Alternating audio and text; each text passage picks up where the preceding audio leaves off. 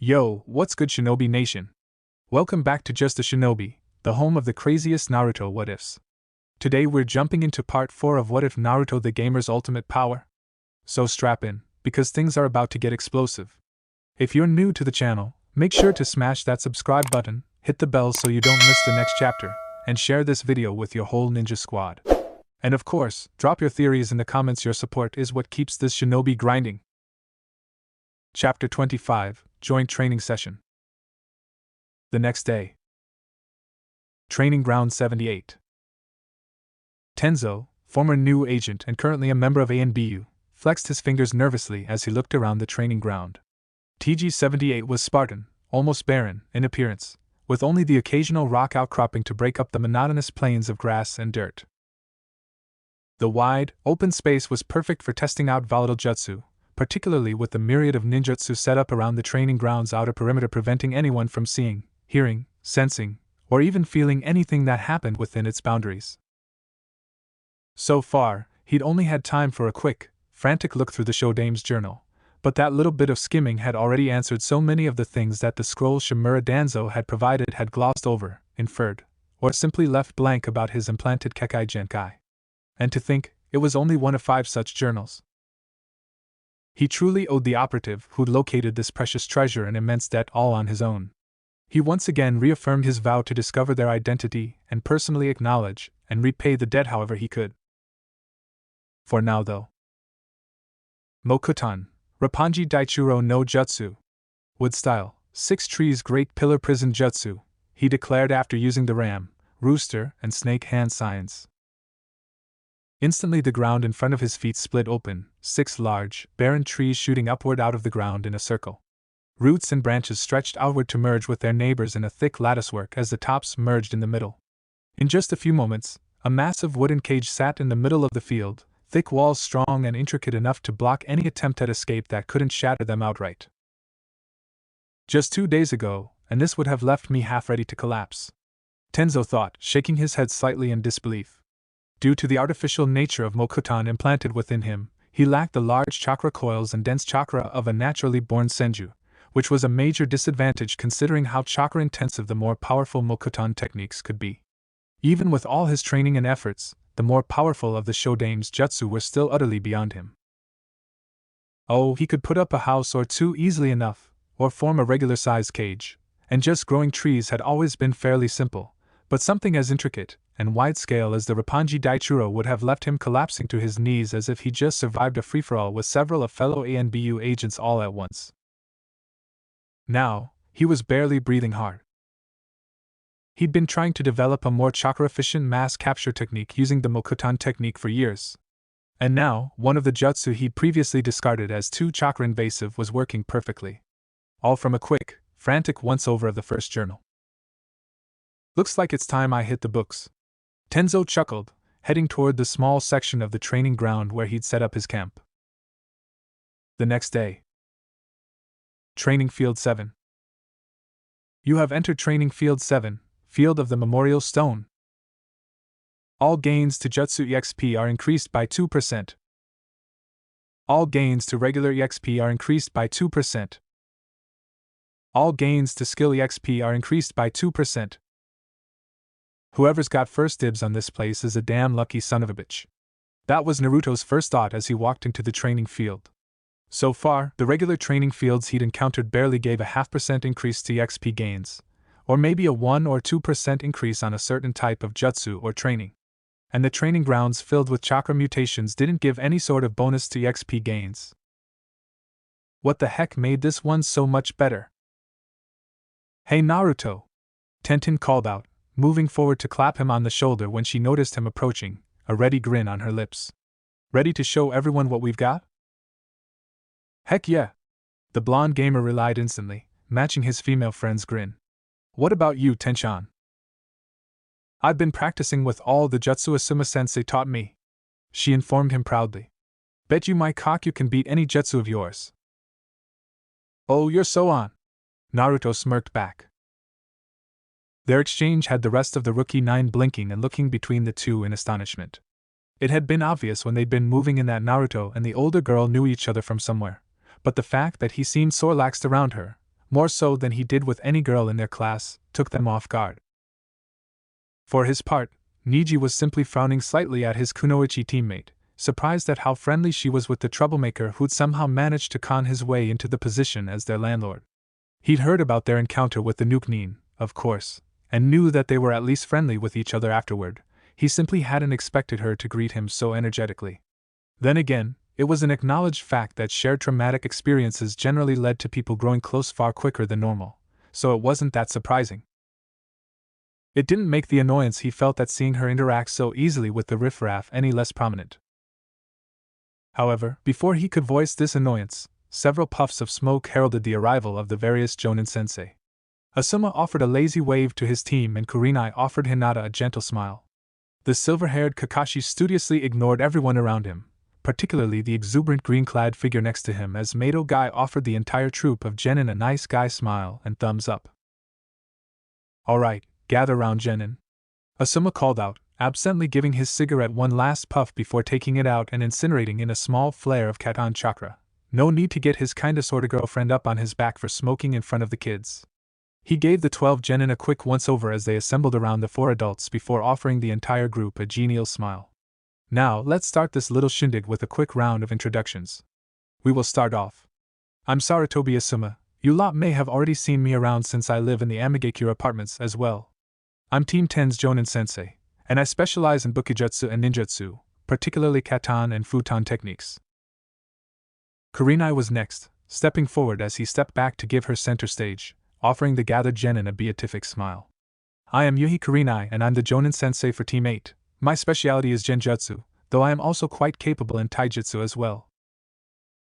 "Yo, the name's Hataki Kakashi." The Cyclopean offered next, not even bothering to step forward as he offered the group a half-hearted wave. "I suppose I'm the Jonin-sensei for Team 7 for my sins. As for my specialty, I didn't really have one, sorry. Maybe assassination, I suppose?" "Kakashi, you shouldn't be so unyouthful around your precious students," Guy admonished him loudly. "Also, you know over 1,000 ninjutsu. Is that not enough to make you a ninjutsu specialist?" Sorry, Guy, did you say something?" Kakashi deadpanned innocently, not even bothering to look at the other. The bowl-cut man face-planted for a brief instant before regaining his feet in an instant, his face overflowing with literal waterfalls of dramatic tears. "Curse you and your overly hip and too cool ways, Kakashi," Guy declared loudly, before twisting around and facing the genin again, his nice guy smile back in full force. "Hiya. The name's Mato Guy, Konoha's sublime beast of prey. I lead the former Team 9, rechristened as Team Guy after a full year of service. I specialize in the most youthful arts of taijutsu and bukijutsu." Ino and Sakura stared at the bushy-eyed man, both eyes twitching in abstract, fashion-based horror.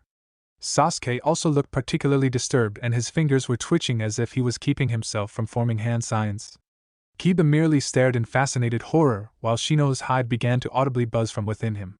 Shikamaru looked like he was one more word away from throwing up his arms and heading back to the apartments to try and sleep this off.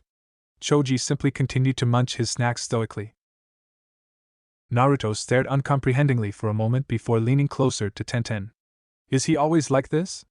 he whispered nervously. "All the fucking time," the aspiring weapon mistress bit out in a deadpan, her eyes blank and dead. "Welcome to my world for the last year." Clearing his throat to break through the awkward silence that followed Guy's enthusiastic introduction, Asuma started up again. "Now I know most of you already know each from either the academy, your clans, or your own misadventures." He shot Naruto and Tenten a grin at that, causing both genin to blush slightly. "So, we'll keep this simple to break the ice. Just introduce yourself and show off whatever jutsu you're best at or most proud of. We'll go by team number and work our way up, so Kakashi's kids, you're up first." Scowling slightly at what he thought was a waste of time, Sasuke slouched forward and decided to get it over with as quickly as possible. Turning to face a barren patch of the training grounds, he began forming hand signs. "I'm Uchiha Sasuke, and my favorite jutsu is this." Finishing the quick string of 6 seals, Sasuke brought one hand up to his mouth. "Katan, Gokakyu no Jutsu. Fire style, Great Fireball Jutsu." With a powerful exhalation, the last Uchiha spat out a large fireball that slammed into the ground several dozen feet away, creating a large, smoldering crater in the earth. Not bad for a fresh genin. Asuma noted absently, tossing Kakashi a curious look.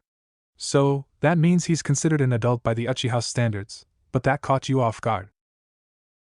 Somewhat, responded the silver-haired with a slight shrug. He was already wearing the clan symbol on his back, so I was half expecting it. Honestly, I wasn't sure if he knew about that tradition or not, considering how young he was when it happened. The introduction continued quickly after that, most of the gathered genin eager to show off their hard-earned skills and jutsu. Kiba quickly showed off the Shikyaku no Jutsu for legs jutsu, that was the basis of his clan's fighting style, while Shino calmly and meticulously displayed his Hijitsu, Muchios, secret jutsu, insect calling, which attracted nearby insects to him. Hinata was next, shyly going through a quick, basic kata of the Jukin, gentle fist style. Shikamaru, after being threatened by an impatient Ino, laconically showed off his clan's Ninpo, Kagemain no Jutsu, ninja art, shadow imitation jutsu, using a willing Choji as a demonstration dummy. Choji, for his part, happily showed off his Baika no Jutsu, expansion technique. Tenten started things off for the former Team 9, sending 10 shuriken and kunai into the bark of a distant tree in less than 10 seconds, leaving a perfect Konoha symbol embedded into the bark. Lee then happily proceeded to show off a Konoha senpu, leaf whirlwind, to kick the head off a training dummy Guy had happily provided. Niji finished their team's demonstration using a technique called Hack Kusho, 8 trigrams vacuum palm, to blast the rest of the dummy into splinters from several feet away. Then it was Team 10's turn, with Sakura starting things off by demonstrating her Suiton, Suijoki Bunshin no Jutsu using the nearby river. Ino, not to be shown up, demonstrated her Ninpo, Shintenshin no Jutsu, ninja art, mind transfer jutsu, to take control of a nearby bird and have it peck at Naruto's head. Really funny, Ino. Naruto growled out as he rubbed at his forehead above his 8 where the sparrow had got him. I thought so. The Mind Walker smirked back. What's the matter, prankster king, can't take any of your own medicine? Naruto grumbled a bit under his breath at that. Asuma just chuckled a bit from his spot, and then waved Naruto forward. Your turn, Naruto, now show me something new. Gotcha. The name's Uzumaki Naruto, the blonde proclaimed proudly. And I've got a technique that I just came up with on my own a few days ago. Check it out. Reaching for his waist, he drew some ire with his right hand before pausing and looking at Guy. Guy-sensei? You wouldn't have another of those training dummies I could use, would you? This one's a lot more impressive if I have something to use it on. Of course, young Naruto. Just 1 second. The spandex-clad agreed happily. In a blur of green, a fresh target dummy was suddenly planted in the ground. Thanks, Guy-sensei. You rock. Naruto returned the man's grin. You guys might want to step back though, this jutsu's a bit wild. Taking him at his word, they ushered their respective genin back a few paces as a bright blue glow appeared around Samaya's blade. Huh! The Futon Chakra Nagashi no Jutsu?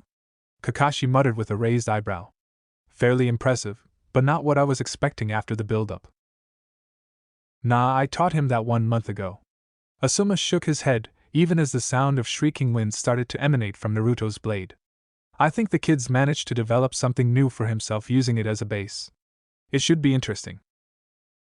Suddenly the blue light expanded outward, expanding into a blade-shaped mass of chakra taller than even Asuma or Guy, the sound of shrieking winds intensifying as even more air was being cut by the blade of wind chakra. Drawing his arm back, Naruto's focused scowl was locked onto his target before he brought his weapon around with a shout.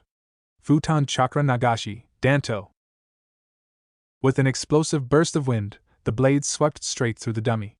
For a moment, it looked like it hadn't been harmed by the technique.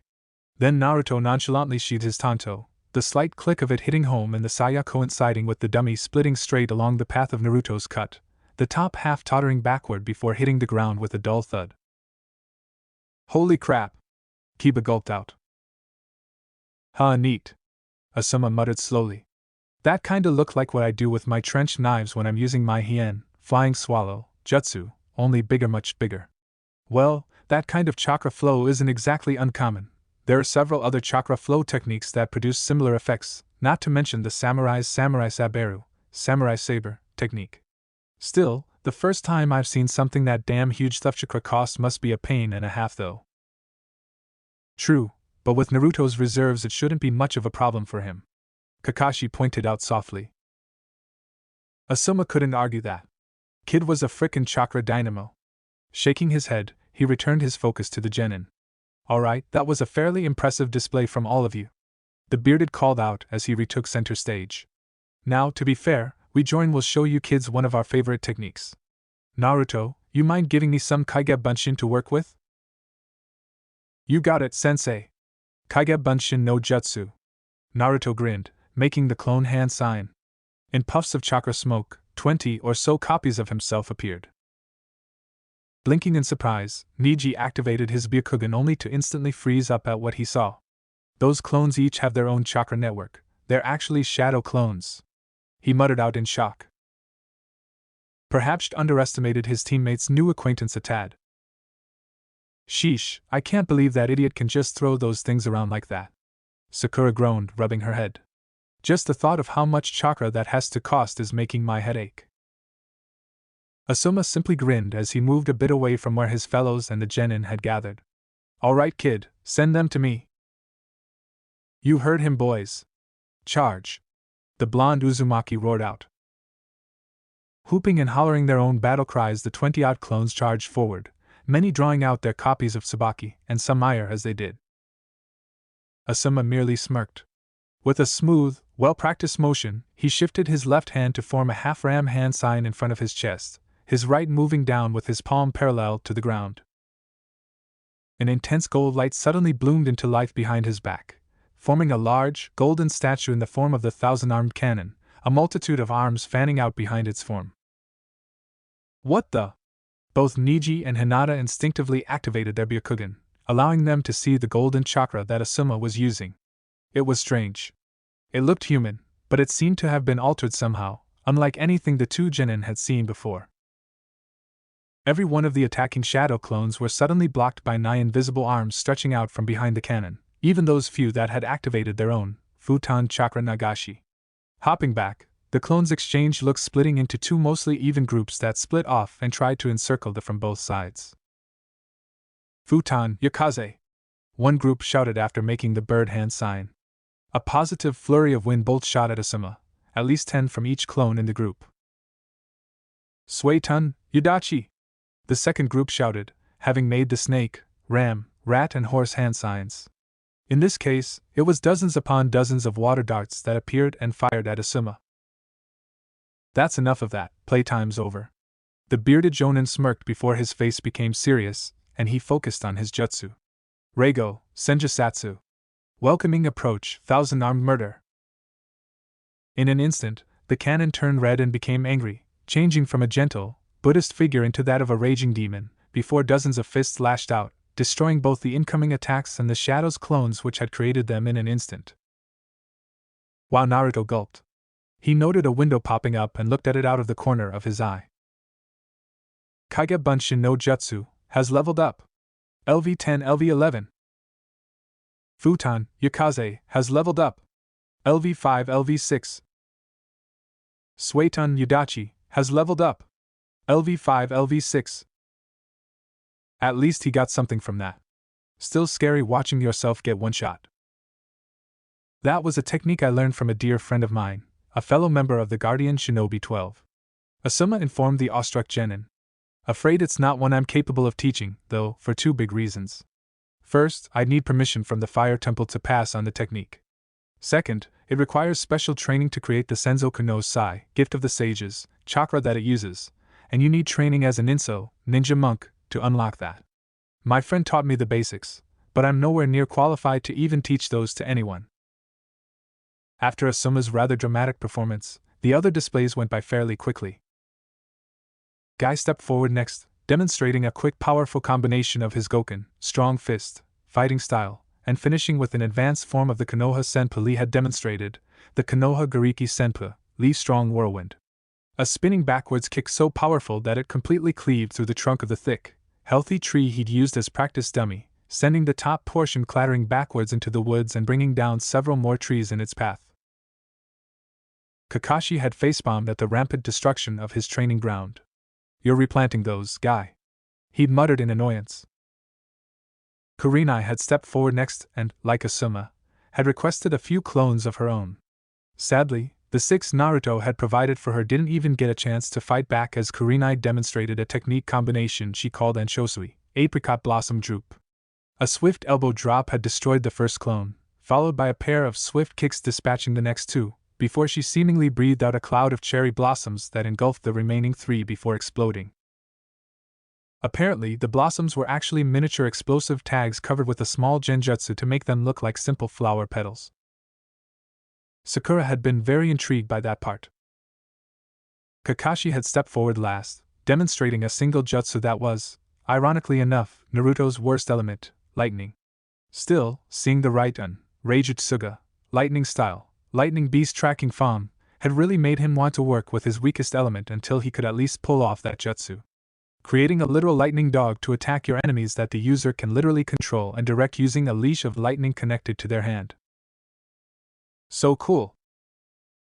Hey, Kakashi-sensei, are there any other elemental versions of that jutsu? The blonde hadn't been able to keep himself from asking. Kakashi had actually seemed to pause and consider it for a moment. Well, the closest I can think of is the Kuchios, Doton, Tsuga no Jutsu, summoning, earth style, tracking Fang Jutsu, but that can only be used by someone who's signed a contract with a canine summoning contract. There's also a Suetun technique called Suetun, Suiju, water style, water beast, but that one's a fair bit more advanced than a B-rank technique. Other boys seemed to slump in disappointment. And lightning's my worst element too. Asuma chuckled at his genin's overreaction, before clapping his hands together to get everyone's attention. Anyway, now that the ice is well and truly broken, let's get to the meat of the day, getting you kids some practical training. Sakura, Ino and Shikamaru, you 3 will be starting out with Guy and Kakashi for taijutsu and ninjutsu training. Kakashi in particular will be helping you each learn at least one offensive ninjutsu. Shino, Kiba, Sasuke and Choji, you 4 will be working with Kurenai on learning at least a couple basic genjutsu. Lee, Tenten, Niji, Hinata and Naruto, you'll all be working with me first. We'll switch out in a couple of hours to get you all a bit of training everywhere you need it. Yash! And what youthful activity will we be doing at Asuma-sensei? Lee called out excitedly. Damn it, the kid really is a guy clone. Asuma thought with a sweat drop. Mind, body, and personality included. Kami saved us all. Mix of weapons practice and training in how to fight against weapon wielders. He replied simply.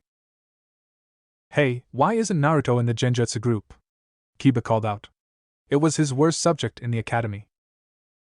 Simply put, there's not a lot genjutsu training can do for him.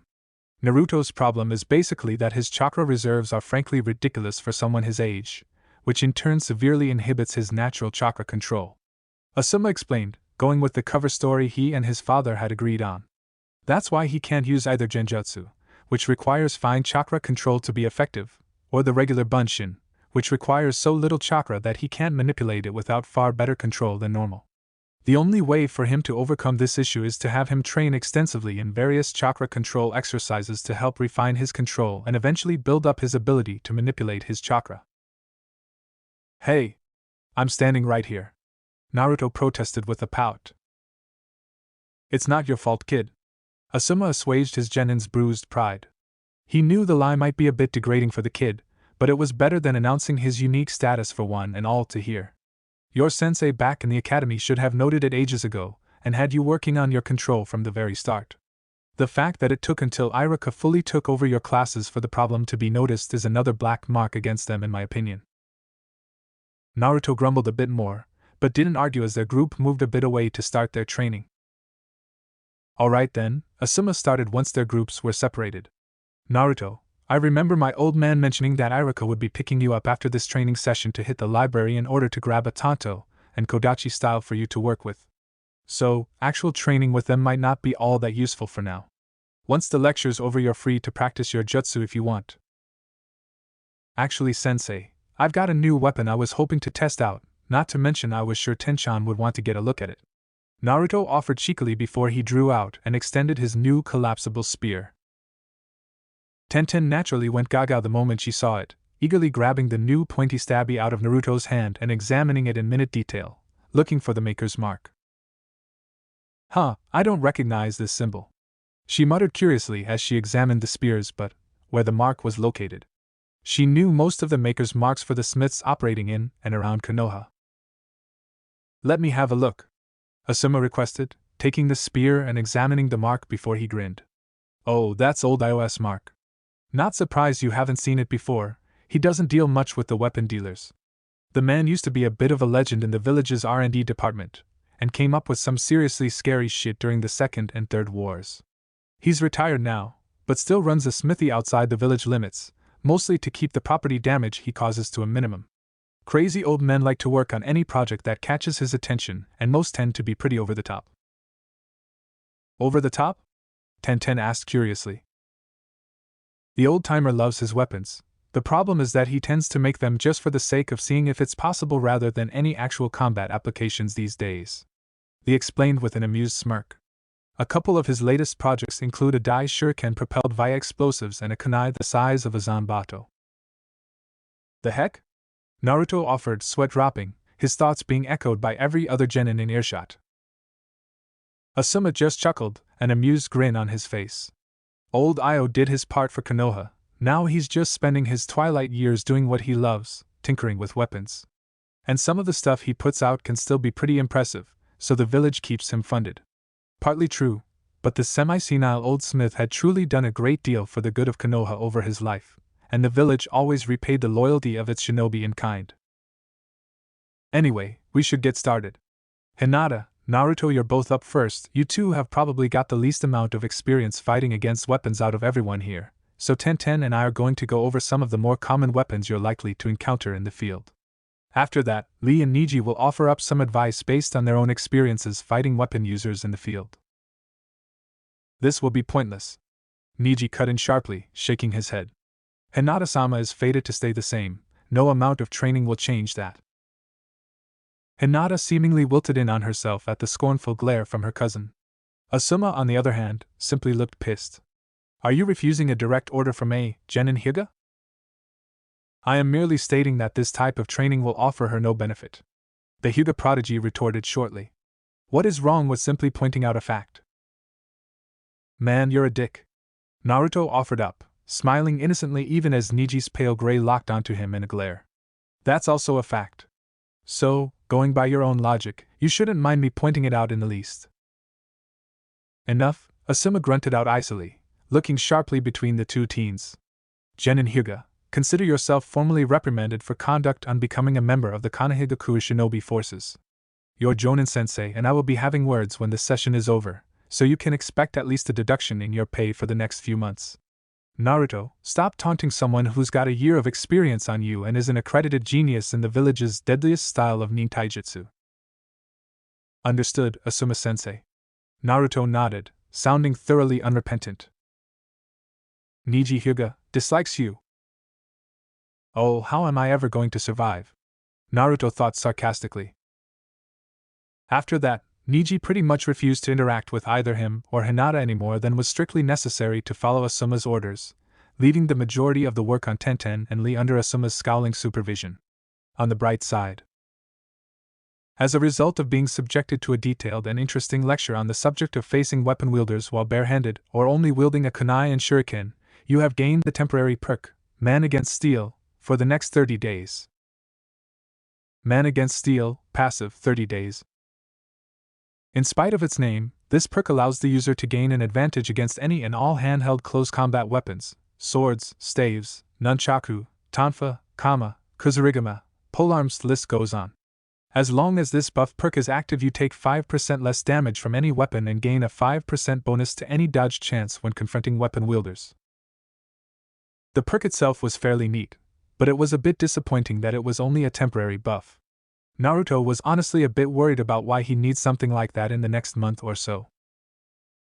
Sparring with his new dagger/spear against Lee was an interesting experience. The older was insanely fast, and his taijutsu was just scary, even if the boy's overexuberance was a bit grating. He'd also gotten some good experience with his new weapon as well. Watching Hinata spar with Tenten was also intriguing. He knew that Hinata didn't really like hurting people thanks to her status page, but sparring at least if nowhere else, showed that the girl had some genuine skill beneath that meek shell.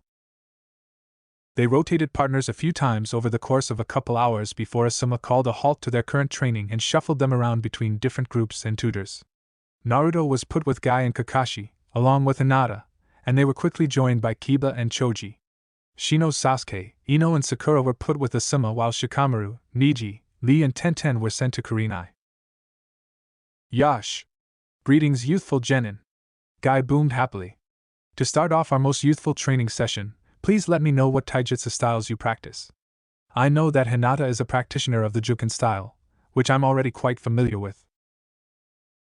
I'm halfway decent with the advanced kata for the Heikage style, but that's about it. Naruto answered with a shrug. He'd already been planning on looking into a more advanced taijutsu style for when he maxed out advanced Heikage taijutsu, when he and Iruka hit the library today. I use the Inuzuka clan's Jijin taijutsu, beast human taijutsu. Kiba answered. Baika, expansion, style. Choji offered simply around another mouthful of chips. I suppose the last two are to be expected given your clans. Both have capable and firmly established styles that they've been practicing for years. Guy nodded. Sadly for you, Naruto, while the Heikage style is an excellent introductory style, I'm afraid it will not prove useful for anything outside of a D-rank mission. Guy was of the opinion that a solid groundwork in taijutsu was a necessity for any ninja, no matter their speciality. While the Heikage style was quite good at its intended tasks, instructing new practitioners in the basics of unarmed combat, and promoting basic physical health and fitness, it was not a combat style. He personally believed that non-clan and civilian aspirants should at the very least be encouraged to begin studying a new style no later than the start of their final year. Iruka-sensei is planning on escorting me to the shinobi section of the library after this training thing is over to look for a proper dual tanto and kodachi style. Naruto replied with a shrug. I was already planning on looking into finding a better taijutsu style for myself while I was there. Excellent. In that case, our first order of business should be a quick spar. Guy enthused with a bright, sparkling grin on his lips. I am, with no false modesty, the acknowledged taijutsu master of Konohagakure. I'm sure I can offer some insight into what form of style would suit you. Simply come at me in whatever way feels natural to you, that way I can judge not only your physical capabilities, but your natural combat inclinations. All right. The Uzumaki returned, grinning sharply, only for it to freeze. An eyebrow began to twitch, as the world grayed out around him. A second later, a blue window popped up. Quest alert! Fight the best to be the best. Mato Guy, the acknowledged taijutsu master of your village, has offered to spar with you in order to gauge what sort of taijutsu style you may be best suited for. Take this chance to get advice from the best, and fight in a way that suits you. Quest objective: spar against Mato Guy and try to avoid losing too soon. The rewards are not cumulative. Quest Reward 1, last 30 seconds, plus 500 reputation with Mato Guy, basic taijutsu style advice.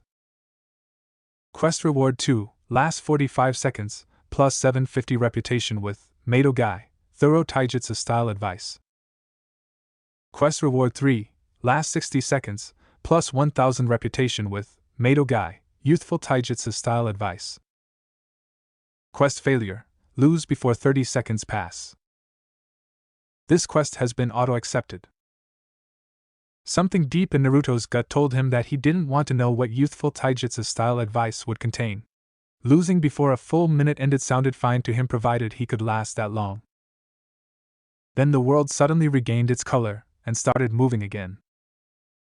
Ahaha! Now that's the youthful spirit, young Naruto! Guy guffawed loudly, before addressing the other three genin. Hinata, Kiba, Choji will each spar as well so I can get an idea of your respective skill levels.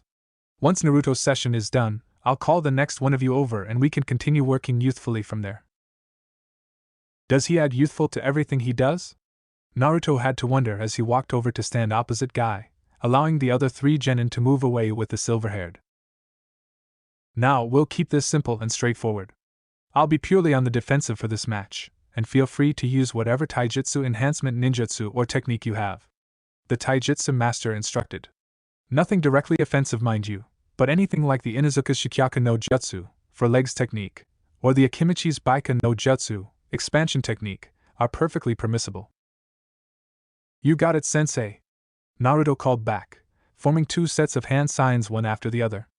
Ninpo, Kitsunarasa no Binsho, Ninpo, Usagi no Sakudo. Hey, what gives? Kiba called out. My clan's the only one who uses beast-style nintaijutsu. Wrong again. Naruto called over his shoulder, grinning ferally as energy surged through his body from his newly activated jutsu. He eagerly crouched down, ready to begin. Guy's face instantly hardened into a more serious mien as he took an odd stance, his right hand held diagonally up in front of him, palm towards him, while the other arm was tucked behind his waist. It was the oddest fighting stance that Naruto had ever seen, but if Guy was half as good as the gamer seemed to indicate, then it was probably a lot more impressive than it looked. Kakashi, if you'd kindly referee, Guy said, focusing on Naruto. Oh boy. The silver-haired jounin sighed, but complied nonetheless. Okay, on your marks, start. Without a moment's hesitation, Naruto shot forward, moving faster than he ever had before. He'd been training both of his speed-boosting techniques since his encounter with Bugs Bunny, and they'd both leveled up nicely, about 4 levels apiece, but their leveling speed had slowed sharply after that, and both were still sitting at about halfway to their next level, level 13 for Kitsunarasa no Binsho, and level 10 for Usagi no Sakudo. Quite fast. Guy noted, his eyes narrowing slightly. He's already moving beyond what a normal genin should be able to manage mid-chunin, or perhaps even high-chunin. What an interesting little pair of jutsu. Naruto began with a feint, starting with what looked like a right straight that Guy quickly moved to block, only to leap upwards at the last moment to try and slam a high kick into the jounin's head. Guy easily dodged the sudden blow, stepping back with a casual ease that would have been insulting if it wasn't for his serious expression. Naruto's kick still managed to hit the outside of Guy's arm, which the genin quickly used to springboard into a leap over his head, landing behind him and quickly trying to close in from behind. What the? Kiba was gaping. Sure, he'd lost in their match on moving day, but he'd honestly thought that it was mostly because he hadn't taken the match seriously enough. He could barely keep up with the former class clown's movements now. Hell, he was pretty sure that even his older sister would have had difficulty keeping track of them. Yash! Naruto-kun is battling most youthfully with Guy-sensei. That came from who you'd expect. Well. Kakashi I smiled as he watched the match progress. Naruto's certainly been putting some serious efforts in, hasn't he? As the match continued, Guy remained purely on the defensive, doing nothing other than blocking or dodging any attacks Naruto managed to launch, only rarely pushing the boy back after blocking or redirecting a strike. Even so, he couldn't help but smile a bit to himself. His movements are focused, swift, and aggressive, but he's also been careful not to sacrifice either his flexibility or agility so he can fall back at a moment's notice. This boy might just make a good Goken practitioner with a bit of polish, though it doesn't suit him quite as well as it did Lee. Time to end this, I think. Knocking Naruto back, Guy suddenly burst forward, leaping into the air in a rapid spin. Konoha Senpu! Leaf Whirlwind! With a sudden shout, the taijutsu master unleashed a storm of kicks onto the blonde Jinchuriki, who barely managed to get his defenses up enough that he was only sent flying backwards straight towards Kakashi. The one-eye didn't flinch, absently reaching and catching the flying boy by the scruff of his neck before he could impact. You have lost 37 HP. Holy hell! Naruto mentally swore as he tried to recover from his sudden airtime. He just cut my HP in half with just a few kicks. That was well fought, young Naruto. Guy called out, offering him a large, sparkling smile and thumbs up. I shall write out a thorough analysis of what you should look for in a taijutsu style, and even a few suggestions that I know are in the library. Quest complete. Fight the best to be the best. You sparred with Mato Guy and impressed him enough to give a thorough breakdown of the type of taijutsu style you would be suited for. Well done on avoiding the influx of youth. Quest reward, plus 750 reputation with Mato Guy, thorough taijutsu style advice scroll. So the youth one was a trap after all, Naruto thought. This damn gamer system. Advanced Heikage Taijutsu has leveled up twice. LV27, LV29. Well, at least he got something out of the experience. Thanks, Guy-sensei. He called back aloud, eye twitching slightly as he watched the man plop down onto the ground, pulling a scroll, inkpot and brush from somewhere, before he began writing with a surprising amount of grace and speed. Well, once Guy finishes with that, he'll call one of you three next, so you'd best be ready. Kakashi offered with a nod. For now, I suppose it's time to start our ninjutsu lessons. How many of you actually know your primary and secondary elements? Naruto was the only one to raise his hand. Let me guess, primary futon, secondary doton? Kakashi said with a tilt of his head.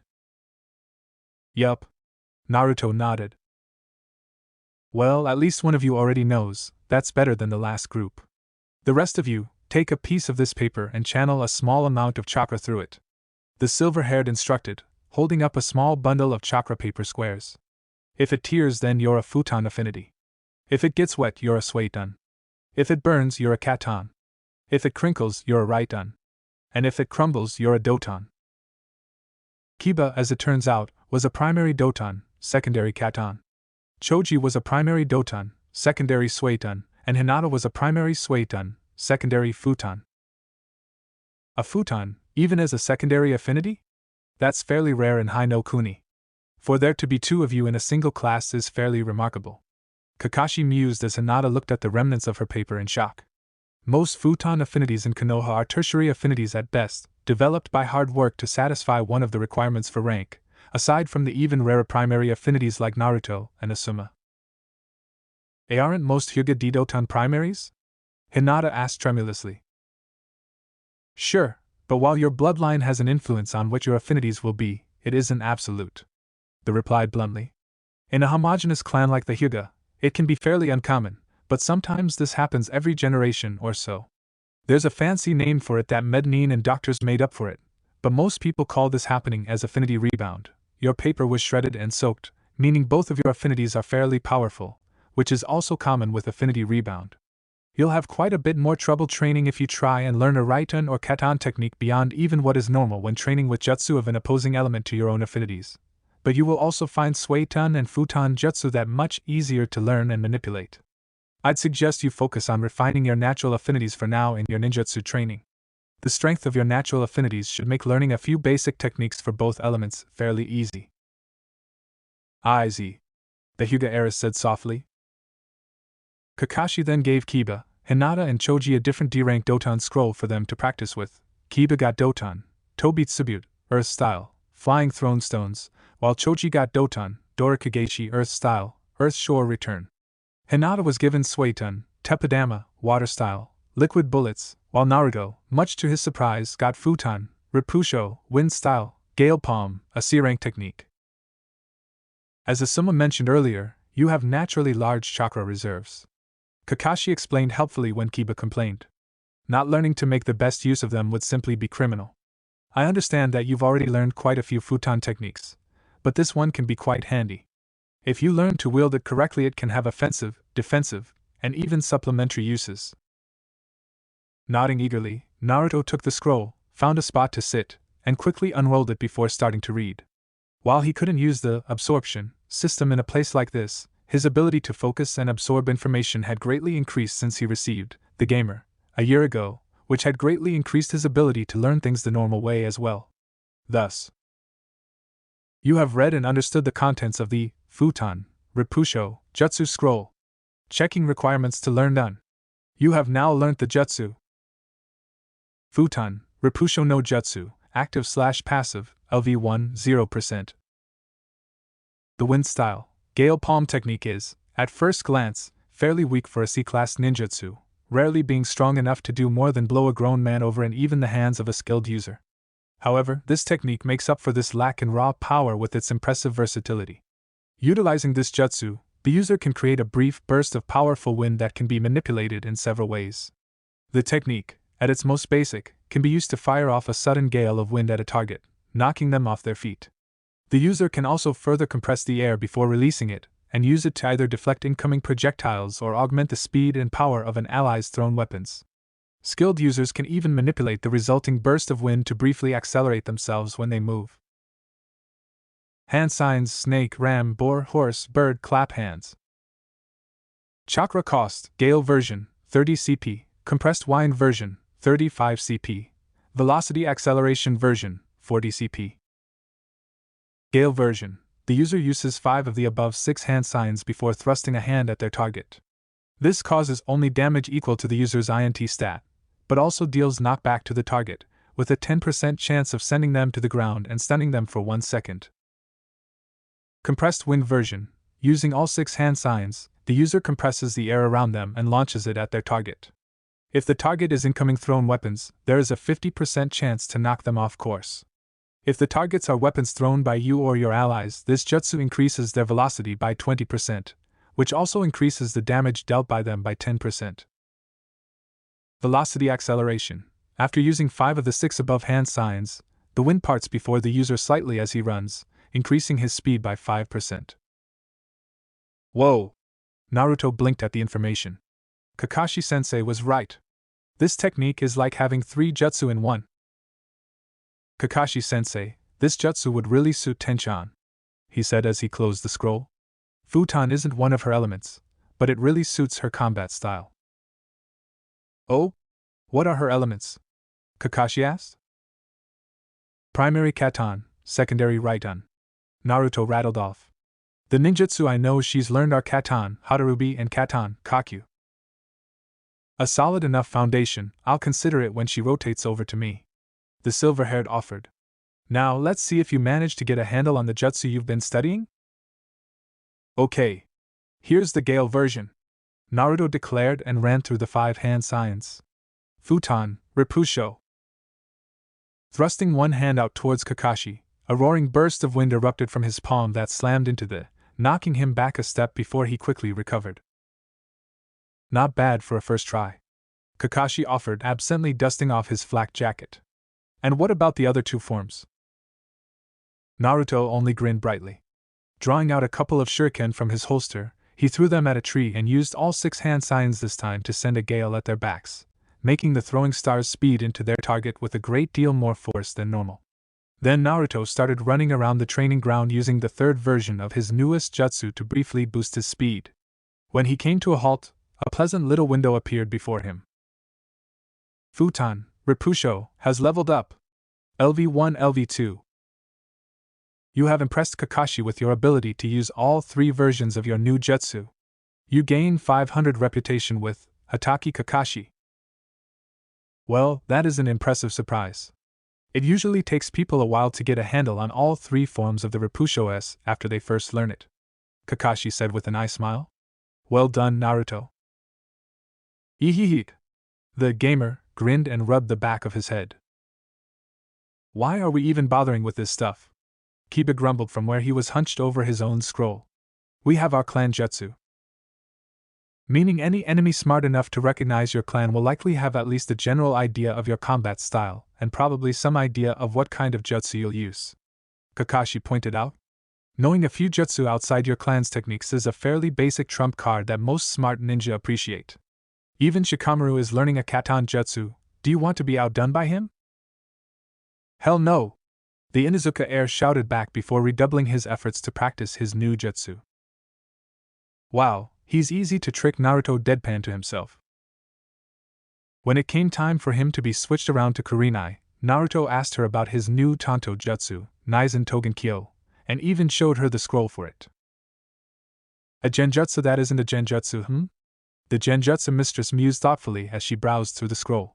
Your difficulties with chakra control means that most conventional forms of genjutsu won't work for you, Naruto. I would say, though, that this would require you being at least passably skilled in a formal Nito Ryu Tanto style before it could be learned. Moreover, it would work best with one that emphasizes speed and skill over raw strength. Thanks, Kurenai-sensei, Naruto said cheerfully. He'd known that he needed a formal style to learn it, but the additional advice on what kind of style to get was useful. After the joint training session. Streets of Konoha, outside the Konoha Library. This is a pretty big place, Naruto remarked as he looked up at the Kanehigakure Public Library. The building was indeed quite large, with the name laid out in bronze characters above the door. Trust me, the sublevel where the shinobi section is located is even bigger, Irika offered. Follow me. The Chunin-sensei led Naruto into the building, past the front desk and through what seemed like half a forest's worth of scrolls and books to a more guarded entrance that had a pair of regular Chunin on guard outside of it. Iruka passed the scroll to one of them, who read it, glanced at Naruto, and then waved to two in. What was that about? Naruto asked as they descended down a narrow spiral staircase. Normally, rookie genin, that means any genin without at least a full year of service, aren't allowed access into the shinobi section without their jonin sensei. Iruka explained. That scroll was a directive from the Hokage allowing me to act in Asuma-san's stead for this afternoon. He would have been the one to come with you today, but Hokage-sama received word a few days ago that he would be needed for the next 2 days starting after the first joint training session of your genin platoon today. It's okay, Iruka-sensei. I know you won't steer me wrong. Naruto reassured his old sensei. Glad to hear it. Iruka laughed. And now we're here. As they passed through a stone archway at the base of the stairway. Stepping in, Naruto gasped in awe at the sheer size of the space within, easily 2 or 3 times wider than the building above them. I did warn you. Iruka chuckled good-naturedly as he gestured at the room. The entire place was seemingly lined with octagonal stone blocks, each a little bit under a foot in diameter and illuminated by hundreds of lanterns hanging down from the ceiling. It was full to the brim with shelves for scrolls, instruction books, and even a few weapons on display. Oddly enough, the stone blocks seemed to have been painted a different color in different sections of the room. Welcome to the Konoha Shinobi Open Library, Naruto. Iruka informed him quietly. As a genin, you're entitled to check out up to 3 books or scrolls at a time, but are only permitted to access the green and blue sections. The red and yellow require at least chunin ranking to enter, while the purple section is restricted to only full jonin. Naruto scanned the areas Iruka mentioned. The green and blue stone areas were the smallest sections of the library, while the red and yellow sections were the largest. The purple area was as large as the blue and green areas combined. Wow was all he said. So Naruto, what exactly are we looking for? Iruka asked. I know you need a Tanto style and a Kodachi style, but do you have any idea what your third scroll should be? Naruto had to pause and think for a moment. He had 2 other things that he needed to look for, a Sojutsu/Bojutsu style to use with his new collapsible spear and a new Taijutsu style. It took him only a moment to decide. He was still getting used to his new weapon and wanted to build a better understanding of it before he started looking for a style for it. Plus he had the scroll from Gai-sensei that he didn't want to let go to waste. I also need to get a new Taijutsu style. Now that I'm a full genin, the Heikage style that I learned in the academy isn't holding up so well. Naruto answered. That's probably a good idea. The academy instructor agreed. So let's start with the Tanto. The first requirement is that it should be one that can switch between 1 and 2 Tanto depending on the situation. Are there any other things you'd like to narrow it down by? Kurenai-sensei suggested one that focuses less on raw strength and more on speed and skill. The blonde genin replied. If it's one that can make use of the chakra nagashi no jutsu, especially futon and doton, that would probably be even better. That rules out the Konoha Tanto Notoryu, leaf short sword 2-sword style, for a start. Iruka mused. That focuses on balance over most things, with a slight emphasis on speed. Let me see here. Walking over to the desk, Iruka consulted with the librarian behind the counter for a minute or 2, before coming back with 3 slips of green paper, and 2 sheets of blue paper, each with a series of letters and numbers on them. Iruka then led Naruto around to pick up books and scrolls from sections in the green and blue areas before leading him to a table. As soon as he sat down, the world bleached gray and Naruto sighed again. As expected, here was the gamer butting in again. Tanto style selection. Based on the criteria you gave him, and with the help of the on-duty librarian, Yumino Iruka has selected 5 notori Tanto styles that may be suitable for you. Kindly select one of the 5 below after reviewing their description and comparing their statistics and special features. Be warned, once chosen you cannot select another. 1. Low Genin style, Naizen Ryu. The twin line style is a basic style donated to Konohagakure by the Uchiha clan approximately 50 years ago, when they obtained it after a series of conflicts with Hayashi no Kuni, Land of Woods. While fairly basic, the style is easy to learn and has some utility with various forms of the chakra nagashi no jutsu. Ease of learning, 4 out of 5. Speed, 3 out of 5. Attack power, 3 out of 5. Skill required, February 5th. Special characteristics, none. Select this style. YN. 2. Low Genin style, Senbei Ryu, first chapter. The Thousand Feathers style is a defensive Tanto style which places emphasis on deflecting projectiles from enemy shinobi. It is known for being divided into 3 chapters for Genin, Chunin, and Jonin level respectively. While a truly great style for defending against many forms of ranged attacks, it lacks many offensive techniques and isn't compatible with the Chakra Nagashi no Jutsu. Ease of learning, 4 out of 5. Speed, 4 out of 5. Attack power, 2 out of 5. Skill required, 2.5/5. Special characteristics, anti-projectile, shield style. Select this style. YN. 3. Low Genin style, Runkamankai Ryu, Wild Flowers and Full Bloom style is a style taken from the now destroyed Hakuren village, once a mortal enemy of the Nadeshiko village. It is an unusual style that focuses primarily on using a single tanto in combination with shuriken as well as more traditional Notoryu sword skills. The strongest technique was known as Hakuren no Mai, Dance of the White Storm, and was passed down from leader to leader of the Hakuren village, along with the advanced techniques of the style. It is believed to have been lost during the destruction of the village. As such, this is an incomplete style. Ease of learning, 3.5/5. Speed, 3 out of 5.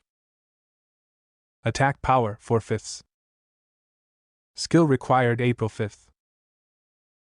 Special characteristics, incomplete, sword and shadow sword. Select this style. YN. 4. High Genin style, Fuko no Tsumryu, a style from Kaze no Kuni originally, and gained by Konoha through its alliance with Sunigekure. The Claws of the Wind Tiger style is a style that focuses heavily on using the Futon Chakra Nagashi no Jutsu in combination with chakra metal weapons. Difficult to both learn and master, it is nonetheless a highly effective style that can quickly overwhelm and cut down many opponents. The style's main weakness lies in its restrictive nature, only able to truly flourish when used in combination with Futon chakra flow. Ease of learning, 3 out of 5. Speed, 4 out of 5. Attack power, 3.5/5. Skill required, April 5th. Special characteristics, elemental restriction, Futon, war style, elemental compatibility. Select this style. YN. 5. High Genin style, Ryuji Ryu. The flowing water style is one that focuses on controlling the flow of combat, manipulating and controlling the movements and attacks of the enemy towards the practitioner's goal, whether that be death, capture, or something else. A highly technical style, its reliance on technical skill over physical ability marks it as a borderline Chunin rank style. Ease of learning, 2 out of 5. Speed, 2.5 out of 5. Attack power, 3 out of 5. Skill required, May 5th. Special characteristics, battle flow manipulation, technical style, difficult to learn and use. Select this style. YN. Blinking at the information provided, Naruto let out a sigh. Well, at least it's letting me compare stats, right? Shaking his head, the young Uzumaki took in everything he could about the styles.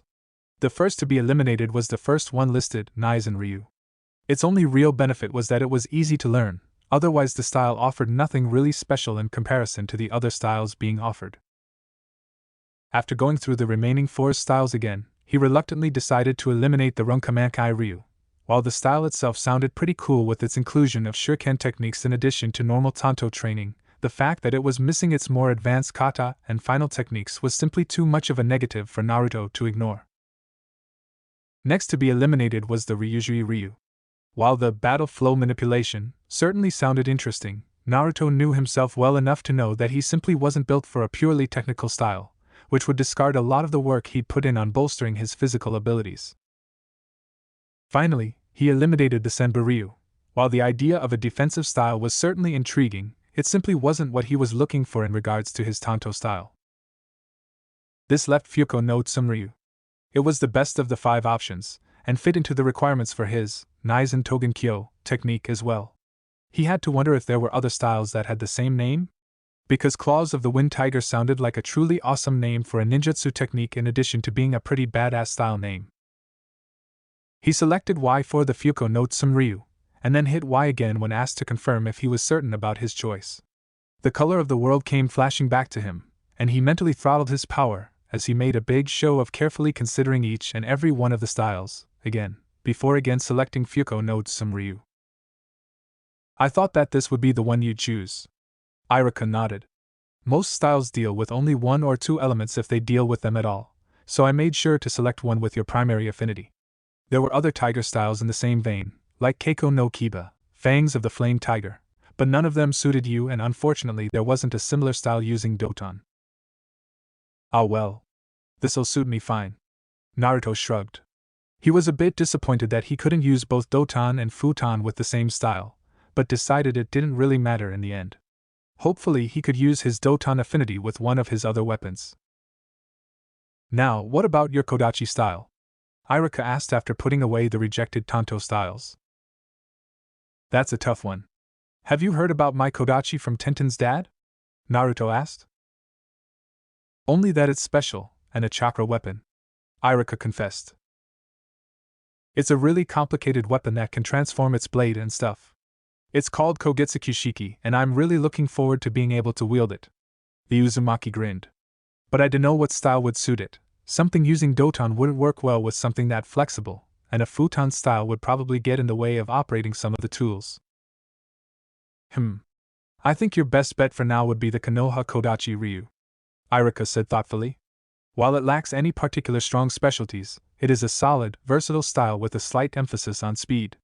If your Kodachi is going to be as unique as you expect it to be, then the Konoha Kodachi Ryu would serve as a good base for developing a style around using it. Naruto considered that for a moment, before nodding his head in agreement. Sounds good. Guess that just leaves a new taijutsu style. Oh, that reminds me, Gai-sensei gave me this after we had a short spar during the joint training. It should have some details on the kind of style I should go with, he added, pulling the thorough taijutsu style advice scroll Guy had given him out of his belt pouch. The Chunin took the scroll and unrolled it, giving it a quick examination. Gai-sen is as thorough as always when it comes to taijutsu training, he offered as he noted the details in the message. Well, it shouldn't take long to find the scroll and the styles he's proposed. You stay here and take a closer look at your Tanto style while I grab the scroll and one for the Konoha Kodachi Ryu. With that, the scarred Chunin quickly turned and headed back to the stacks. Shrugging, Naruto did as he was told. He couldn't absorb the scroll here anyway, so he may as well get an idea for what the style was like. Unlike with the basic jutsu scrolls, a weapon or taijutsu style scroll was a lot longer and more involved, so he couldn't read the whole scroll in such a short amount of time. He was so engrossed in his reading that Iruka had to tap him on the shoulder when he got back about 5 minutes later. Oh, back already? Naruto said, looking up at his old sensei. Yeah, and I think I found a style that you'll like. Iruka nodded, and placed the scroll on the desk. It was fairly large and, despite looking quite old, was rather ornate, with metal handles carved into the shape of tiger heads. It's called Randora Ryu, Storm Tiger style, and it's one of the styles Gai-san suggested that I thought would suit you best. It's fast, aggressive, maneuverable, and works well with physical enhancement ninjutsu. Sounds perfect. Naruto was grinning as he picked up the scroll. Just to warn you though, it's not an easy style to learn, the Chunin offered fairly. While not quite as bad as Gai-san's Goken style, it is still an incredibly strenuous style to learn. You're going to have to sweat and strain to learn this one, Naruto, but I agree with Gai-san that you have the ability to make incredible use of it. I won't let you down, Iruka-sensei. Naruto grinned at the first adult aside from the old man who'd actually believed in him. Gathering the 2 chosen scrolls of the desk, as well as accepting the plain-looking scroll containing the Konoha Kodachi Ryu that Iruka had brought along with the Randora Ryu scroll, he quickly started following Iruka toward the front desk. The librarian, a slightly older-looking woman with graying hair, dressed in a Chunin vest, took a quick note of the 3 scrolls he was checking out, as well as accepting a small scroll from Iruka, before adding a quick addition to the note. Considering this is a reward from the Hokage, you're being allowed to check these 3 out indefinitely this time, she explained as she finished taking nothing down. After they returned, Any further checkouts will need to be either renewed or returned within 1 month. There is a 100 Rio per week overdue fee if they're not, and any significant damage will also come with a fine and a possible restriction of privileges if it happens repeatedly. Understood. Naruto nodded obediently. Iruka treated Naruto to Ichiraku ramen again on the way home before the two said their farewells in front of the Amikage apartments, with the Chunin telling Naruto to study his new styles hard. Zipping up to his apartment, he had to get a hold of the Shunshin no Jutsu at some point. Naruto grinned like a lunatic as he locked himself in for the night and headed to his living room. Okay, time to upgrade my arm styles, he muttered excitedly. Kodachi first. He pulled out the Konoha Kodachi Ryu scroll and grinned as the expected pop-up appeared. You have acquired the Konoha Kodachi Ryu scroll. Do you wish to learn this Kodachi style? Warning: learning this style will upgrade your self-taught Kodachi Kenjutsu style and it will not be reversible. Are you sure you wish to do this? YN. Hell yes. Naruto muttered and hit Y, doing so again when he was asked to confirm his choice. The scroll dissolved into blue motes of light which were absorbed into his body almost immediately. Congratulations. You have upgraded your self-taught Kodachi Kenjutsu into Konoha Kodachi Ryu. Due to the former style being maxed out, it starts at level 2. Konoha Kodachi Ryu, passive, LV2 0%. The Leaf Kodachi style, like all other forms of Konoha Ryu Kenjutsu, was originally developed from the Senju clan's own sword styles, though the styles were simplified in order to make it easier for most shinobi to learn. Over the centuries since they were first developed, the various forms of Konoha Ryu have developed and evolved into their own styles, each with a proud, reliable history of service. While not excelling in any particular area, save for a slight focus on attack speed, the Konoha Kodachi Ryu also lacks any form of distinct weakness that can often be found with more specialized styles. Advanced practitioners can advance to the more dangerous Yura Konoha Kodachi Ryu, reverse leaf Kodachi style, which is primarily used by the ANBU forces. Increases damage dealt by Kodachi-type weapons by 14. Increases attack speed of Kodachi-type weapons by 16. Increases STR while wielding a Kodachi-type weapon by 12. Increases DX while wielding a Kodachi-type weapon by 12. As the level of this style increases, various Kodachi Jutsu may be unlocked depending on the user's luck. Hat's pretty good. Naruto blinked. His self-taught version had capped out at 10 across the board. Okay, now for the Tanto version. You have acquired the Fuko no Tsunryu scroll. Do you wish to learn this Tanto style? Warning: learning this style will upgrade your self-taught Nito Ryu Tanto Kenjutsu style and it will not be reversible. Are you sure you wish to do this? YN. Again confirming twice that he did indeed want to do this, Naruto watched as the scroll was absorbed into his chest. He was really glad that that gamer gave him an exact copy of any scroll or book that he absorbed, otherwise he'd have needed to learn these styles the old-fashioned way. Congratulations. You have upgraded your self-taught Nito Ryu Tanto Kenjutsu into Fuko no Tsunryu. Due to the former style being maxed out, it starts on level 2. Fuko no Tsunryu, passive, LV2 0%. The Claws of the Wind Tiger style was developed by a wandering tribe of shinobi in Kaze no Kuni. Unlike most, they dwelt in one of the few mountainous areas possessing lush vegetation and plentiful water in that barren and desolate land. This Tanto style was developed after the son of the tribe's chieftain was almost killed by a white and black striped tiger while hunting. Specializing in swift hit-and-run tactics combined with the use of the Futon Chakra Nagashi Jutsu to give it a fair amount of striking power, it is difficult and arduous to master, but the results are well worth it. The tribe which created this style were wiped out during the Warring Clans period by invaders from Iwa no Kuni, with only this style and a handful of other jutsu surviving them. Increases damage dealt with Tanto-type weapons by 12. Increases attack speed with Tanto-type weapons by 16. Increases effectiveness of the Futon Chakra Nagashi Jutsu, when used in combination with Tanto-type weapons by 5. Increases STR when wielding Tanto-type weapons by 12. Increases DX when wielding Tanto-type weapons by 12. Increases the effectiveness of evasion-type skills by 5 while wielding Tanto-type weapons. As the level of this style increases, various Tanto and Chakra Nagashi jutsu may be unlocked depending on the user's luck. Again, it was a huge jump from his crummy, self-taught style. As he'd learned the style as a whole, including any special attacks and sword techniques they might have had, it seemed he might earn them when his overall level and or his level with the respective styles reached a certain point. The only one he didn't learn right away was Randora Ryu, because he wouldn't get the full benefits of learning it after the Heikage style until he reached the maximum level with it. Each tier of the Heikage style, basic, intermediate, and advanced, consisted of 10 levels each, with the name changing every time you upgraded it. Looking at his Tanto and Kodachi styles, they had each gained a free level because the preceding style had been maxed out before the upgrade. If Taijutsu styles worked anything like weapon styles, maybe he'd get one free level per 10 full levels of the Heikage style he had mastered. It was worth a try, at least, and there was only one level to go before he maxed it out, so he wouldn't be wasting much time with it.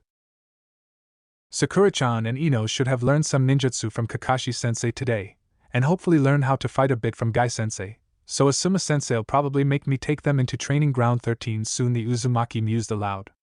I hope they know what they're getting themselves into. In their apartments, Ino and Sakura shivered for some reason, a sense of foreboding coming over them. Chapter 26, Sakura and Ino vs. Training Ground 13. The next day. Naruto's apartment, Amikage Apartments, Kanahagakure. You have acquired the Randora Ryu scroll. Do you wish to learn this taijutsu style? YN. You bet your ass I want to. Naruto practically growled, jabbing his finger forward even as the phantom bruises across his body continued to ache and groan, even after a full night's rest and his HP being restored. In order to get the final couple levels he needed to max out the advanced Heikage style, he challenged the first other genin he'd come across after getting home to a 3 out of 5 taijutsu spar. Unfortunately, that genin happened to be Rock Lee. His body flinched as his body was again beset by phantom pain at the mere memory of the beating he'd suffered at the hands of the bushy-browed brawler. Shaking away those memories, he refocused himself by watching as the scroll quickly dissolved into motes of blue light that quickly shot into his chest. Even after seeing it happen dozens of times already, the sight still filled him with a sense of awe. And the best part was, congratulations! You have upgraded your advanced Heikage taijutsu into Randora Ryu. Due to the former style being maxed out, it starts on level 2. Randora Ryu, passive, LV2 0%. The Storm Tiger style was originally created during the Warring Clans period by a now extinct clan hailing from a small, independent nation that once existed in the mountainous regions of what is now Tsuchi no Kuni. A hard, external style, the Randora Ryu excels in close and melee fighting and is marked by both its aggressive nature by modern-day taijutsu standards and by its ability to easily incorporate a variety of enhancement-based ninjutsu into the fighting style itself. However, its aggressive nature is also the source of its greatest shortcoming, a lack of proper defensive techniques or maneuvers, which has led to the early demise of many of its practitioners. While lacking in proper blocking and guarding techniques, the school does boast a number of evasive and footwork-related techniques, focusing on a philosophy that avoiding being hit in the first place is the best form of defense. Increases attack when unarmed by 14. Increases attack speed when unarmed by 14. Increases STR while fighting unarmed by 14. Increases DX while fighting unarmed by 14. Increases effectiveness of all body-enhancing ninjutsu by 5. As the level of this style increases, various taijutsu techniques related to the style will be unlocked and further ones may be created depending on the user's luck. That yeah? Also, as a result of your Randora Ryu reaching level 2, you have unlocked the taijutsu technique, Randora Ryu, Toragari. Randora Ryu, Toragari instant, LV1 0%. The Storm Tiger style, Tiger Hunting Jutsu is a basic rapid movement technique meant to simulate the sudden burst of speed put on by a tiger as when it pounces on its prey. While not sustainable for more than a handful of seconds, using this technique at the right time can allow the user to quickly close in on their targets and deal a devastating blow. Costs 25 CP to activate. Increases SPD stat by 5 for 5 seconds. Increases DX stat by 5 for 5 seconds. Pretty good for the first technique he'd gotten from the style, one that he could easily see working well with the Kitsunerisan no Binsho and Usagi no Sakudo he already had, though those two techniques focused more on a sustained increase to his speed rather than the quick burst of enhanced speed the new one seemed to provide. Honestly, Naruto thought that this style was pretty much made for him.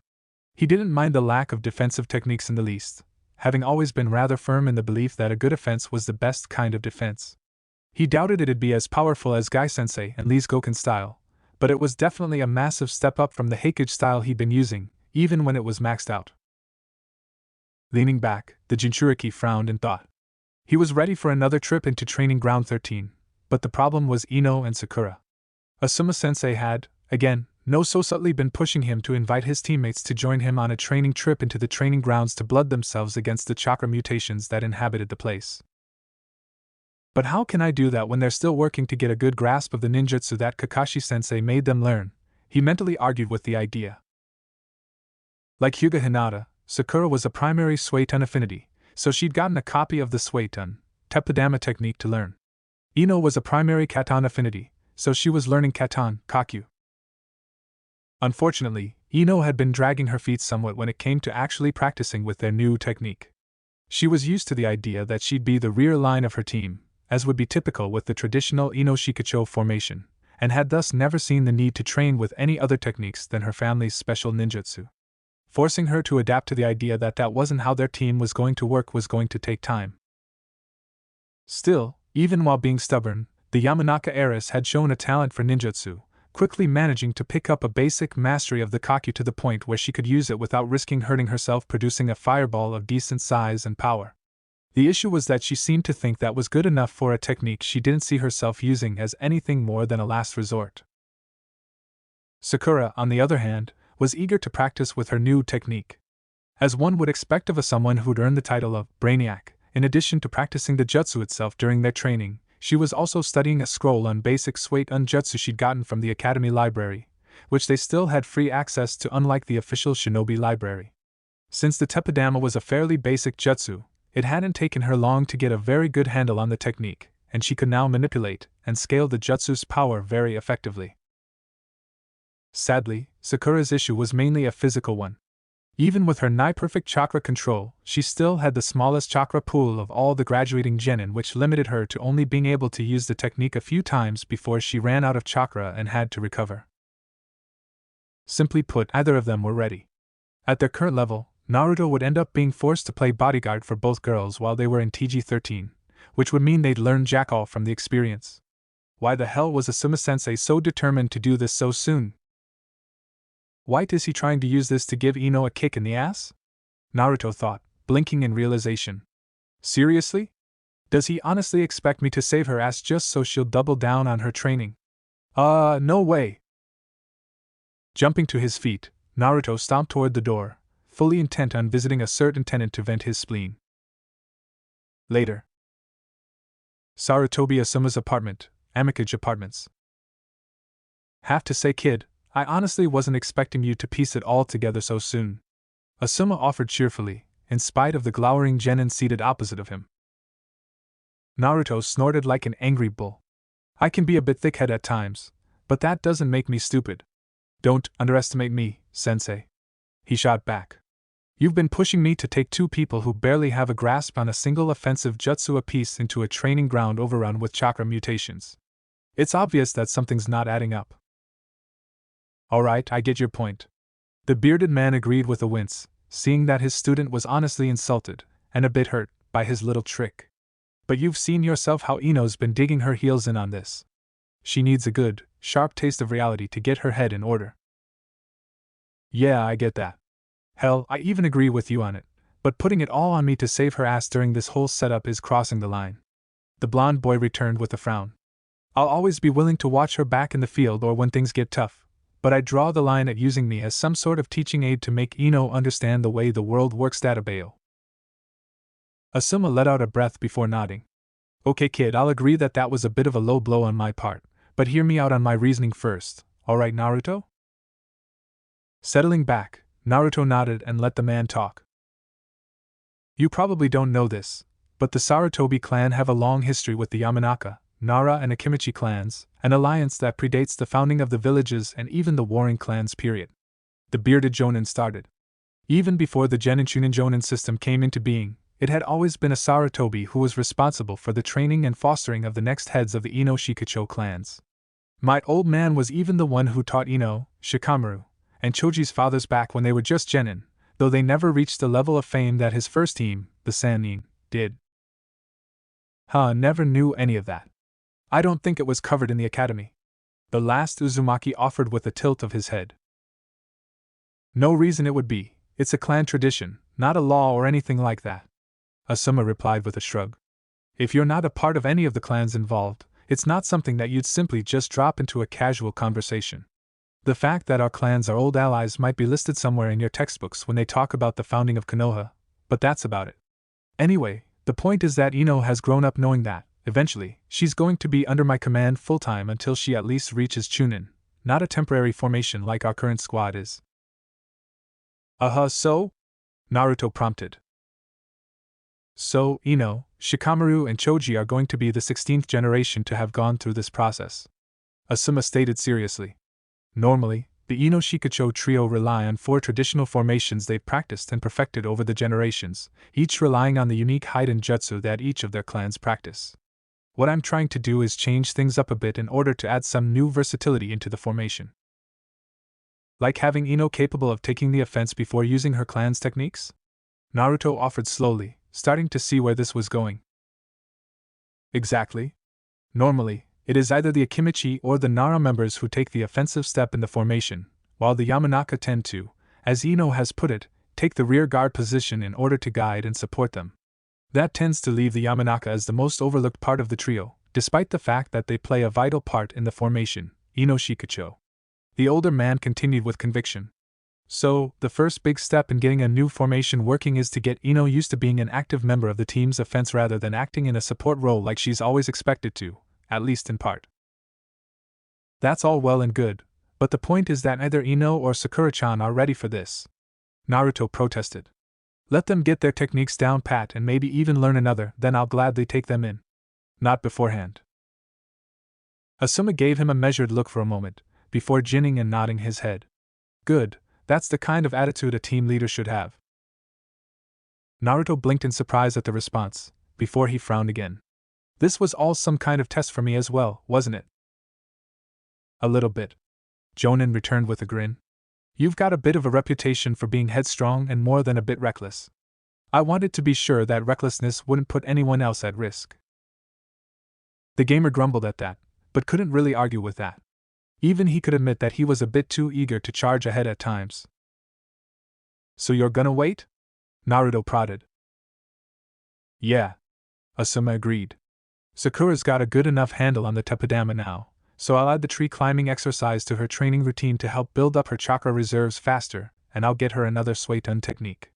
Suetun Mizurappa, water style, wild water wave, should be a good choice. The basics of it are similar enough to Teppadama that she should be able to learn it quickly. Cool, and what about Ino? Naruto asked curiously. Probably either Katan Hadarubi, or Katan Enden, fire style, flame bullet. The man pondered for a moment before shaking his head. Likely Hadarubi. Enden involves molding your chakra into oil in your mouth as the first stage, and I can't see Ino wanting to do that. I can see why. Naruto pulled a face. Even for him that sounded a bit gross. You can't be too fussy about things when you're a ninja kunoichi. Asuma shrugged. As for you, how's the progress of that quest I gave you? I've maxed out Gensetsukan, Dangon, and Kaiten Shuriken, and I'm working on Denko Sekka, but it's still only level 14. Naruto replied promptly. Apparently, all D-rank jutsu max out at level 25, just so you know. Asuma nodded. Didn't you say going to the library was a reward for that second part of your quest? You're right. Naruto blinked before checking his quest log. It's been updated due to outside interference, or so it says. Now the reward is an A-rank futon jutsu from the library, or 3 B-rank jutsu of any of the other elements. Not sure that we have any A-rank futon jutsu in the library. The Jonin pondered curiously. Still 3 B-ranks otherwise? There is a war getting started I don't know about. Better to have them and not need them than to need them and not have them? Naruto shrugged. I think it's for future dungeons. A lot of them are probably way stronger than TG-13. Fair. The bearded Jonin admitted. God knows the kid was only scratching the surface of what this gamer thing could do, by all accounts. Wanting a bit of extra firepower just in case was damn sensible, in his opinion. Ordinarily, he'd worry about a genin overdoing it chakra-wise, but Naruto was in a class of his own when it came to chakra. Well, total chakra anyway. The part the kid could safely harness and control was tiny by comparison. The two chatted some more, before Naruto left to practice his Fuinjutsu in his apartment, while Asuma had a date with Kurenai. 2 weeks later. Entrance to Training Ground 13. So, this is where you keep disappearing off to? Ino offered, hands on her hips as she eyed the slightly rusty gate standing in front of them disdainfully. This isn't the place for joking around, Ino. The chakra mutations inside this place will be trying to kill and or eat us. Naruto shot back with a roll of his eyes. The way she was talking, it was like she thought he was coming here to goof off or something. I have to agree with Naruto on this one. Sakura put in, eyeing the gates as well while nervously working on her lip. Having been warned a few days ago about where they'd be going, she'd devoured several scrolls and a couple of books on the subject, none of which had left her feeling all that confident about this. Oh please, Naruto managed to clear 2 areas of this place on his own. It can't be that dangerous. The Yamanaka heiress pointed out. And the things living in those areas managed to kick him around something fierce before he managed to get a handle on fighting them. The other Kunoichi argued back. And I know for a fact that neither of us are anywhere near as durable as he is. Daddy said he handled chakra mutations all the time when he was our age. Ino raised a different point, knowing that she couldn't argue about that. When it came to pure physical combat, Ino knew that she and Sakura couldn't hold a candle to their far more physically inclined teammate. That's because the Second Great War was happening when your dad was a genin. Naruto responded, remembering that Ino's dad was part of the same generation as the 4th Hokage. The training back then was a lot harder and more combat-focused since there was a war on. Irika-sensei mentioned that it was normal for academy students back then to be taken into zones like this to get actual combat experience before they even became genin. By the time he officially became a genin, he likely had more combat experience than most genin a year or 2 older than us now. Yeah, the blonde girl just waved the argument off dismissively. She's heard her father talk about killing them so much that she just can't see them as a threat. Naruto realized. It made sense. If Ino grew up hearing her dad talking about how easily he fought his way through them, then of course she wouldn't realize how dangerous they were. They were just things that shinobi could kill. Asuma-sensei was right, she needed a sharp shock to knock those ideas out of her head. Well, let's just hope you can live up to your talk, Ino. Naruto relented with a sigh. Alright, so Asuma-sensei asked me to lead you two on an excursion, while I work to clear out TG-13. The thing is, this is actually an ongoing D-rank mission from the Hokage, so mission rules apply. You both know what that means, right?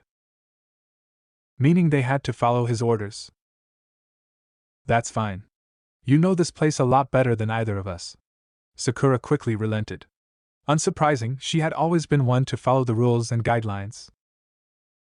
TCH, yeah? Let's just get in there and get this over and done with. Ino agreed with a pout. Naruto was willing to admit that it did look rather cute. Wait, where did that come from? You have successfully resisted the charm attempt from Yamanaka Ino. Shaking his head at that, Naruto continued, okay, good. First order of business, did you both pack like Asuma-sensei and I suggested?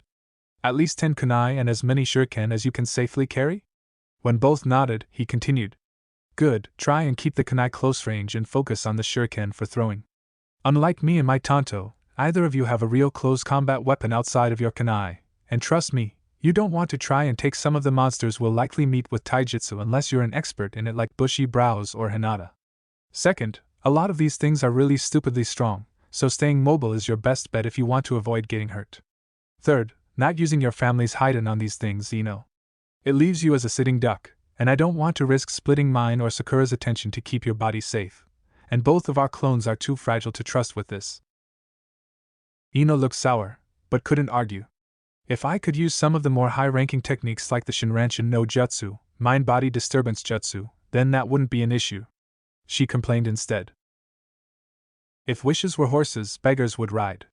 Naruto responded simply, quoting one of Gigi's favorite sayings. We have to work with what we've got, not what we wish we had. Why do you think I held off on this until you both had at least a couple offensive ninjutsu under your belts? It was so you in particular would have options outside your clan jutsu to keep you alive in there. Haino blinked at that, giving him an odd look for a moment, as if she was suddenly reassessing everything about him for some reason. For showing an odd amount of concern for her safety and well-being, you have gained plus 100 relationship with Yamanaka Ino. For doing what you can to help keep her friend safe, you have gained plus 200 relationship with Hareno Sakura. How cool. Unexpected but cool. Alright, let's get moving then, the blonde boy declared, pushing the gates open and moving inside. After exchanging quick looks, the two frenemies quickly followed him, the gates creaking shut eerily behind them. So, what kind of chakra mutations are in this place? Sakura asked as they walked through the short path to the first sub-area. When I first cleared this place, it was a bunch of rabid squirrels that were at least the size of house cats, with the one leading them being the size of a big dog. The things weren't that strong, but they were crazy fast and attacked like a bunch of furry piranhas. Naruto stated as he reached back and loosened Tsubaki and some fire in their sheaths. After I managed to clear the area of them, it helped purify the grounds of the built-up chakra, so now we just have to deal with chakra leaking in from deeper in the training ground. That stuff tends to possess bits of dead wood and turn them into these things Gigi said were called Makujin. They're fairly strong and tough but are also slow and clumsy, so you and Ino should be able to beat one of the regular ones on your own if you work together. Makujin? Wasn't that the name of one of Shodame-sama's Mokutan ninjutsu? The Pinkette inquired. Yeah, I don't know if he named it after them or they were named after it, but they honestly don't look that much alike. Naruto replied with a scoff. The Mokutan, Makujin no Jutsu, wood style, wood human jutsu, was supposed to create a massive golem that was taller than the Hokage mountain. The largest I've seen these chakra mutations get is about 7 or 8 feet tall. For demonstrating deep knowledge of the Shodame Hokage's jutsu, you gain plus 100 relationship with Hareno Sakura. Idly noting that showing off knowledge seemed to get his crush's approval, Naruto slid the second gate open and beckoned the girls through, before securing it shut himself. Right, we're officially in the danger area now, so weapons out and keep your eyes open and your heads in the game, Naruto ordered as he drew out his paired tanto. Whoa, those are beautiful, Ino offered, passing an admiring eye over the blades. Thanks, Tenten's dad and mum do really good work, Naruto replied with a grin, before shaking his head and getting serious. I'll take points. Ino, you keep an eye on our right. Sakura, you take the left. Got it. Yeah, I'm on it. Both Kunoichi quickly complied and moved to flank him on either side, keeping an eye on their respective sides. Both had already drawn a kunai with one hand and were keeping their free hands near their shuriken holsters. Naruto was pleased and honestly a bit impressed with how seriously they were taking this. He would have said that aloud had the world not suddenly grayed out around him, time sliding to a halt around him once again. This again, he growled out in his own mind before letting out a frustrated mental sigh as a screen appeared in front of his nose. You are in a combat-ripe area with people who are not in your party. Due to this situation, and the gamer, understanding that you do not wish to have to explain your status as the gamer to your companions, please select choices from below to resolve the situation. These settings can be changed at will in the Settings screen. Turn auto-looting system on while with people who are not added to your party. Loot and money will automatically be deposited in your inventory without you needing to touch each individual enemy in order to loot them. YN. Deactivate Battle Space System?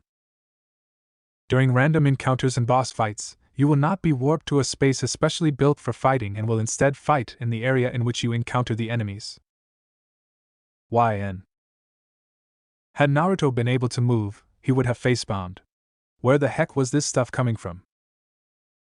Roll with it, Naruto, just roll with it, he chanted to himself before quickly activating the auto-looting system and deactivated the battle space system. This prompted time to resume and color to return to the world.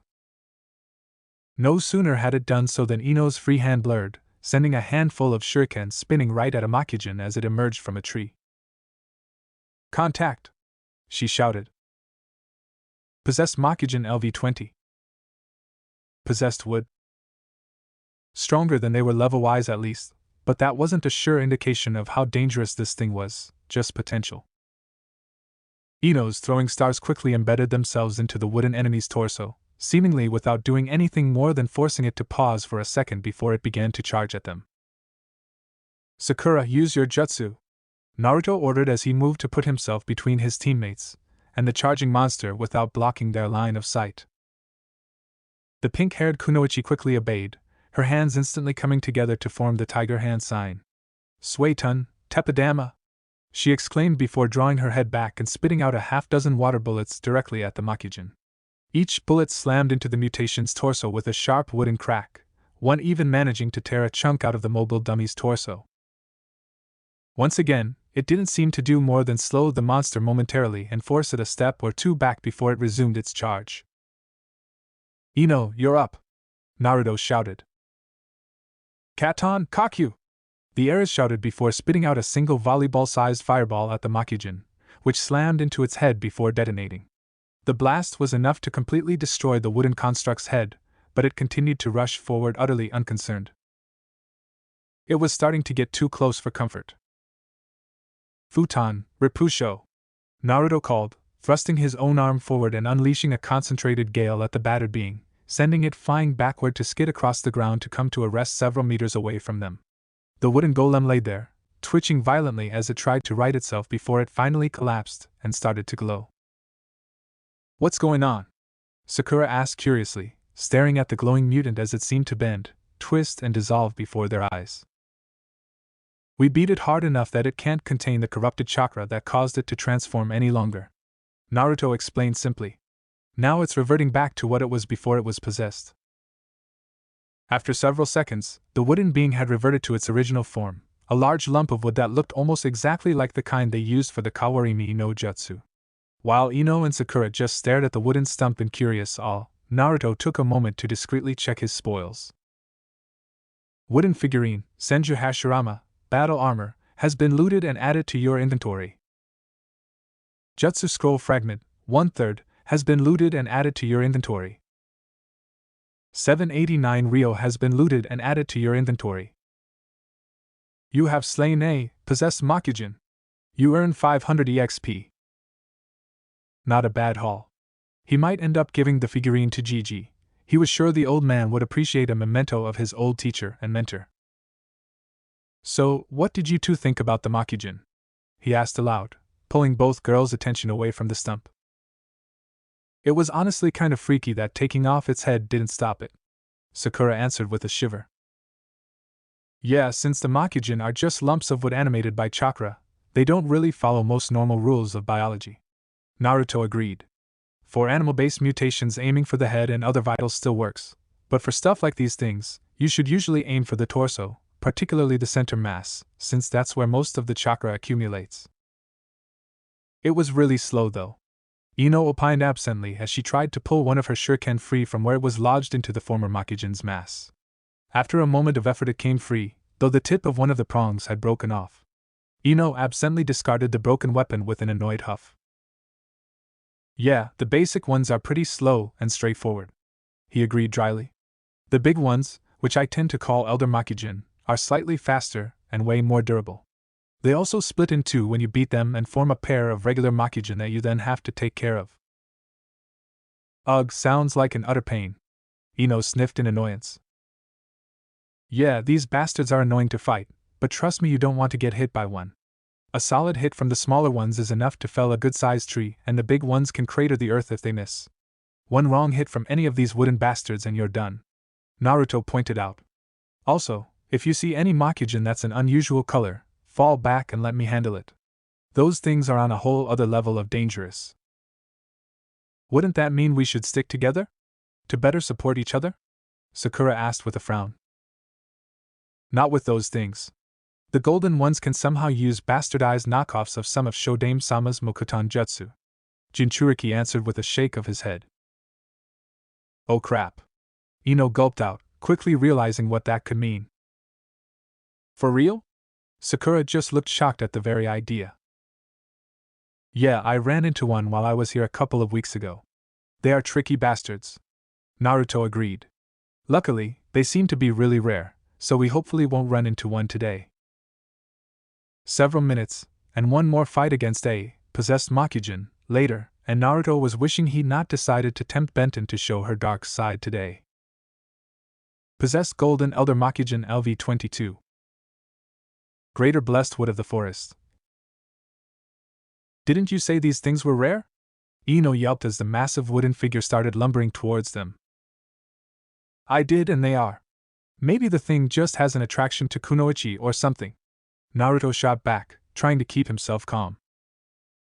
Aside from its golden coloring, the giant Makujin, several feet taller than a normal Elder Makujin, looked almost exactly like the drawn images of the Makujin jutsu that he'd seen in the history books, a brawny oni-faced man with a wooden dragon wrapped around its torso. Both of you, fall back. You're nowhere near ready to fight something like this. Naruto shouted out as he prepared himself to try out his new, Fuko no Tsunryu, Tanto style against this new threat. He hadn't gotten a chance against either of the normal Makujin, instead letting Sakura and Ino practice with their jutsu. Snipe the thing with your jutsu when you see an opening, but only when I'm out of the line of fire. Otherwise, focus on staying clear of the thing. I've got no idea what tricks this bastard has got hidden up its sleeves. Alright. Sakura agreed with a quick nod, obviously unnerved by the sheer size of the wooden golem. It had to be at least 10 feet tall and built like a house. Ino was oddly silent as she fell back along with Sakura. Her eyes nervously darted between him and the giant Makujin. Naruto simply rolled his shoulders and temporarily sheathed his blades so he could form his needed hand signs. Ninpo, Kitsunarisa no Binsho, Ninpo, Usagi no Sakudo, Ninpo, Sai no Kawa. He incanted softly as he activated each Kimono clan jutsu one after the other, before drawing out both his Tanto again and letting his wind chakra flow through them to activate the Futon Chakra Nagashi technique. As prepared as he could get, Naruto blitzed forward with a call of Toragari. In a blur of movement, he was right at the feet of the massive Makujin, and his blades were already streaking through the air to bite into the golem's wooden shin, both glowing slightly as he activated Hazamizuri, in an effort to cripple at least one of the monster's legs and further slow it down. Unfortunately, the dense, chakra-infused wood was even tougher than normal metal, so his blades were barely able to cut more than a few inches into it even with the added cutting power from his Futon Chakra Nagashi. Shit! Naruto cursed, leaping back just in time to avoid one of the wooden golem's fists slamming into the ground where he'd been standing with enough force to leave a large crater behind. Clumsily forming the clone seal around the handles of his blades, Naruto shouted, Kige Bunshin no Jutsu. In a large puff of chakra smoke, nearly 24 clones popped into existence around him before immediately charging the golden Makujin, an audible shriek of wind rising across the clearing as they brought their wind-enhanced Tanto to bear. He knew they couldn't do much against the monster's impossibly sturdy hide, but it gave Naruto time to think and plan. His thoughts were suddenly interrupted when several water bullets shot out from the surrounding woods and slammed into the side of the wooden mutant, followed quickly by a fireball that detonated against the monster's opposite side. Naruto couldn't hide his grin. The girls were adding their weight to the fight from the sidelines, and they were even being smart about it. Their little pincher maneuver was distracting the golem as the wood-brained lummox was torn between which side to attack, leaving it open for his swarming clones to rush forward and recapture its attention. Seeing the burnt and scarred wood left from Ino's attack had also given him an idea on how to actually hurt the wooden behemoth. Naruto quickly cut the chakra flow to his weapons and resheathed them before starting a series of hand signs. Futon, Fujinhiki. The blonde roared out as he finished the last seal, causing a wall of wind to swirl into existence a few feet ahead of him. He quickly started a new, shorter set of hand signs, finishing with a hair seal. Katan Hadarubi. His clones, having recognized what was happening, quickly cleared out, jumping back and leaving the giant Makujin standing on its own in the middle of the clearing. The monster actually looked confused for a moment, as all its targets suddenly pulled back. Exhaling explosively, Naruto released a positive flood of miniature fireballs, each no bigger than a dice, and sent them flying forward at good pace. As each reached the Fujinhiki, they suddenly bulged outward, swelling to the size of a large grapefruit and accelerating even further as they passed through the barrier. They began to reach the Makujin a moment later, each detonating in a large, fiery blast as they slammed into the Colossus body. Even the ones that missed quickly started detonating as they were caught in the explosions of the ones that did, filling the entire area around the mutant with flames and smoke. Every time Hadarubi was used, it generated anywhere from 150 to 500 miniature fireballs at random based on how the chakra used to make it form together, so the giant golem was taking hits from at least 150 explosive fireballs at once. Even Asuma-sensei was wary of being caught in his Fujinhiki /Hadarubi combination technique, having referred to it as a damned effective wide area attack. So the Makujin must be taking some serious damage right now. Right. As the smoke and flames began to disperse, Naruto couldn't help but let his jaw drop in stunned disbelief as he saw the Makujin still standing. While it was obvious that the possessed Golden Elder Makujin hadn't emerged entirely unscathed, with its body covered in craters, rents, and fractures and the vast majority of its formerly shimmering golden skin having been charred a dark black, it was also just as obvious that it was far from being taken down by Naruto's best jutsu combo. Granted, it was his only jutsu combo at the moment, but the point still stood. Growling in both fear and frustration, the blonde Jinchuriki decided it was time to start playing hardball. Heavy jutsu bombardment on that thing. Give it everything we've got. He roared out to his clones as he ran through the hand signs for the most powerful offensive futon technique he had. Futon de Tapa, he shouted. Suetun Daibakufu, one clone added. Futon Ryua, another added. Doton Dangon, yet another shouted. Katan Hibashiri, fire style, running fire, one decided to try one of his newer techniques. Futon Shinku Taijioku, another called out. Futon Hanakairi Mai, one more clone called. Futon Kyuden, another clone roared. Doton Gansetsukon, two clones called. Futon Senfukyu, another one yelled.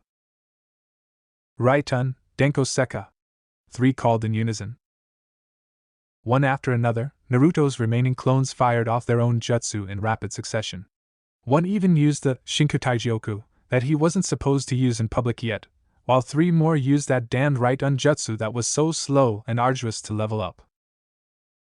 Powerful blasts of gale force winds, explosive orbs and arrows of cutting wind, powerful streams of water, whip-like flames and earthen missiles of every size bombarded the wooden behemoth, the constant assault battering and rocking it, one hit from a particularly lucky Dangon, managing to crack one of its arms so badly that it was only barely staying attached. And yet, as the assault slowly started to ebb, the behemoth still stood. Then it began to form hand signs of its own. Snake, ram, hare, dog, and finally snake again. Mokutan, Mokuryu no Jutsu. Wood style, wood dragon jutsu, a voice like the rustling of 1,000 rustling leaves seemed to echo from the giant. What the hell, it can fucking talk! Naruto barely heard Ino shriek from the surrounding woods.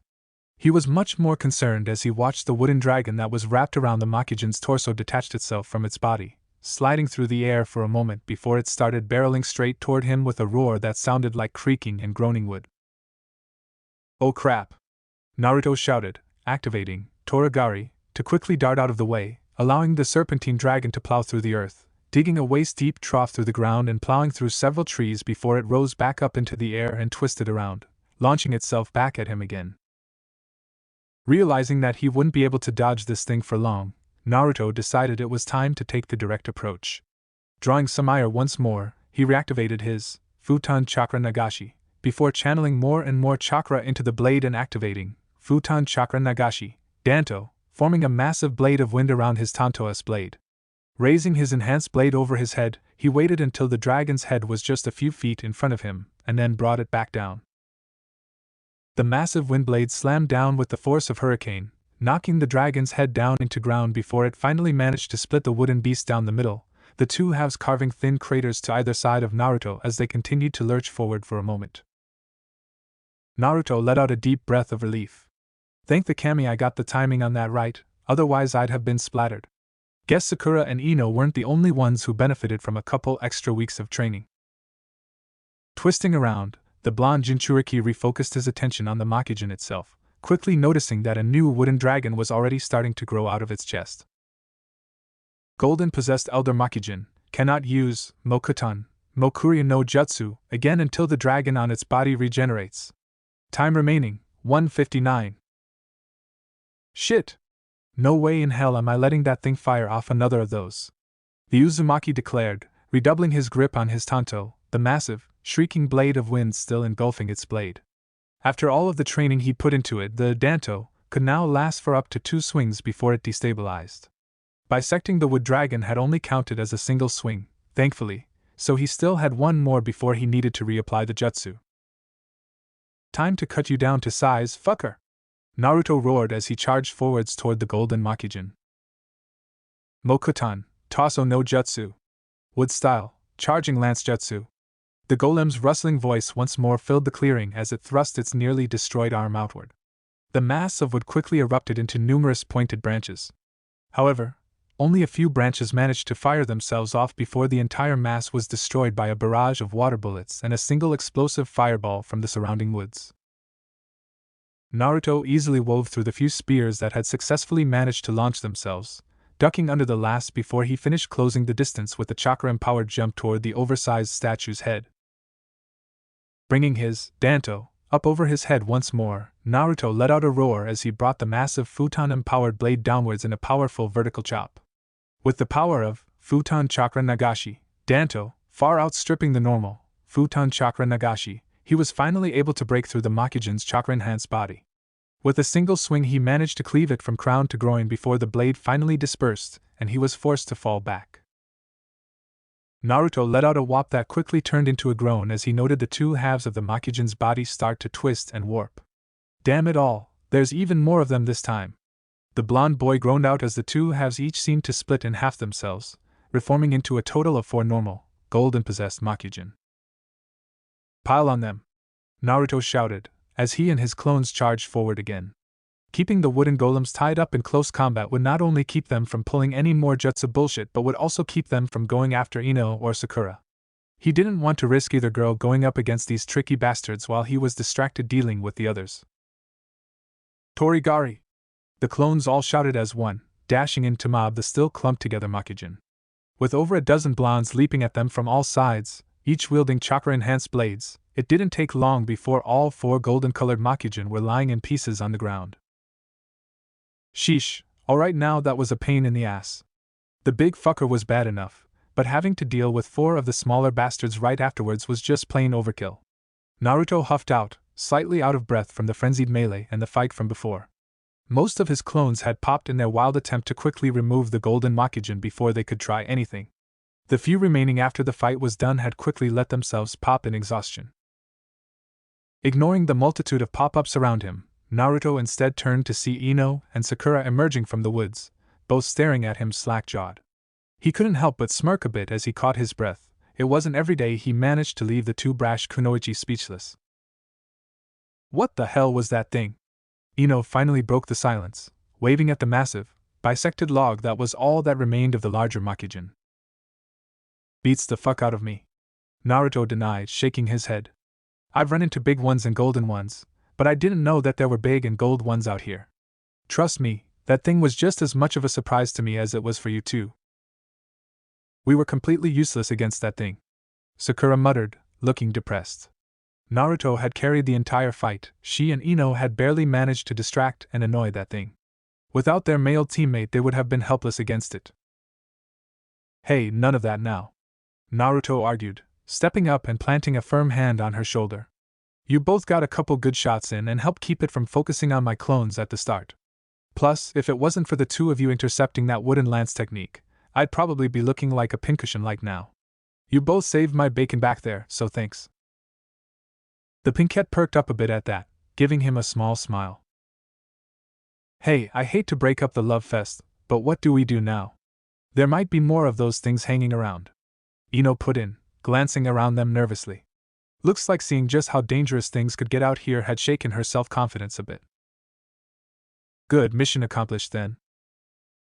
I'll leave it up to the two of you. Give me a minute to catch my breath and I'll be good to go, but Naruto trailed off.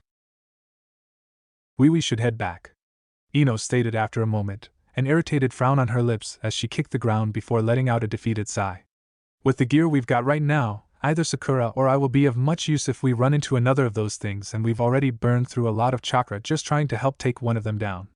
We need better weapons, armor, and probably some explosive tags before we can even think about trying to actually take on anything close to that monster.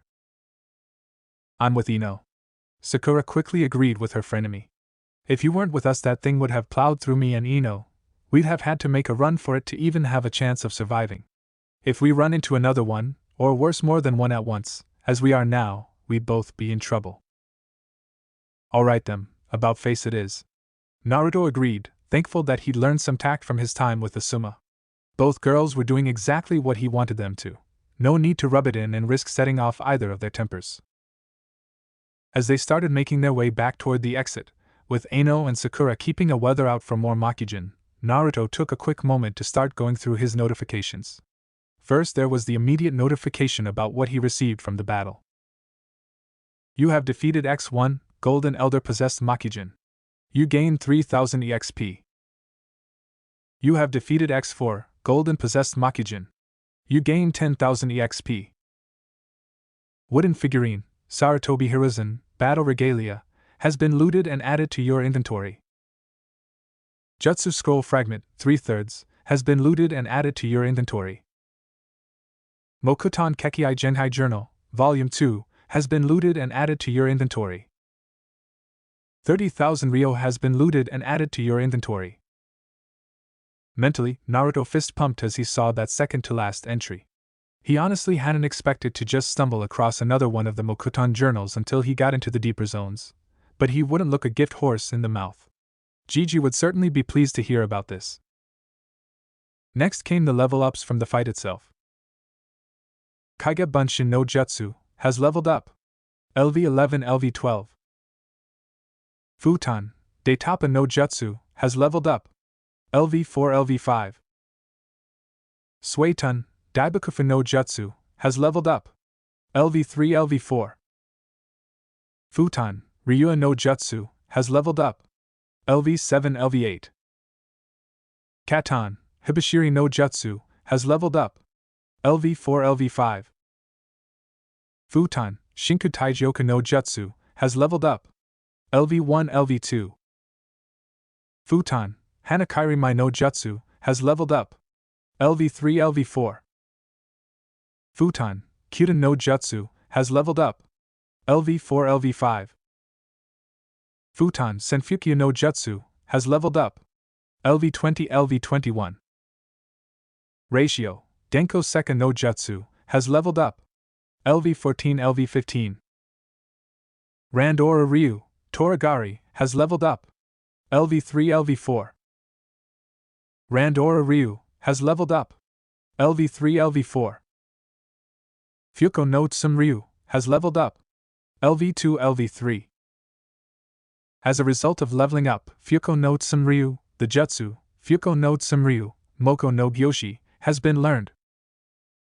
Fuko no Tsumryu, Moko no Gyoshi, active, LV1, 0%. Claws of the Wind Tiger style, Gaze of the Fierce Tiger is a basic technique that is used by the practitioners of Fuko no Tsumryu that straddles the line between taijutsu and ninjutsu. Similar to how a shinobi can layer their bloodlust with their chakra in order to create killing intent, a practitioner of Fuko no Tsumryu quickly begins to learn to focus their fighting spirit into their eyes and then enhance it using chakra. When this is properly focused through a glare at an opponent, it can cause them to momentarily freeze up. Advanced users can even render those far weaker than them unconscious with a simple glare, and masters of this technique can even kill those that are weak of body with a single use. Costs 40 CP in order to use. Has a maximum range of 5 meters. The user must be able to look their target in the eyes in order to use this technique. When used, there is a 10% chance to paralyze your opponent for 30 seconds. There is a 0% chance to cause unconsciousness or death with this technique currently. How can glaring at someone kill them? Naruto thought in befuddlement. He resolved to ask Gigi about it next time he saw him. So where are you going to get your equipment from? He asked the girls as they made their way through the gate out of the first sub-area, causing both girls to visibly relax. I'm pretty sure the clan has some stuff that I can grab, Ino answered with a shrug. I'll have to buy something. Do either of you have any suggestions? Sakura asked. Ask Tenten about her family's shop, it's where I grab all my gear, Naruto offered. Their stuff is really good and most of the genuine equipment is pretty reasonably priced. Yeah, I've heard a few of my clansmen mention the Higurashi shop and they all say it's one of the best weaponsmiths in Konoha. The Yamanaka heiress agreed. I'll come with you and we can look around. Thanks, Sakura replied, blushing slightly but smiling at her old friend. Another pop-up appeared in front of Naruto's nose. Facing down a foe stronger than they were expecting made you stand out to them. Plus 250 relationship with Yamanaka Ino and Haruno Sakura. Secret quest discovered and completed. Friendship rekindled. Yamanaka Ino and Haruno Sakura used to be the best of friends, until their mutual crush on Uchiha Sasuke forced them apart as rivals. Thanks to your actions, the first, tentative steps in that friendship being rekindled have been taken. Quest reward Katan, Kakyu no Jutsu, scroll, Suetun, Teppadama no Jutsu, scroll, plus 500 EXP, armored kote, left arm. Cool. He'd been meaning to ask Asuma-sensei for those jutsu. And it was nice that he had helped the girls start being friends again. Smirking, he invited the two of them to Ichiraku's for ramen, his treat. To his surprise, they both accepted. Beaming in happiness, Naruto led his kunoichi teammates off to his favorite eatery, content in how life was going at the moment. Chapter 27, High D Rank, Escorting IM. A week later. Hokage's office, Hokage Tower. I see you have both taken the opportunity to update your equipment, young kunoichi. The Hokage stated with a nod as he examined the three genin standing in front of him. Naruto just grinned from where he stood at the center of the formation. He was dressed in his casual ninja outfit, with the only new addition being a heavily armored bracer secured to his left forearm.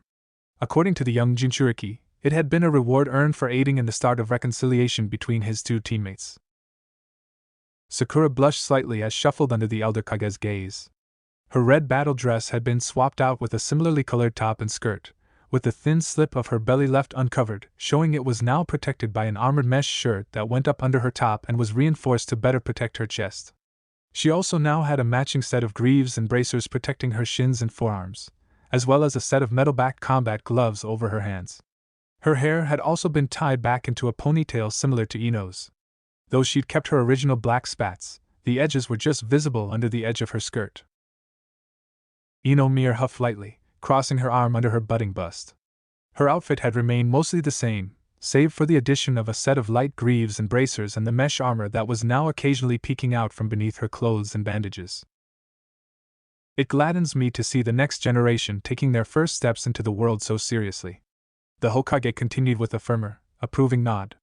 I've always believed it was foolish for even genin to ignore having at least some basic protection in their uniforms.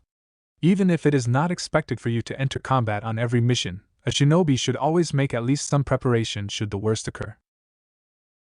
His piece said, the Hokage reached out and began shuffling through the papers scattered across his desk. Sarutobi briefly lingered on the pile of scrolls that occupied his left-hand side, each detailing a D-rank mission he would normally assign to genin teams at random. However, since Naruto's unique, gamer, ability had manifested the ability to allow him to freely select which mission his team would be assigned, Sarutobi had taken to testing it slightly on occasion. His tests so far had revealed that, while Naruto's unique ability seemed to have some control over random chance, or perhaps even subconscious decision-making, it was far from all-powerful. If he selected a specific mission for his son's team an hour before they arrived, for example, Naruto's ability would not grant him a choice, instead simply informing him of the mission Hiruzen had selected. He'd also ordered Naruto to select a specific one and then purposefully selected a different one, causing the mission Naruto had selected to be cancelled and the one he selected to take its place. These discoveries had actually relieved the aging shinobi somewhat. An ability that allowed someone to overwrite reality or another's free will so thoroughly, far surpassing even the Yamanaka clan's ability to manipulate or control their targets' minds, would have been a far too dangerous thing to leave alone. Today he had a special mission in mind for his son's team, and he was curious to see if Naruto's unusual power would somehow highlight it and affect his ability to select it at random. Back to the matter at hand, you are all here for a mission, are you not? Let us see what we have available. He offered aloud, reaching absently toward the pile, his eyes discreetly studying Naruto as he extended his arm. In between 1 second and the next, Naruto's disposition suddenly seemed to shift from relaxed and slightly laid back to tense and alert, with his expression and body language seemingly lagging behind a second or two to adjust to this apparent shift in attitude. The difference between the two shifts was subtle, and it was only Hiruzen's years of experience as a shinobi, leader and negotiator, and the fact that he'd been actively watching for any sudden changes, that allowed him to notice the inconsistency. Oh dear, I wonder just what kind of trouble this is going to bring? Sarutobi briefly pondered before continuing on with grabbing and unfurling the scroll he'd been reaching for. It was, after a quick glance, the one he'd been hoping to offer to Team Asuma. Did that mean that Naruto's ability had given him some insight into the mission that he wasn't aware of just yet? Putting the concern to one side for now, he continued with the plan he'd originally prepared for this specific mission. Ah, yes. It appears that Team 10 has been specifically requested for a mission by the client, always a pleasant surprise when that happens.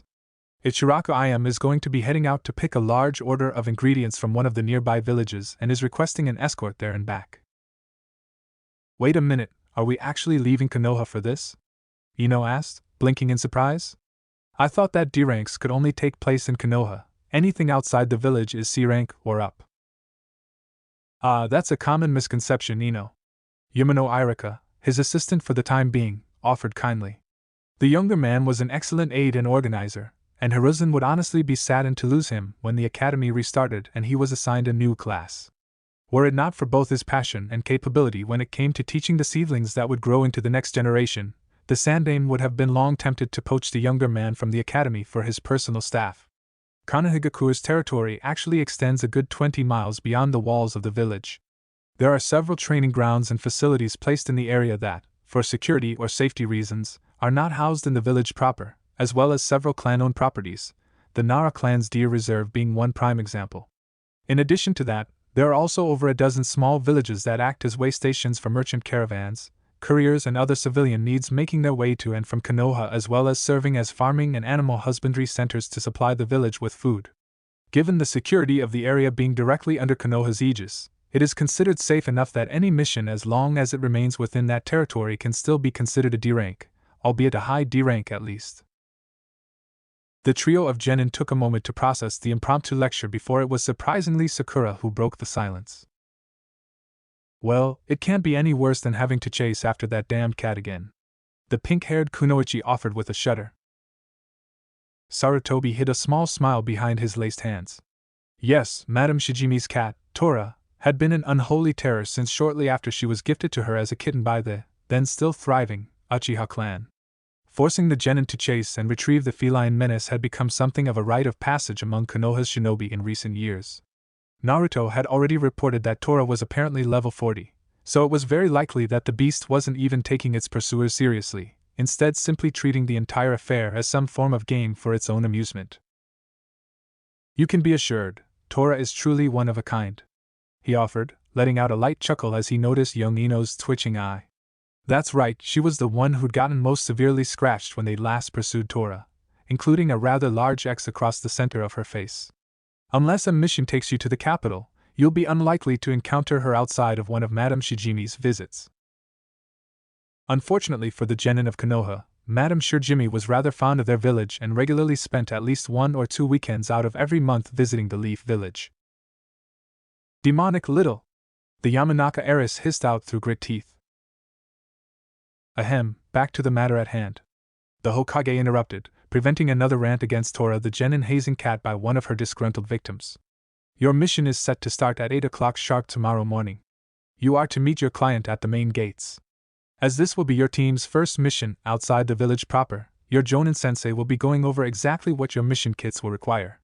As this mission is expected to take only 4 days at most, an abbreviated kit should suffice. Roger that, Hokage-sama. Asuma agreed with a lazy grin. Team 10 formally accepts the mission. Kids, meet me outside at 10 and I'll go over what's expected as part of your kits. I've got a few things I need to discuss with the big boss. The girls nodded and quickly turned to leave, and with Iruka already busy with more paperwork, only the two Sarutobi noticed Naruto flashing a message in Konoha sign language. Bloodline activated. Serious concerns. Request meeting at convenience.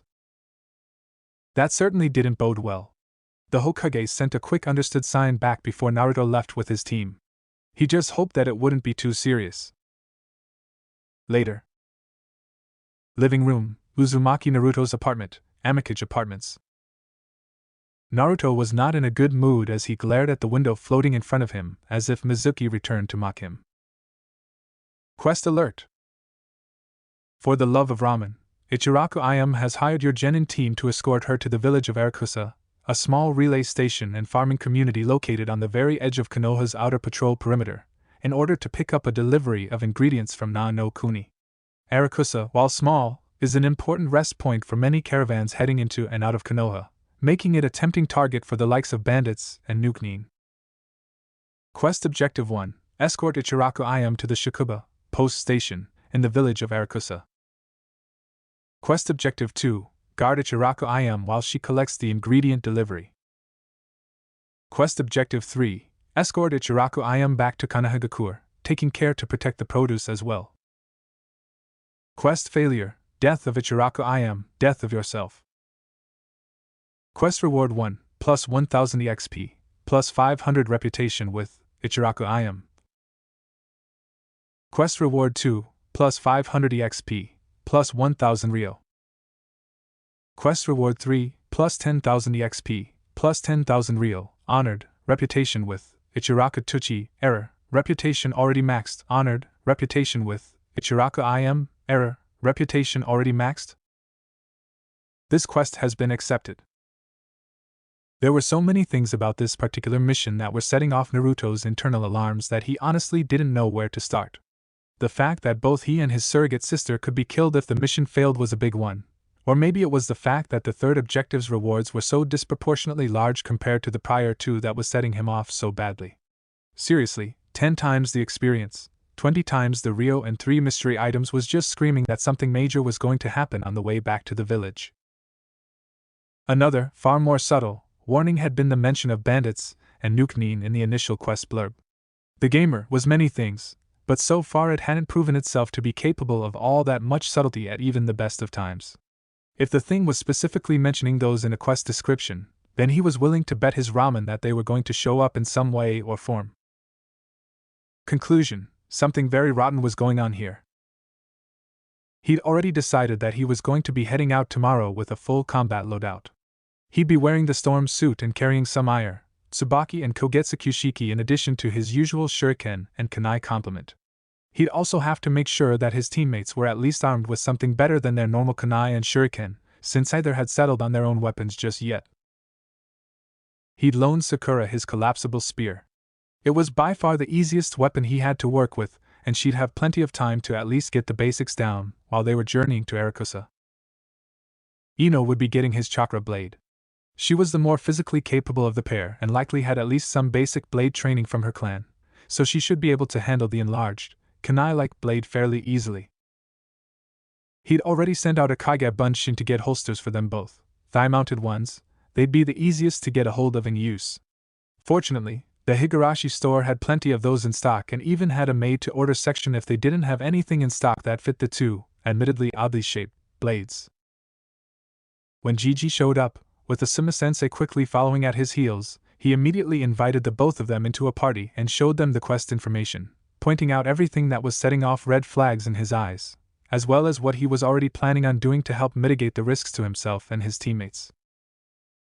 "Why did you even accept the quest if just seeing it has gotten you this worked up?" Asuma asked with a frown on his lips as he chewed his cigarette and thought. "Ayame-chan is going to go and pick up those ingredients whether I accept it or not," Naruto answered without hesitation. "If she goes alone, then whatever shit is waiting to break loose will hit her while she's alone and unprotected. There's no way in hell that I'm letting that happen." "A fair enough point." Gigi nodded with an approving smile. It was just like young Naruto to put protecting those that he cared for ahead of his own safety without hesitation. Truly, the will of fire burned brightly in the young Jinchuriki. What we need to discuss now is whether your team will need backup or not. If Nuke-Nin are going to be involved in a raid against one of Konoha's perimeter villages, then as Hokage I cannot allow it to go unanswered. If we apply video game logic to this, then I can really only see two things happening if you do that, GG. The last Uzumaki offered with a frown. 1. A random event will happen that will draw away or distract whatever backup you send away from the main event and keep them from interfering. 2. They'll show up and get involved, but the enemies will also turn out to be stronger to even things out. That does sound like something that would happen in a video game. Konohamaru mentioned it once, power scaling he called it. Asuma muttered. He'd asked his nephew a bit about video games since he'd discovered his students' unique abilities and had gotten a crash course on the subject and the common terminology involved. He let out a brief sigh before continuing, so sending a squad of A and BU might just make things even worse. If that's the case, it would probably be best to keep it low scale, maybe pull in another team from the Genin platoon? Come up with an excuse to send them in the same direction on the same time frame. Kurenai, Guy, or Kakashi's teams would likely work best in this kind of situation, giving us another reason to keep the kids together. Hirozen nodded thoughtfully, silently agreeing with his son's appraisal. Team Guy is already out of the village, attending a C rank in Kawa no Kuni. I'm afraid Team 7 is still suffering from far too many interpersonal issues to warrant them receiving a high D rank mission outside of the Torah missions.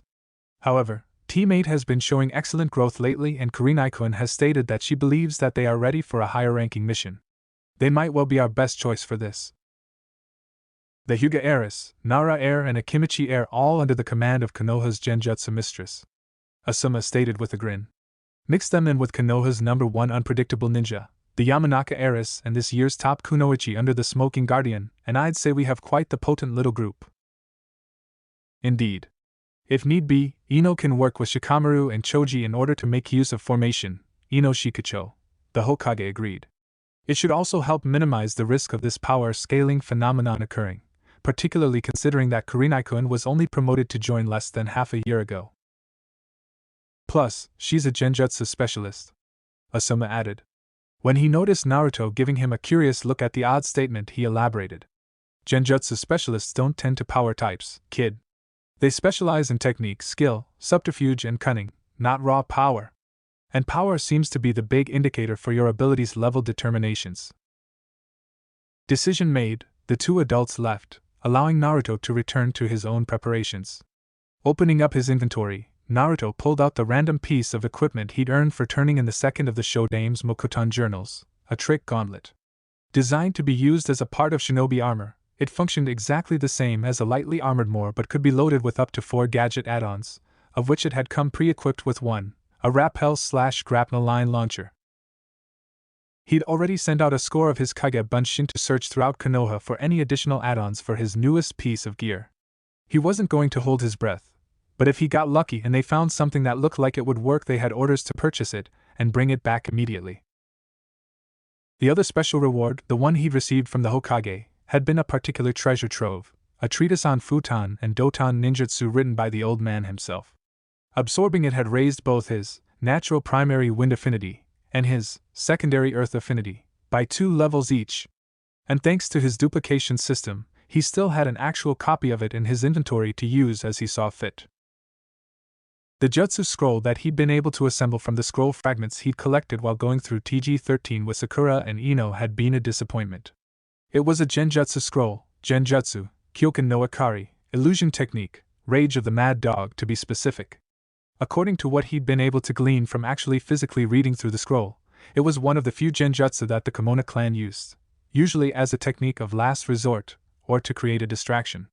It could be used to target someone else or the user themselves, sending the target into a berserk fury for a set duration of time. Naruto supposed he could see how it could be useful. Throw it on a guard or an enemy and they go berserk, drawing attention away and allowing the user to sneak by in the chaos or land a sneak attack.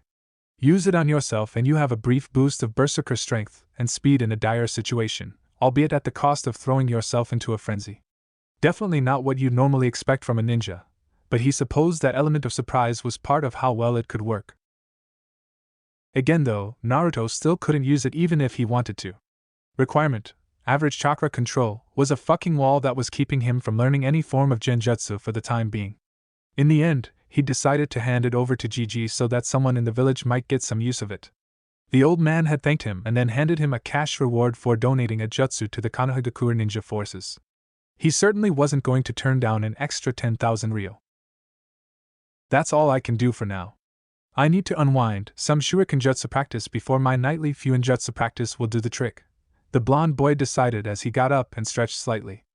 I need to make sure I get plenty of rest tonight. Not only is it my first out-of-village mission, but I already know that it's going to go pear-shaped. I need to be at my best. Suiting actions to words, Naruto turned and headed off for the shuriken jutsu range. The next day, morning. Great Gates of Konohagakure. Geez, Naruto. You look like you're heading out to a battlefield rather than a simple escort mission, Ino stated dryly, not so subtly eyeballing her fellow blonde in his current outfit. He looked honestly pretty impressive. He was dressed in a blue t-shirt with a red spiral on the chest under a dark blue, waist-length jacket with an armored plate on his left shoulder, and a patch of the same red spiral symbol as his t-shirt stitched on the opposite shoulder. His trousers were of the same design as his jacket, with armored portions protecting both his knees. He had two different armored kota covering his forearms, with the left obviously more heavily armored than the right, and she could see the sheathed forms of all three of his swords, the two tanto sheathed in the small of his back and the kodachi over his right shoulder. She absently adjusted the new holster that was strapped to her own left thigh, which held the goddamned master-crafted chakra blade he'd given to her just minutes ago. She was honestly still reeling a bit from that. The sheer amount of ryo you'd have to pay for a blade like that wasn't something her entire clan could just dismiss. She'd actually been more than a bit relieved when he told her that he was just loaning it to her for the duration of the mission, the same with the collapsible spear he'd handed Sakura. Seriously, both of those were master-crafted items. Giving a kunoichi a gift like that was basically declaring your intent to court her in the most shinobi way possible. Ino would forever deny that her heart had skipped a beat when he told her about how good it was. It's our first mission outside the village. I thought it'd be a good way to test my full battle uniform, even if I just end up wearing it constantly for a week or so. Naruto responded with a shrug. Not a bad idea, kid. And you look pretty sharp while doing it. Asuma-sensei offered approvingly from where he was leaning on a nearby wall. The jonin honestly didn't look any different from usual, save that he wasn't smoking one of his usual ever-present cigarettes. He was keeping an eye out for their client as their team had all arrived several minutes early, as was expected for shinobi on a mission, and they were due any minute now. Sorry, am I late? Ichiraku Ayam called as she hurried over to them. Rather than dressed in the Ichiraku ramen outfit that Ino was now used to seeing the older girl in, the civilian was currently dressed in sensible traveling clothes with a large backpack slung over her shoulders. Damn it, Oyaji, why did you have to choose this morning to mess with the showers? No need to worry, Ichiraku-san. You're right on time, we just arrived a bit early. Asuma reassured the young lady with a pleasant smile. Well, that's a relief. The brunette let out a small sigh and offered the older man a grateful smile before she spotted Naruto. Wow, Naruto, those are some serious-looking clothes. You look so cool, she offered brightly. Hee hee hee. Thanks, I am Nei-chan. The blonde grinned at her with a blush. So how are we gonna get your delivery back to the village anyway? You have a cart reserved at the Shakuba or something? Nope. I am chirped happily, momentarily pulling off her bag and reaching into it. A moment later her hand came back out gripping a long, slim scroll. I've got a dozen storage scrolls with me, all designed for bulk food storage. My dad had a friend back when I was a little girl who was a dab hand in Fuinjutsu, and they made them specifically for the restaurant in exchange for a year's worth of free ramen. These babies have been ordering, transporting and storing ingredients for the restaurant Child's Play for over a decade now. She explained, replacing the scroll and holstering her pack back onto her back. Dad used to just hire a genin team for a C rank to pick them up using them, but I've been doing it myself for the past few years since I've got awakened chakra coils myself. He still insists on me getting an escort though. Impressive craftsmanship if they're still working so well after a decade of regular use. Asuma offered with a nod. Sakura merely blinked, staring at the civilian girl in confusion. How do you even have awakened coils? Oh, I was actually an academy student for a while. I was pretty good too, if I do say so myself. Top 5 in my year, every year. Shame I had to drop out in my 3rd year after Mum died. The ramen chef answered with a sad smile. Dad didn't take it well and he needed me at home. Oh well, no use getting all morose over might have, right? So, when are we heading out? Whenever you're ready. Asuma replied with an easy smile. We're at your disposal, miss. Heh, alright then. Let's head out. I am declared with a grin.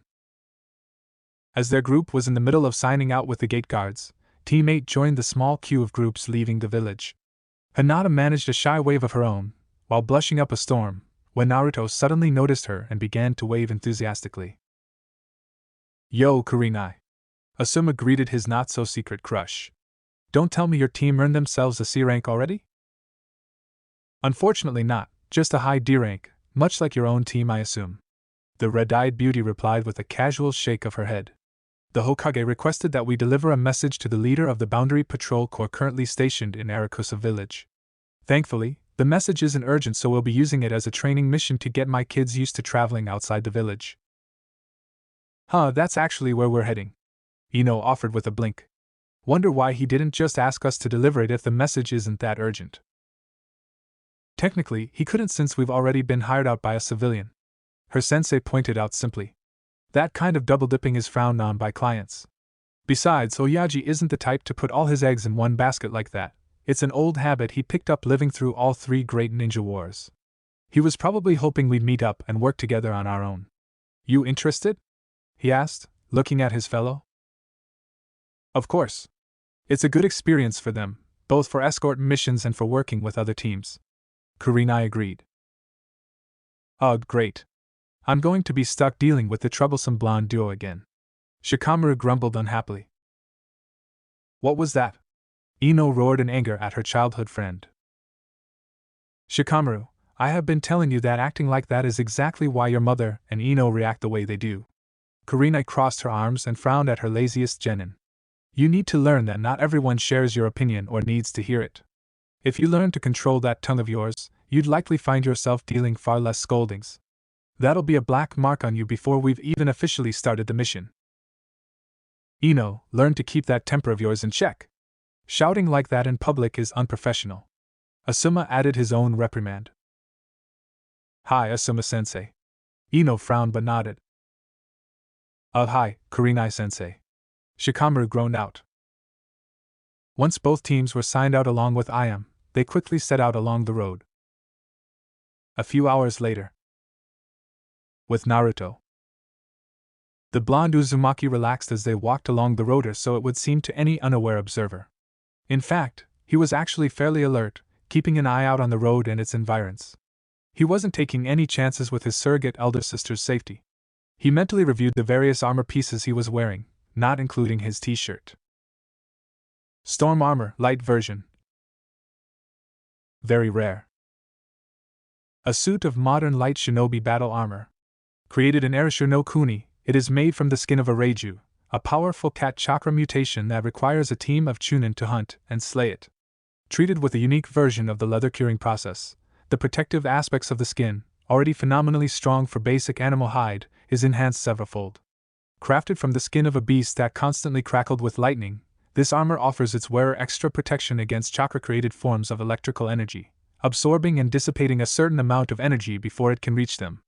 The armor is also highly modifiable, capable of adding further protections to itself in exchange for a slight sacrifice of mobility, or removing sections to account for tropical location in exchange for less overall protection. The metal shoulder pad currently attached to it is designed to carry up to 4 Fuinjutsu scripts in order to customize the suit to better fit the user's fighting style. Level 16. Def plus 50 to all covered locations. Durability 250/250. Shoulder pad Fuinjutsu 1. Fuinjutsu, Kiji Boi, Sealing Jutsu, Cloth Armor. 2. Chakra Storage Seal linked to Seal number 1, full. 3. Weight Reduction Seal, minus 50%. 4. Passive Chakra Absorption Seal, linked to Seal number 2, currently inactive. Effect: Lightning Negation, can negate up to 50 points of damage per jutsu that are of the lightning element. It was a very good set of armor, and the shoulder pad that Higurashi Tatsuhiko had custom made to take the place of the original one had an awesome effect. 4 pieces of Fuinjutsu on 1 piece of metal. He was awesome. Armored kote, left arm. Uncommon. A kote made with the sole purpose of protecting the arm that carries it. It is an old style of shinobi battleware, made mostly obsolete in recent years in favor of lighter armors that allow for greater speed and maneuverability. Still, it is more than capable of being used as a shield from close combat attacks. Initially made popular by Sarutobi Hiruzen as a part of his war regalia as the Sandaime Hokage during his first reign as Hokage. Level 15. Def, plus 50 to left arm only. The more he'd gotten from helping Ino and Sakura wasn't all that special, but it would make a useful shield if he was fighting another weapon user up close. Trickster's kote, right arm. Rare. A kite specially designed to combine protection with utility. While only lightly armored and providing minimal protection, the majority of the kote's internals can have various devices and gadgets added into them. While none of the small devices that it is capable of carrying are particularly dangerous or lethal, a clever ninja can find numerous uses for this unconventional tool. Level 17. Def, plus 25 to right arm only. 2 out of 4 add-on slits filled. Front slot, grapnel line. A chakra-powered launcher can fire a miniature grapnel line, made of highly flexible and strong metal, from a concealed slot in the front of the kote. It has a maximum length of 25 meters and is strong enough to bear 2 fully grown men. It also has a chakra-fueled auto-retract system allowing the wearer to withdraw it quickly and rapidly when needed. Mid-slot 1, mechanical shuriken launcher, a device built into the midsection of the kote. It can fire a smaller than average shuriken at an enemy.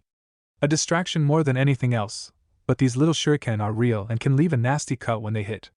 Magazine size 6. Mid-slot 2, empty. Rear slot empty. It had been a stroke of incredible luck when one of the clones he'd sent out yesterday had come back after finding not only the mechanical shuriken launcher add-on, but a huge box full of the prepared shot shuriken that it used as ammunition in the same pawn shop. He now had over 1,000 of the little buggers and all it had cost him was a measly 200 ryo. Apparently, the thing had been lying in the shop for over 5 years and no one had any idea what it was for. The best part about the Trickster's kote was that it was designed to let the add-ons be interchanged quickly. It only took about 20 seconds to pop one out and replace it with a new one.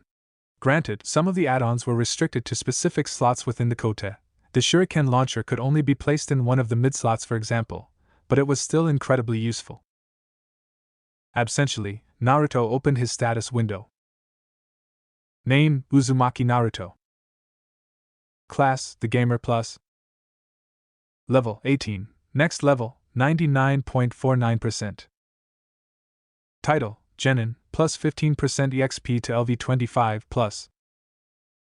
Age 12. HP, 4108/4108. CP, 4061/4061. STR 43. STA 46, plus 10. Dex 45. INT 41, plus 5. Whis 37. Luck? He had to bite back a frustrated scream. He still hadn't leveled up. It was maddening after how long it had taken to get so close, only to be stopped by a freaking 0.5%. The delay he could kind of understand. He'd been so busy with team training and D ranks, not to mention the responsibilities his new job as a goddamned landlord kept adding to his plate, that he simply didn't have enough time to visit the training ground and go on a good hunt. He knew that he was one more dead enemy away from leveling up, which was why he was keeping a hungry eye out for any possible targets to make themselves available. Was it bloodthirsty? Maybe it's a little, but Naruto really wanted to level up. Besides, with both Kurenai-sensei and Asuma-sensei here, along with himself, any run-of-the-mill bandits would likely run for the hills once they realized what they were facing. Sakura, Ino, Kurenai-sensei and Ayam were at the front of their impromptu formation, talking about something and occasionally exchanging giggles. Naruto didn't know and didn't want to know, he was just keeping well away from it, while Shikamaru was dragging his heels at the rear of the group with Choji loyally plodding along beside his best friend. That left him, Asuma-sensei and Hinata at the center of the group. Even without actually intending to, they were in a loose protect the client formation, a Jonin and 2 Genin in front, with the client, 2 more Genin and another, and 2 more Genin at the rear. Not bad for an unconscious effort in Naruto's opinion. Ayano Naruto-kun? Hinata asked him shyly. What's up, Hinata? He replied with an easy grin. You've gotten much stronger. Congratulations on starting on the path to your dream, the Hyuga heiress said, clearly mustering a lot of her willpower to speak so clearly. Thanks, Hinata, Naruto said, rubbing the back of his head bashfully. It was a lot of work, but it was worth it. See, could we practice together? Once we stop for the day? Hinata asked. Unseen by the two genin, Kurenai was giving her only kunoichi student an encouraging smile, while Sakura and Ino felt frowns trying to form on their faces for some reason. Ayam was just amused by the entire situation. Who knew her Suda little brother was growing into such a heartbreaker? Sure thing. I don't know anything about the gentle fist that you use, but maybe I can help you with your throwing technique? Naruto offered. As they started talking about training options, Asuma had to hide a smile. Kurenai-chan did say that her girl was carrying quite the torch for the kid, but I didn't think she'd put her best foot forward so soon. Looks like having two pretty girls on Naruto's team, including his schoolyard crush, is giving the girl a lot of motivation to try and get his attention. Though it looks like the kids actually realize that the girl is interested in him, which is a bit of a surprise. I wonder how, the gamer. Oyaji did mention that one of the things it could do was show how well he was regarded by people, organizations, villages, and even nations. So, it likely showed him just how highly the little lady thought of him. Asuma silently shook his head. The sheer number of powers this gamer thing seemed to offer its holder was just plain unfair. Honestly, I'm just glad it ended up in the kid's hands. If it had landed in the midst of someone like Danzo or one of his little cronies, then he'd likely already been abusing it to try and overthrow Oyaji by now. The bearded paused, before chuckling. Then again, Naruto does want to become Hokage himself. He just plans to take the hat legitimately, and let the old man retire again. I can agree with that. Pop is well overdue for a bit of R&R. Later. Courtyard, Yanagi Inn, farm village of Kochi. The key to handling a polearm weapon is all in the grip, Asuma offered as he adjusted Sakura's hands until they grasped the spear correctly. You've got to get the strength behind it just right. Too tightly and your grip gets brittle, and any decent impact will cause you to lose your hold. Too loose and your weapon will slip right out of your hands when you meet any resistance. Good, just like that. Now run through that kata I showed you. Hi. The pinkette nodded, and started following the basic stab swipe return kata that he'd shown her. As he watched his student, Asuma snuck a look over to where Naruto was giving Ino a bit of help in using the chakra blade he'd loaned her. Just channeling chakra into it creates a regular blade like this one. The Uzumaki air demonstrated with the blade, a larger, sharper construct of glowing blue energy forming around the blade as did so. Its size and shape are preset by the fuinjutsu placed on the blade. But that's just the most basic use. What do you think would happen if you tried channeling elemental chakra into it? It'd have an elemental blade? The Yamanaka heiress guessed. Yup. Naruto confirmed before changing the chakra he put into the blade from neutral chakra to futon chakra, creating a barely visible blade that let off a shrill, high-pitched sound with every movement. This is a futon chakra blade. The seals on the blade automatically make it like a fixed-strength version of the chakra nagashi no jutsu, giving it an edge that can cut through almost anything. Databao. I'm a primary Katon affinity. What's the chakra blade going to do if I channel Katon chakra? Ino asked. I think it's basically the same as a Katon chakra nagashi, which would be a burning edge and maybe an explosive force behind each hit. Naruto guessed. Neither of my elements are fire. I only ever use wind and earth with it, chakra nagashi no jutsu. You've got it right, Naruto. Asuma called over, still watching Sakura's practice. There you go. Anyway, you've barely started using Katon chakra, so you probably won't be able to use the Katon chakra blade for more than a couple of seconds, Naruto said to Ino. For now, try to get used to wielding the blade and trying out the regular chakra-enhanced blade. I'm gonna be over with Hinata to practice our shuriken jutsu if you need me. Huffing, Ino started practicing her swings with the short sword, adjusting her kata from the kunai portion of the Heikage style to take into account the chakra blade's larger blade size and greater weight. Shikamaru, you will be training, Kurenai stated curtly to her lazier student, who'd simply laid down on the grass when they'd exited the inn for some evening training. If you do not only will I dock your pay, I'll inform your mother that you have been goofing off again. Troublesome. The Nara heir grumbled. Reluctantly, he heaved himself up from where he'd been cloud watching and started practicing his Kageme no Jutsu, shadow possession technique.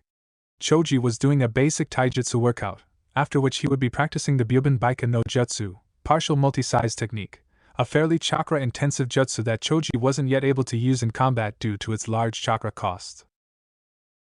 Wow, you guys are really going all out. I observed Naruto and Hinata as they practiced their Hiko Jashin fast draw technique. According to Asuma-sensei, all the inns in the villages inside of Konoha's inner and outer patrol envelope were set up so genin on high D ranks could train and practice while traveling between the villages. It was a courtesy that innkeepers incorporated to encourage passing shinobi to stay at their businesses. Can't get better without training, Naruto said before sending a cluster of shuriken into the target koan set up for them, clustered in and around the bullseye. Wow, that was a good shot, Naruto-kun. Hinata quietly enthused before she copied him, the spread being a bit looser, but still very good. Seriously? You're better than I was before I left the academy, and Shuriken Jutsu was one of my best subjects. The brunette blinked in surprise. Hey, can I borrow a shuriken? Blinking, Naruto gave her one as she walked over to stand next to him. Her arm blurred and the shuriken was suddenly embedded in the middle of the bullseye. Ha, I still got it. The ramen chef smirked as she absently wiggled her fingers.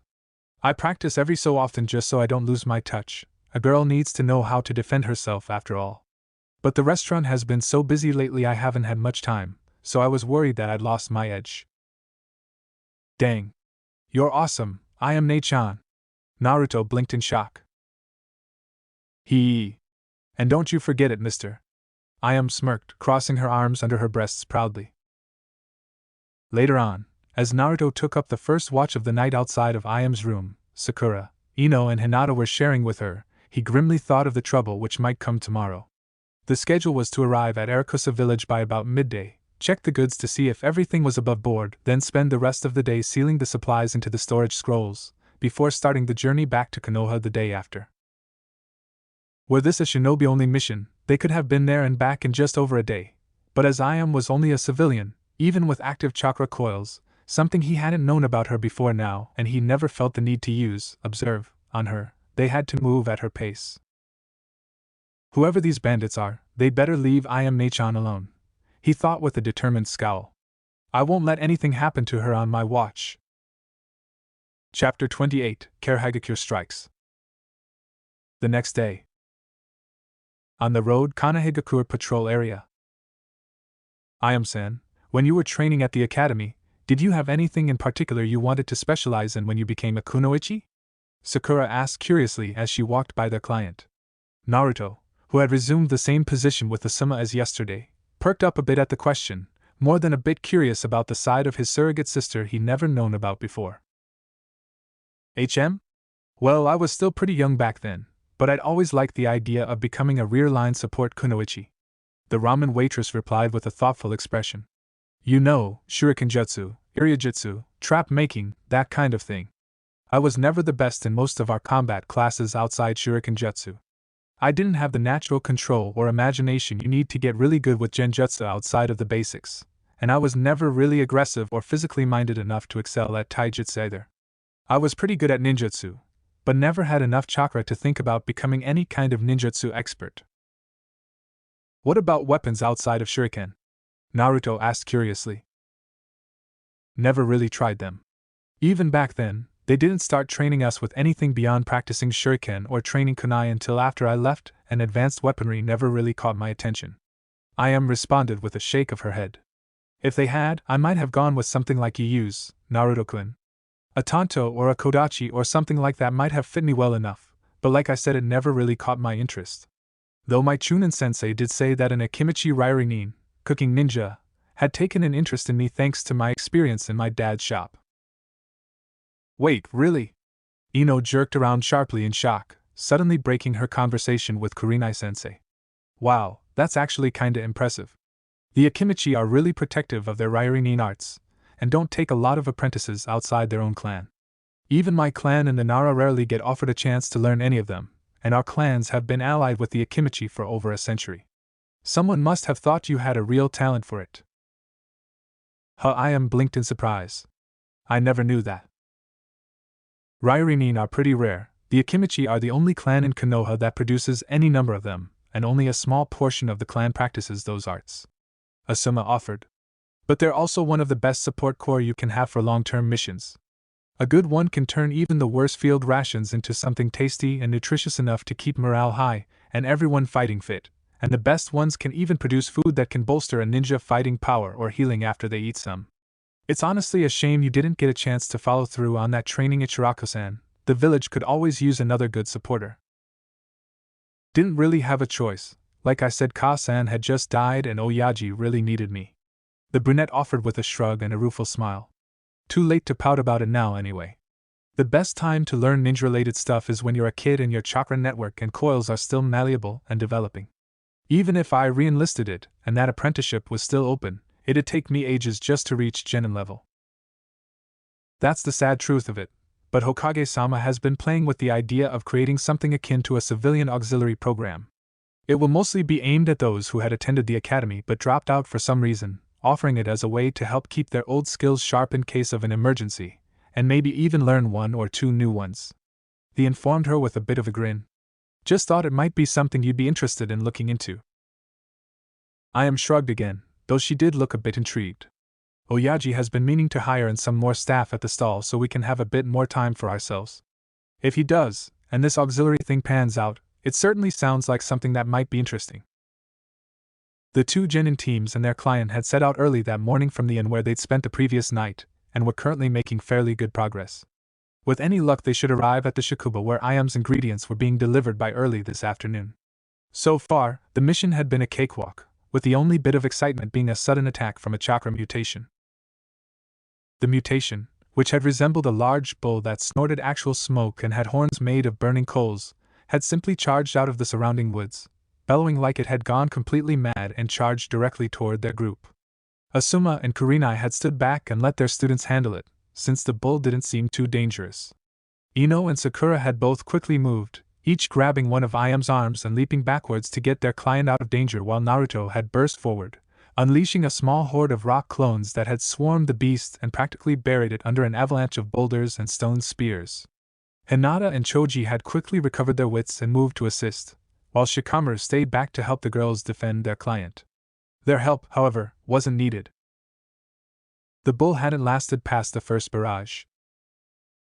Naruto himself had been quite pleased with the event that the system had called a wandering encounter, since it had not only earned him enough experience to finally get his level up to level 19, but had also scored him a chakra core from the bull, which he could either sell for a nice pocket full of Rio or have a smith forge into a new weapon. Also, he'd learned something new about his gamer ability. Its reality warping powers apparently made everyone else in the area think he'd used one of his remaining clones to dig the core out the dead chakra mutation, which was a bit gross but useful for keeping his power a secret for now. He'd also earned one other reward and a fair bit of cash from defeating the burning bull. A scroll on Kayakujutsu. Kayakujutsu, LV1, 0%. The art of gunpowder is a form of bukijutsu that has fallen out of favor since the spread of exploding tags created using fuinjutsu. While somewhat redundant with the advent of the more easily mass-produced and transported explosive tags, this art can still be quite devastatingly effective in the proper hands, particularly since modern ninja are now trained to look more for hidden fuinjutsu tags than more conventional explosives. As such, it is still practiced among those who specialize in acts of sabotage and laying traps, and advanced users can be among the most devastating demolitions experts in the world. The most common product of Kayakujutsu still utilized in the modern era is the humble smoke bomb. Unlike most forms of bukijutsu, which can be used readily in the field as long as the user is carrying the needed weapon or tool, Kayakujutsu requires time, ingredients, and planning to properly prepare multiple single-use explosives in advance, and then use them appropriately. By acquiring this art, several items, skills, and quests have been unlocked that were previously unavailable. Kayakujutsu recipe unlocked, Kemuradama, smoke bomb. Kayakujutsu recipe unlocked, Doku Kemuradama, poison smoke bomb. Kayakujutsu recipe unlocked, Mahi Kemuradama, paralysis smoke bomb. Kayakujutsu recipe unlocked, Burane Kemuradama, blinding smoke bomb. Reduces material waste during Kayakujutsu item creation by 1%. Reduces chance of a fumble incident during Kayakujutsu item creation by 1%. Looking through the ingredients that he need to make use of this new skill, Naruto's grin was soon practically splitting his face at how easily he could find most of them. He could have easily found everything on the lists within a block or two of his old apartment complex. Heck, he was pretty sure he could easily pick up everything he need at the upcoming Shakuba. Everything from the mortar and pestle, beakers, and other supplies to the small list of chemical ingredients should all be readily available at a decent-sized trading post. Now, some might be confused as to why Naruto, who had a passion for ninjutsu, and big, flashy ninjutsu in particular, would be so interested in something as relatively simplistic as Kayakujutsu. What those people seemed to have forgotten was that Naruto was also a serial prankster with a talent for setting traps for his victims to walk into. Thus, this new form of jutsu actually fits into his existing skill set quite nicely. Less than an hour later, the two teams and their clients spotted a large wooden tower in the distance, with a large set of heavy wooden walls coming into view a few moments later. Yup, that's Arakusa. Asuma confirmed with a nod. If memory serves, the Shakuba should be located on the opposite side of the village, with the tower acting as the home base for whatever squad of the Boundary Patrol Corps currently stationed here. Isn't that a bit too obvious a place for ninja to be stationed? Choji asked, sounding a bit confused. Kurenai gave her student an approving smile. A good observation, Choji, and normally you'd be right. The guard tower does make itself an obvious target for any attacking force, but that is intentional in this case. The Boundary Patrol Corps has three main objectives: to detect any dangers or hostile forces within Konoha territory, to alert Konohagakure should any serious threat make itself known within our borders, and to protect the civilians that are living within the village's territory. The guard tower not only allows them an excellent view of the surroundings for any sign of trouble, but it will also draw the attention of any would-be attackers and give the civilians a better chance to either evacuate or hunker down while they focus their attention there. If nothing else, the strongest attackers will focus on the Konoha shinobi there, which will give the local guards a better chance against the small fry. Troublesome. Not like it matters, there hasn't been an attack on a guard tower in close to a decade now. Shikamura muttered. The Patrol Corps has a number of trackers and sensors that specialize in hunting down bandit groups and nuking before they can dig in and amass enough forces to actually threaten the towers and the trading posts and villages they're located in. Or at least that's what my old man always says. Jonin Commander Shikaku is right about that. Asuma agreed with a proud nod. Of course, that only applies to areas under the Konoha Patrol umbrella. I know a lot of the trade routes in Hino Kuni can't go more than a month without attracting some ambitious group of bandits or nukenin. Even the capital gets attacked by nukenin every once in a while. Isn't that kinda suicidally stupid? Sakura couldn't help but voice her disbelief. You have to understand the capital is basically a city like any other, Sakura. Yeah, the guard's a bit larger, but they're still spread out across a very big place. Add to that, the daimyo's samurai are primarily concerned with the Kakekukyu, Fire Chrysanthemum Palace, and the surrounding governmental district, and the Guardian Shinobi 12 are solely responsible for protecting daimyo, his immediate family, and his interests. The former Guardian member informed his Pinkett student. As long as they're sure to stay a good distance away from those places, then a moderately competent group of nukenin can, and have, infiltrate the capital in order to steal something of value. Sometimes they even manage to escape with their prize, though that hasn't happened in close to 5 years ago now. Asuma should know, he was a member of the 12 when that particular incident occurred. Kurenai pointed out. Ugh, don't remind me. The bearded let out a huff and a mildly dramatic shudder. A group of nukenin snuck in and robbed a jeweler merchant that was popular with the nobility, and managed to get away. The palace was practically flooded with squawking nobles, all demanding that the daimyo send out the full force of the 12 out in order to bring the rapscallions who dared disturb the peace of the capital to justice, or some other such ruckus. Ugh, if I never have to deal with that much shrieking and howling again, it will be too soon. What happened? Hinata asked softly. The daimyo refused to send out his personal guard, but did get in contact with Konoha and had Oyaji send out some of his best to deal with it. Guy and Kakashi got sent out and managed to hunt the group down in just 4 days, 2 of which were spent traveling. Asuma offered with a smirk. They even managed to take the entire band of nukenin alive so the Fire Daimyo could make a big show of having them tried and punished before his courts. As they talked, the group had made it to just outside the outer wall of the village, particularly the wide-open gates that lead to the main road. On either side of the gate was a pair of Ishigaru, conscripted soldiers that were the only non-ninja force that the daimyo allowed to operate under Konoha's umbrella of control. As Asuma-sensei had explained it, it was a gesture of trust from the fire daimyo to the Hokage, since it pretty much indicated that the area was exclusively under his and his shinobi's control. The only person who had to show their traveling papers to the guards was Iam. The 8 that the shinobi wore were sufficient identification while they were still under Konoha's umbrella. No one with any sense of self-preservation would try and impersonate a Konoha shinobi so close to their home village. Well, this is where we part ways for the moment, Kurenai stated, nodding toward the guard tower as her team gathered behind her. We'll reconvene at that cafe over there in a couple of hours.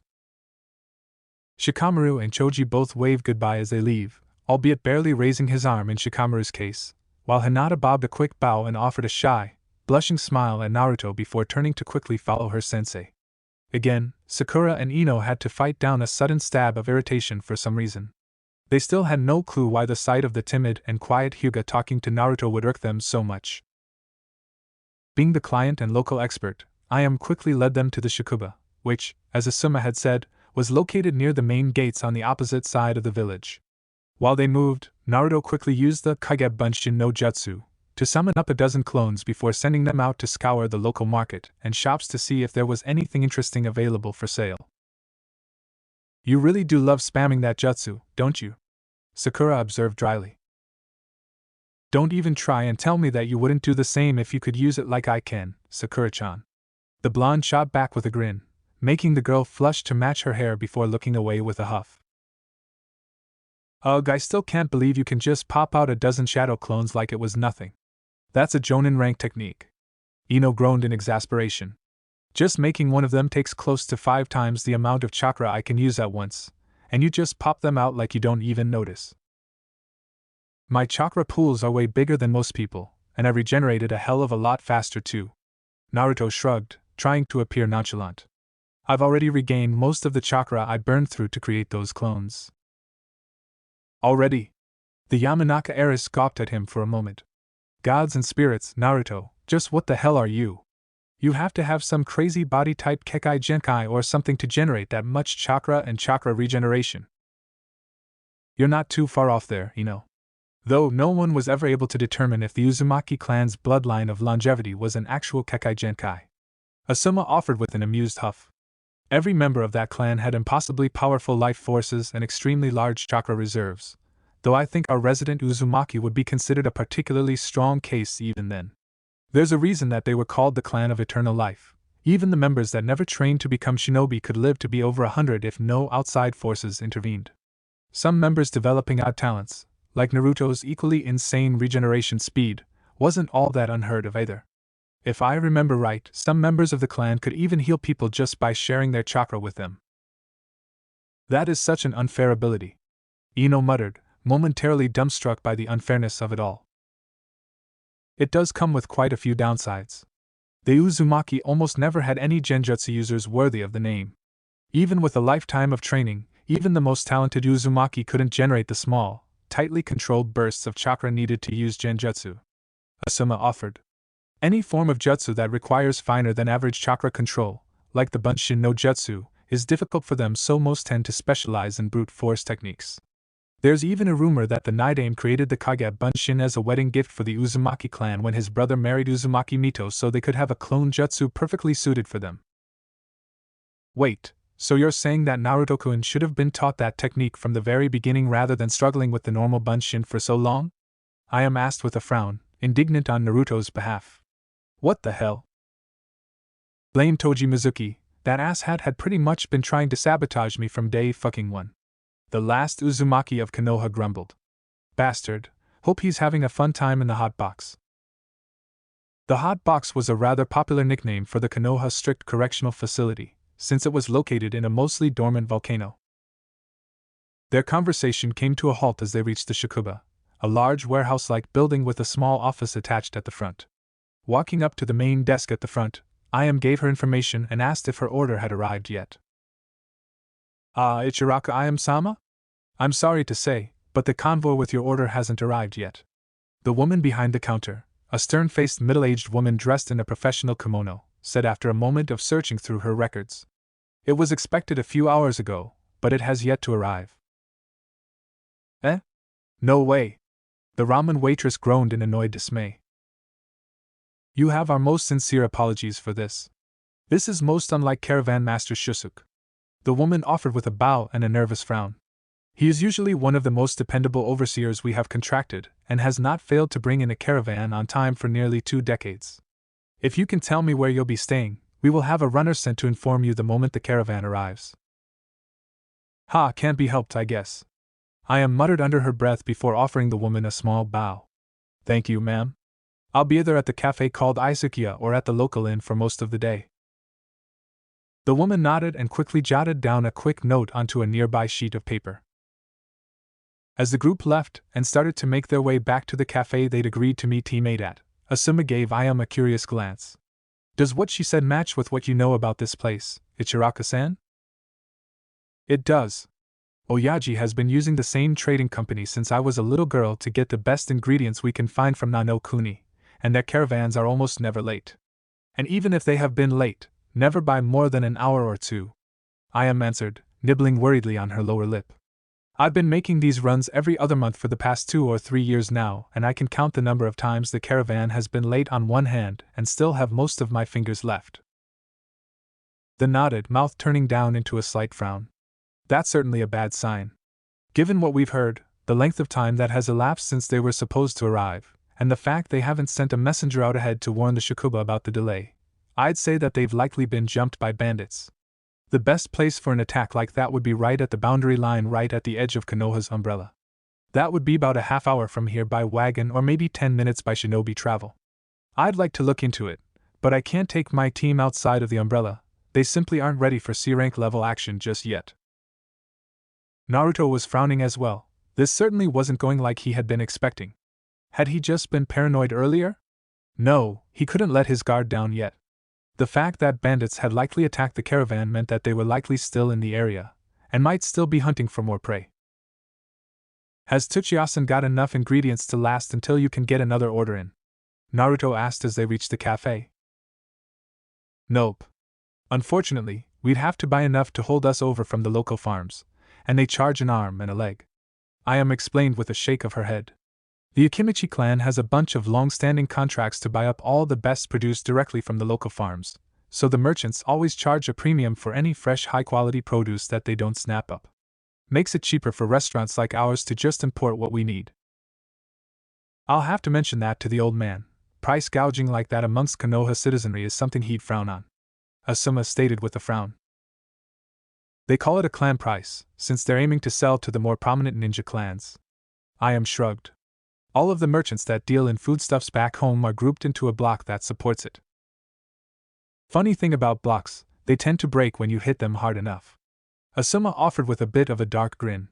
Anyway, let's get something to eat and drink while we wait for Kurenai and her team to show up. My treat. Kurenai and her team arrived a bit less than an hour later, finding Team 10 and Ayam enjoying a nice little party amongst themselves which the other team was quickly invited into. In between the eating and drinking, Team 8 informed Team 10 that they had indeed succeeded in their mission and the Hokage's message had been delivered, but there had been an unforeseen complication. 3 caravans were scheduled to arrive today, and none of them have shown up yet. Unfortunately, the vast majority of the local detachment of the Patrol Corps are busy dealing with a mudslide that's threatening to swallow a farming community nearby. They barely have enough people left to keep up their normal patrols. Kurenai informed Asuma while their genin were distracted with each other. The patrol commander requested that I investigate, but I can't take my team outside the umbrella. Not only are they not ready for that kind of risk, but I'd be under a disciplinary review for taking them out before they've met the minimum thresholds for taking a C rank. And you'd be in just as much trouble if you left them behind on their own. Asuma agreed with a nod.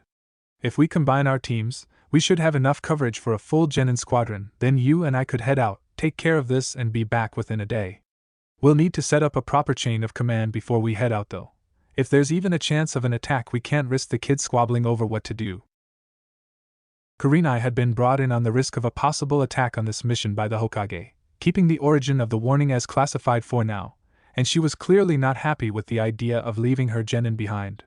Unfortunately, the fact that 3 caravans had suddenly gone missing while heading towards Konoha territory was a fairly big deal. Despite only being a chunin, the local boundary patrol commander had the authority to give orders to any Konoha shinobi in the area, even a higher ranked, so long as the orders were germane to his duty of ensuring the security of Konoha's territory. That he was being polite and tactful enough to request their assistance rather than simply ordering it was honestly more a show of respect and courtesy than actually giving them a choice. Kurenai nodded, agreeing with Asuma's logic. If there was even a minor risk of the relay station itself coming under attack, then they couldn't risk their genin getting hurt due to infighting in the chaos. No offense to Shikamaru, but I don't think he'd welcome being forced to act as genin commander in this kind of situation. There's a chance he wouldn't take it seriously enough or just foist all the responsibility onto someone else. The bearded offered, thinking aloud.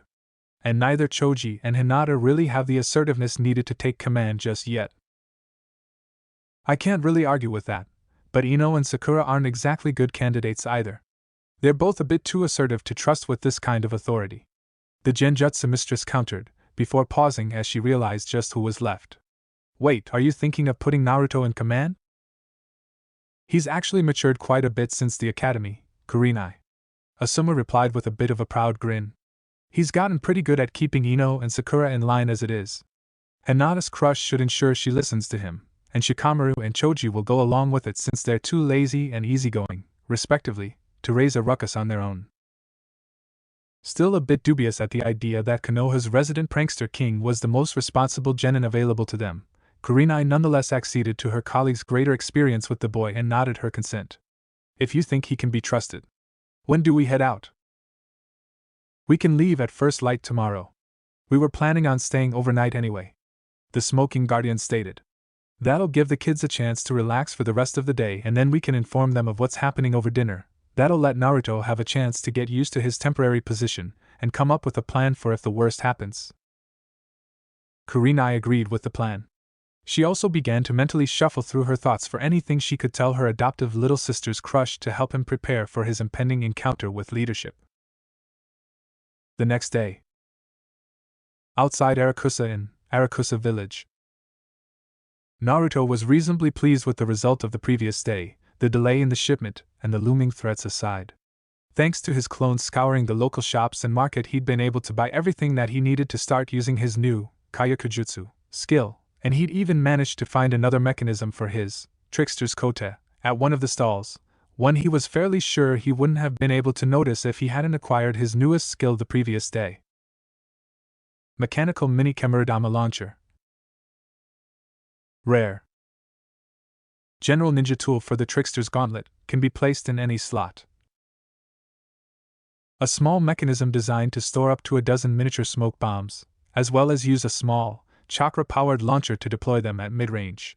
While in no ways an offensive weapon, this highly concealable tool concealed within the trickster's kote can allow a clever ninja a means to suddenly break combat, create a distraction, or provide cover in a pinch.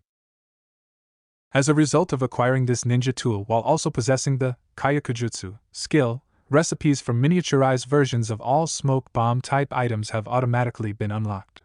Any new recipe for smoke bomb type explosives that are acquired will automatically generate a miniaturized recipe as well. Magazine size 12. He'd gleefully snapped his newest toy into the third slot on his kote. He'd also found a box containing a bit less than 100 of the miniature smoke bombs that it used as ammo. Sure, nearly a quarter of them had been water damaged, cracked, or otherwise rendered useless due to bad storage. They and the mechanism had apparently belonged to a retired shinobi and had been sold off as a lot after his death, with the buyer having no idea what he'd bought, and they were all standard smoke bombs. But that still meant he had 76 smoke bombs ready to use, and he could always make more now.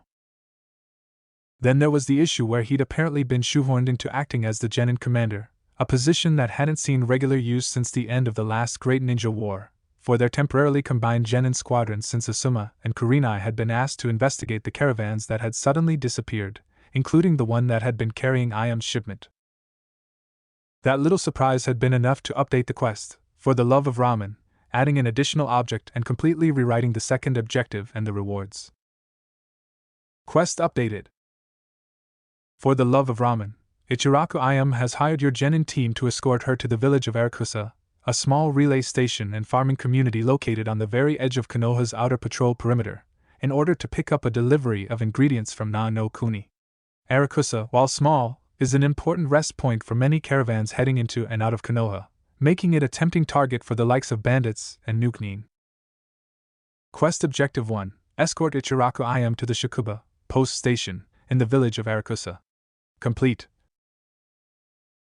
Quest Objective 2: Take command of Teams 10 and 8 in the absence of the Jonin Sensei and protect Ichiraku IM should Nuknin or bandits attack Asakusa village. Duration: 1 day. In progress. Quest Objective 3: Escort Ichiraku IM back to Kanahagakur, taking care to protect the produce as well. Quest Failure: Death of Ichiraku IM, death of yourself. Death and or enslavement of your fellow genin, destruction of Ichiraku IM's ordered produce. Quest Reward 1, plus 1000 EXP, plus 500 reputation with Ichiraku IM, deferred until quest completion. Quest Reward 2, plus 1500 EXP, plus 15,000 Rio, leadership, skill, random, trickster's Kota device. Quest Reward 3, plus 10,000 EXP, plus 10,000 Rio, honored, reputation with Ichiraku Tuchi, error, reputation already maxed, honored, reputation with Ichiraku IM, error, reputation already maxed. The updated rewards made Naruto's paranoia ring alarm bells yet again. Triple the experience, a shit ton of Rio, a skill that looked really useful, and a fourth gadget for his Kota. Yeah, the bandits/Nuknin were definitely going to attack today, almost for certain. It had changed last night, after he and the two Jonin had spent almost 2 hours going over what-if scenarios and contingency plans. He told the Asuma-sensei as soon as he could, and the man looked deeply troubled by the revelation. In the end, the senior ninja had ordered Naruto to place protecting the lives of his teammates, IM, and himself above the rest of the garrison and even the other civilians. If a large group of Nuknin or bandits attacked the outposts, they were to evacuate and hide in the countryside outside the village until Asuma and Kurenai returned. That obviously hadn't sat well with Naruto, but he could still see his Jonin-sensei's point. Any force of bandits and or ninja that was strong enough to attack a fortified village like Asakusa would be way too much for a group of 6 fresh genin to handle. Even Naruto, with all the enhancements that the gamer granted him, would be hard-pressed to do more than help hold off a force like that, even with the rest of the garrison helping. With that in mind, the only real choice was to prioritize the life of himself and his comrades. The patrol corps were all duty-bound to defend the village, but they were still genin and thus were instead obligated to follow their sensei's orders.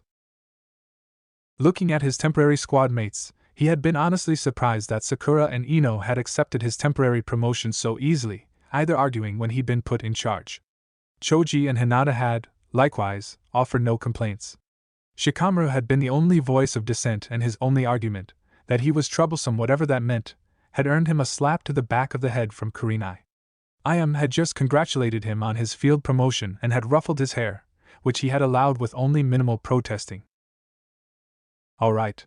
So, we're going to be spending today as close to the southwestern corner of the village as we can. Naruto addressed his squad firmly. Asuma and Kurenai had left only a few minutes ago, so it was time for him to get things organized and moving. Why there? Ino blinked at the sudden announcement.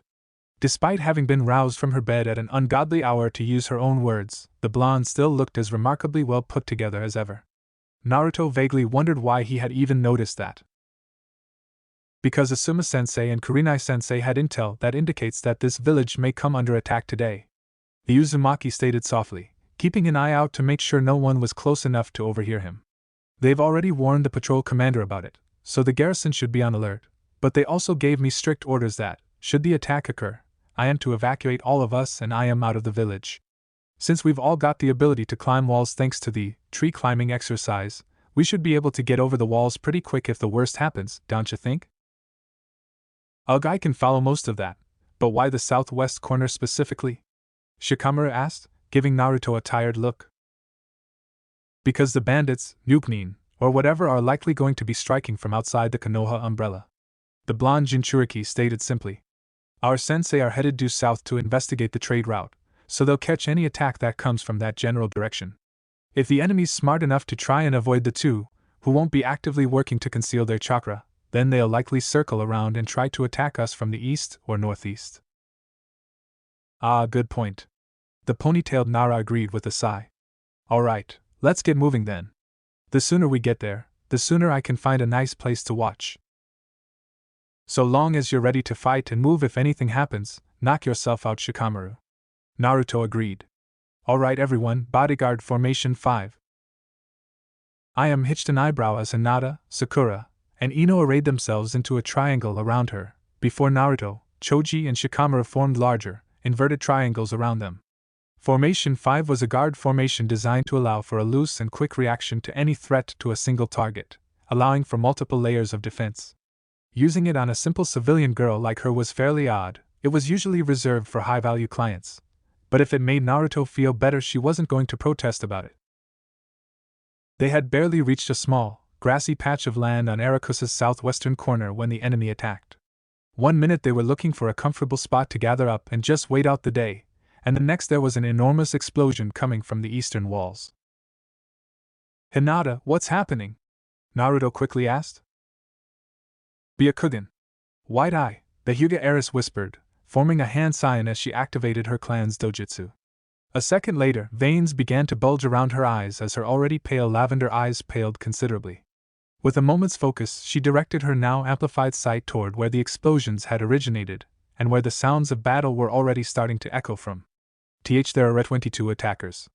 Most of them seem to be roughly as strong as we are, Genin level, but I can see 4 that are looked to be at least Chunin level, and their apparent leader is Jonin level, a fairly weak Jonin compared to Asuma-sensei or Kurenai-sensei, but still a Jonin.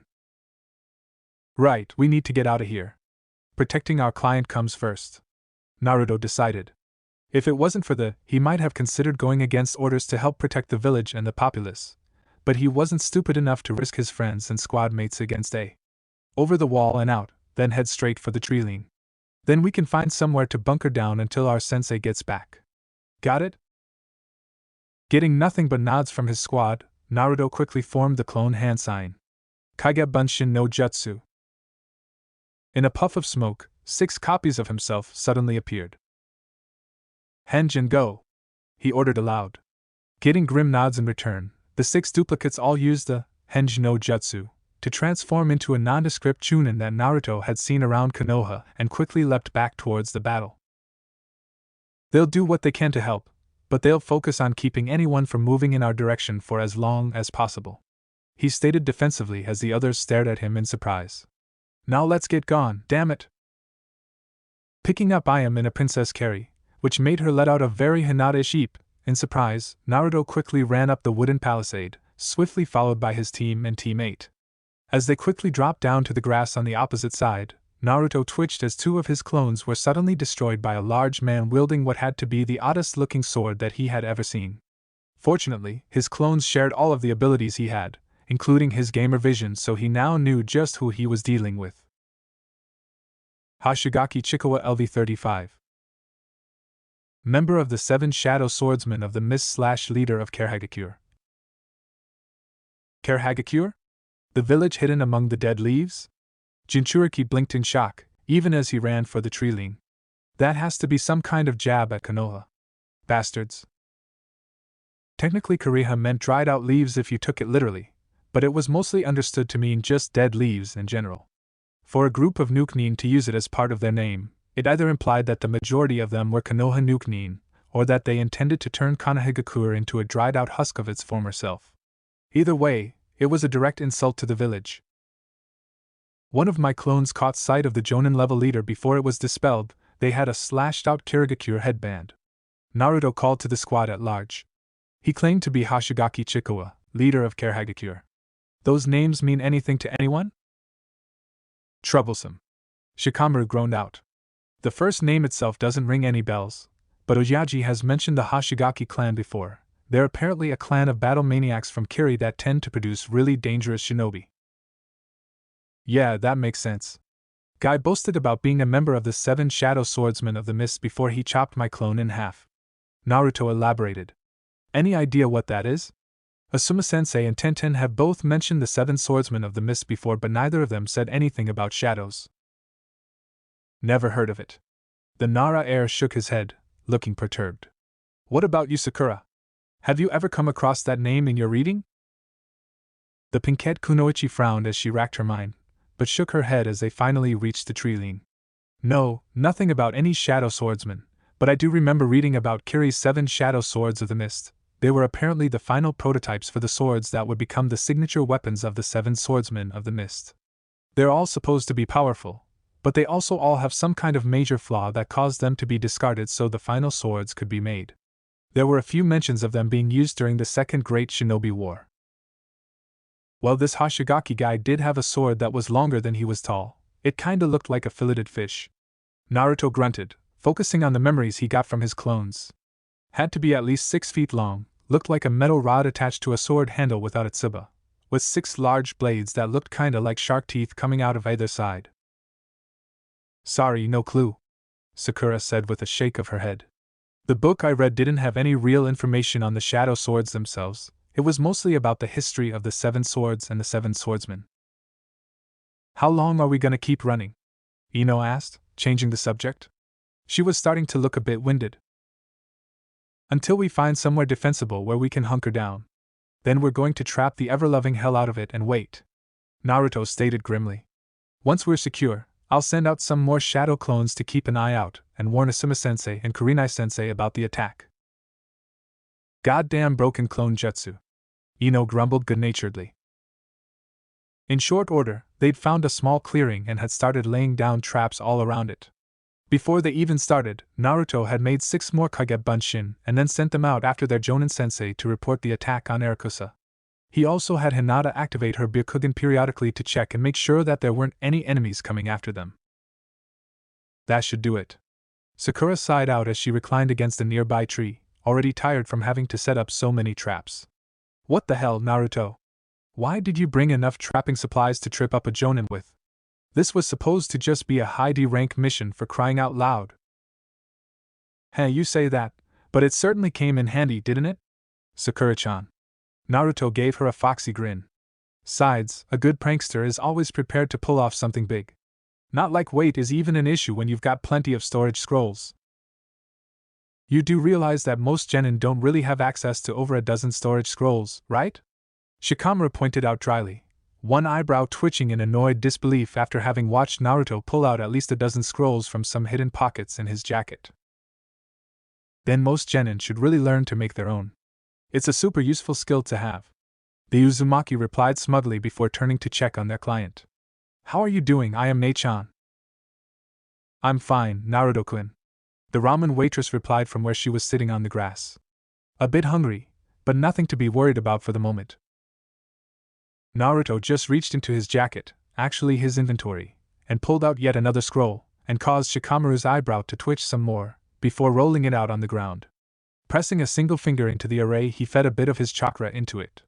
With a puff of smoke, a large selection of picnic foodstuffs, some still steaming hot, appeared atop a large blanket, making Choji gulp hungrily. I was planning on using this as a little treat for everyone on the way home. A well done on completing our first out-of-the-village mission kinda thing for my team. He offered with an embarrassed shrug as everyone, I am included, stared at him with raised eyebrows. Hurry up and just dig in while it's still hot, damn it. Naturally, Choji needed no further prompting to dive in. After an impromptu lunch, Naruto started double-checking the traps set around the perimeter before suddenly wincing in pain as he was suddenly assaulted with the information as all of his remaining clones were destroyed in rapid succession. And not just the ones in the village, but also the 6 that he'd sent after their sensei as well. Fuck. Another group led by a Jonin was blocking the way that our sensei went. He quickly informed the rest of the group. They just wiped out the clones I sent that way and then pincered the last few I had left helping out in the village. 6 in total, 5 Chunin and a single Jonin, all Nukenin. What villages? Shikamaru asked. 3 from Kirigakure, 1 from Iwagakure, 1 from Kumogakure, and the Jonin was from Konoha. Naruto listed off. From what I overheard as they slaughtered my clones, it looks like Konoha Jonin was this group's leader before that Kirigakure guy came in, kicked her ass, and then took over. Or rather, Naruto knew that was what happened. Akazukin Sayuri LV-33. Former leader of Karahagakure / Nukenin of Konoha. A kunoichi nuke-nin. Naruto knew that they were actually comparatively rarer when compared to shinobi nuke-nin, with the added risks that being outlaw had for a kunoichi, but there were more than a few of them out there. He just hadn't expected to come across one so early in his career. A Jonin-ranked kunoichi nuke-nin from Konoha? Shikamaru asked, closing his eyes and falling into his thinking pose for a moment as Naruto quickly listed off a general description of the nuke-nin in question. Akazukin Sayuri. Formerly a Tokubetsu Jonin specialized in infiltration and assassinations. She was found guilty of taking unregistered assassination requests and torturing prisoners without authorization, but fled the village before she could be captured a couple years ago. Primary Katon, secondary Doton, tertiary Right-on affinities. How the hell did you figure that out? Sakura boggled at him. Shikamaru sighed before shrugging. My old man let me skim through his copy of the bingo book a couple of times. Not like there was anything better to do when it was bucketing down the rain outside. So troublesome, so what's the plan, Commander? Nara asked, turning his attention to Naruto. We're cut off from any backup, and I wouldn't count on us being able to hide out here for long, not with 2 Jonin and nearly a dozen Chunin in play. There's a better than average chance at least one of them is some kind of tracker. Naruto bit his lip before turning to Hinata. Hinata, check back in the direction of the village. Anything new in that direction? Nodding, the Hyuga once again activated her Kekai Genkai again and flinched. There's a 4-man team of Chunin heading our way from the village, and another group of 4 is coming our way from the southern road. Great, we can't outrun a bunch of Chunin, so it looks like we're going to have to fight. Naruto started with a serious nod. Alright everyone, gather round. Time to make a quick game plan.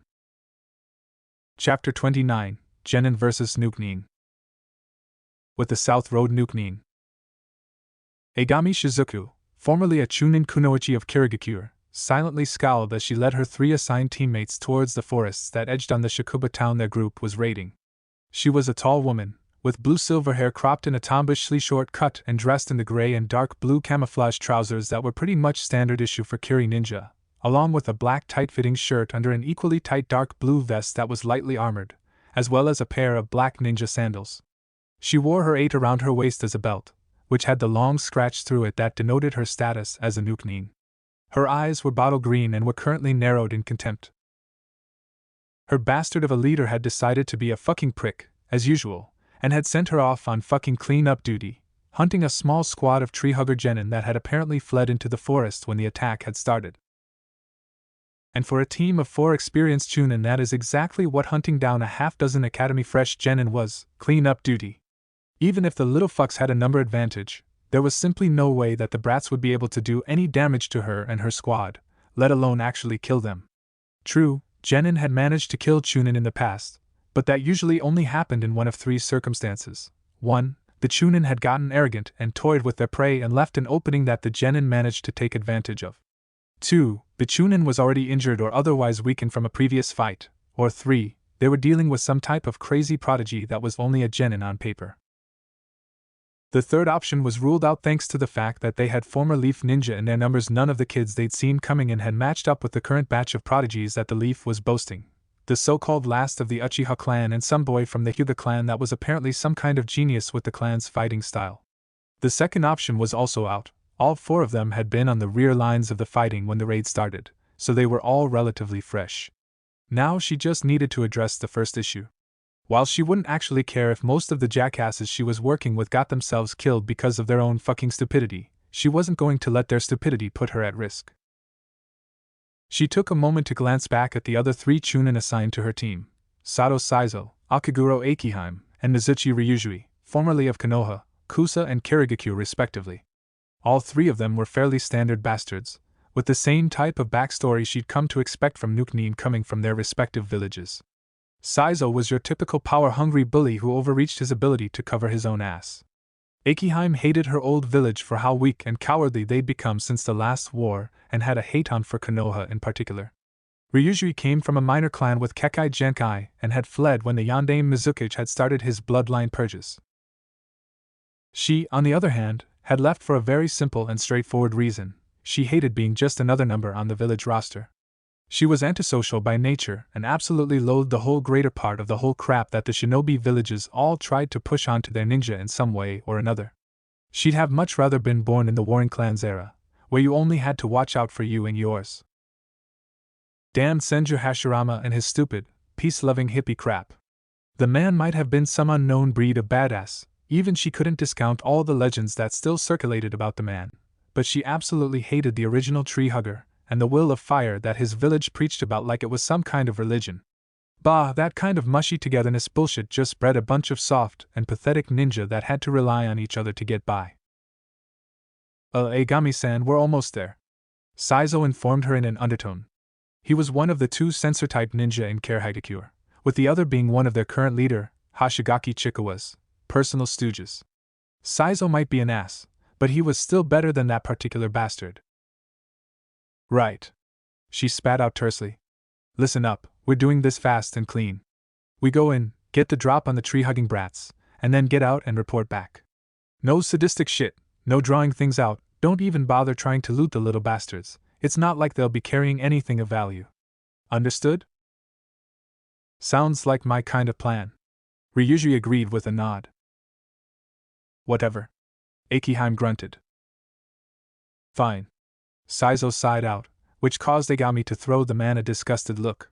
She liked a good fight as much as the next Kiri shinobi, held the thrill of a good, hard fight was better than sex in her personal opinion, but Saizo was the kind of sadistic little fuck that got his rocks off bullying those weaker than him. If she remembered right, that was actually why he'd been forced to flee Konoha. The man had a penchant for picking fights with civilians just to humiliate and beat on them, only he went too far and ended up beating one to death in a bout of sadistic indulgence before getting caught with his pants down. Alright, let's move, Kiri Nuknin ordered with a growl. Honestly, she'd stab someone for a drink right now. Why had she ever defected from Kiri again? Oh right, because Yugura was a goddamn crazy, genocidal fuckwit. The first sign that something was off was when they first entered the forest was the sheer number of fucking traps that were scattered throughout the place. Most were fairly basic, snares, whip snaps, and pitfalls mostly, mixed with the occasional swing log or kunai/shuriken launchers. But how the hell had a bunch of fucking genin managed to get this many set up in just under half an hour or so? Agami herself managed to avoid all of them fairly easily, but she had to fight off a snort of amusement when Ryuji got hit right in the dock by a particularly small, low-flying log. And again when Saizo nearly fucked up his ankle in a shallow pit trap that had obviously been created with the Doton Wana technique. She finally lost her fight when Akiheim was hoisted up into the air by her leg by one of the snares. Seriously, how had these chuckleheads managed to reach Chunin rank when they were absolute crap at spotting basic traps? The second thing that was starting to get her hairs to rise was the feeling that they were being watched. Any Chunin, especially when they came from a village that specialized in ambush tactics like Kirigakure, knew how to keep an eye on their surroundings and spot any signs of someone observing them. But despite this, Agami couldn't see any signs of whatever bastard was watching her team. No matter where and when she looked, there was nothing but forest, and more forest. Seriously, why the fuck did a place named Hai no Kuni have so many goddamn trees? How the fuck are genin this good at stealth, was her increasingly frustrated thought. They'd been scouting out the little Shakuba village for a week before the attack and there were no signs of other ninja nearby aside from the local garrison and the two genin teams that had arrived the day before. The Jonin had been drawn away by the distraction they had been preparing in advance, while the majority of the garrison was being torn apart by their boss and the rest of Karehagakure's elites. That meant it had to be the fucking genin that were watching them somehow. But there was simply no freaking way that any freshly graduated, unblooded greenhorn could slip past the senses of 4 experienced Chunin-level shinobi, let alone an entire bushel of the brats. Agami point-blank refused to acknowledge that as a possibility. Not only was the very idea absolutely absurd, but it was also more than a bit terrifying. It brought up stories she'd heard about how a certain half-trained kid had just walked in and slaughtered his way through an entire graduating class back in Kirigakure, Momochi Zabuza. Agami viciously repressed the shiver that shot up her spine at the mere thought of that man and banished him from her mind.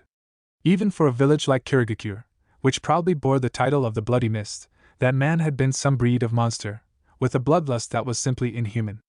Honestly, it wasn't that much of a surprise, in hindsight at least, that he had quickly been selected to be the next wielder of the dreaded Kubikura Bocho.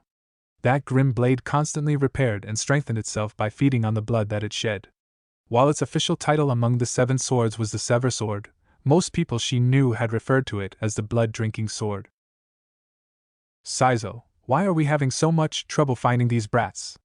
She snarled after several more minutes, a couple dozen more traps, and 7 new minor injuries later. The man was shaking his head. I don't know. It's like they're just appearing and disappearing all over the place, and more of them keep popping up. And now there's so many that I'm having trouble telling which is which anymore. Agami quickly recalled that Saizo's current limit for accurately detecting and differentiating chakra sources was about 30 in a confined area, and that more than 50 was beyond his current abilities. How do 6 fucking genin suddenly turn into over 50 chakra sources in the middle of nowhere?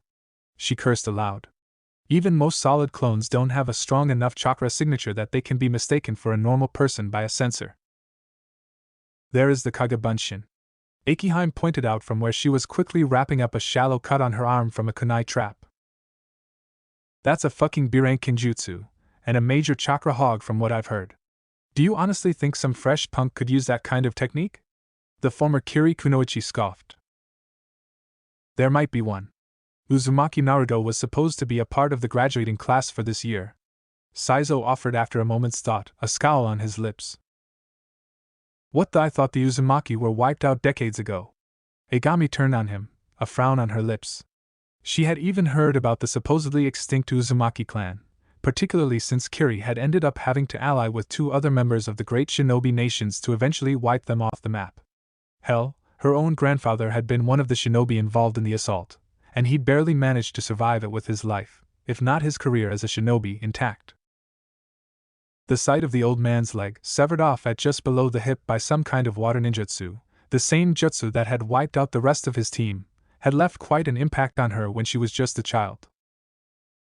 At least one survivor managed to get to Konoha and had a brat, and the kid had always had a frankly insane amount of chakra. The sensor ninja answered simply, not giving away the actual reason why he had such a massive amount of chakra. Low-ranking Kirigakure ninja tended to have a rather deep-seated fear of Jinchuriki, and he knew that if either of his Kiri squad mates knew one was nearby, even an untrained one like Uzumaki, they'd likely run for the hills without hesitation. If the Jonin instructor he was assigned was even halfway competent, and managed to get him permission to learn the Kage-Bunshin, we could be dealing with a small army of clones right now. Though, from everything I'd heard about the kid, his overall skill level was supposed to be rather pathetic. Bottom of his class. He might be able to overwhelm one of us if his clones suddenly rushed in all at once, but not all 4 of us. The only question is, why can't I sense his chakra? It used to be that the kid was like a fucking beacon in the night to any nearby sensor. He's an Uzumaki. No matter the kid's skill level, that clan practically had sealing ink mixed with their blood. Again, a half-competent teacher would have given him a book on the stuff or just equipped the kid with a concealment seal so he wouldn't be such an easy target. Akiheim pointed out with a frown, given that Konoha and Yuzushiogakure had been allies since they'd both been founded, it wasn't surprising that a former Kyuzugakure ninja like her knew about the clan as well. Or he could have been taught a jutsu to do the same, those are simple enough to learn and even Kage makes use of them. Fuck. Agami took a moment to consider this before shaking her head. Alright, new plan. We're moving around to link up with the team from the distraction that we saw heading towards the forest from the other road. Once we do, we'll start tearing this fucking forest apart until there is nowhere left for these brats to hide. That might make things a bit rougher going forward. The Leaf Village tends to have very unappreciative views when it comes to random acts of deforestation in their territory. Saizo pointed out cautiously. Most of the forests around the Leaf Village were supposed to have been grown by one of the Shodame Hokage's own jutsu back in the founding days, so a lot of the older set tend to be rather protective of them. We just light this place up and it's going to piss off a lot of the higher-ups, particularly the Hokage and the Elder Council. As Agami started to open her mouth to deliver a rather scathing retort, she suddenly paused as she noticed something off. Wait, where the fuck is Ryujui? Akiheim and Saizo both blinked in surprise at the sudden question before glancing around in shock as they realized that the 4th member of their team was gone. There wasn't a single sign of him visible. Don't tell me that these crazy brats actually managed to kill him and grab the body without us even noticing. Akiheim hissed out, a kunai appearing in her hand as she glanced around wildly in disbelief, a trace of actual fear in her voice. Don't be a fucking moron.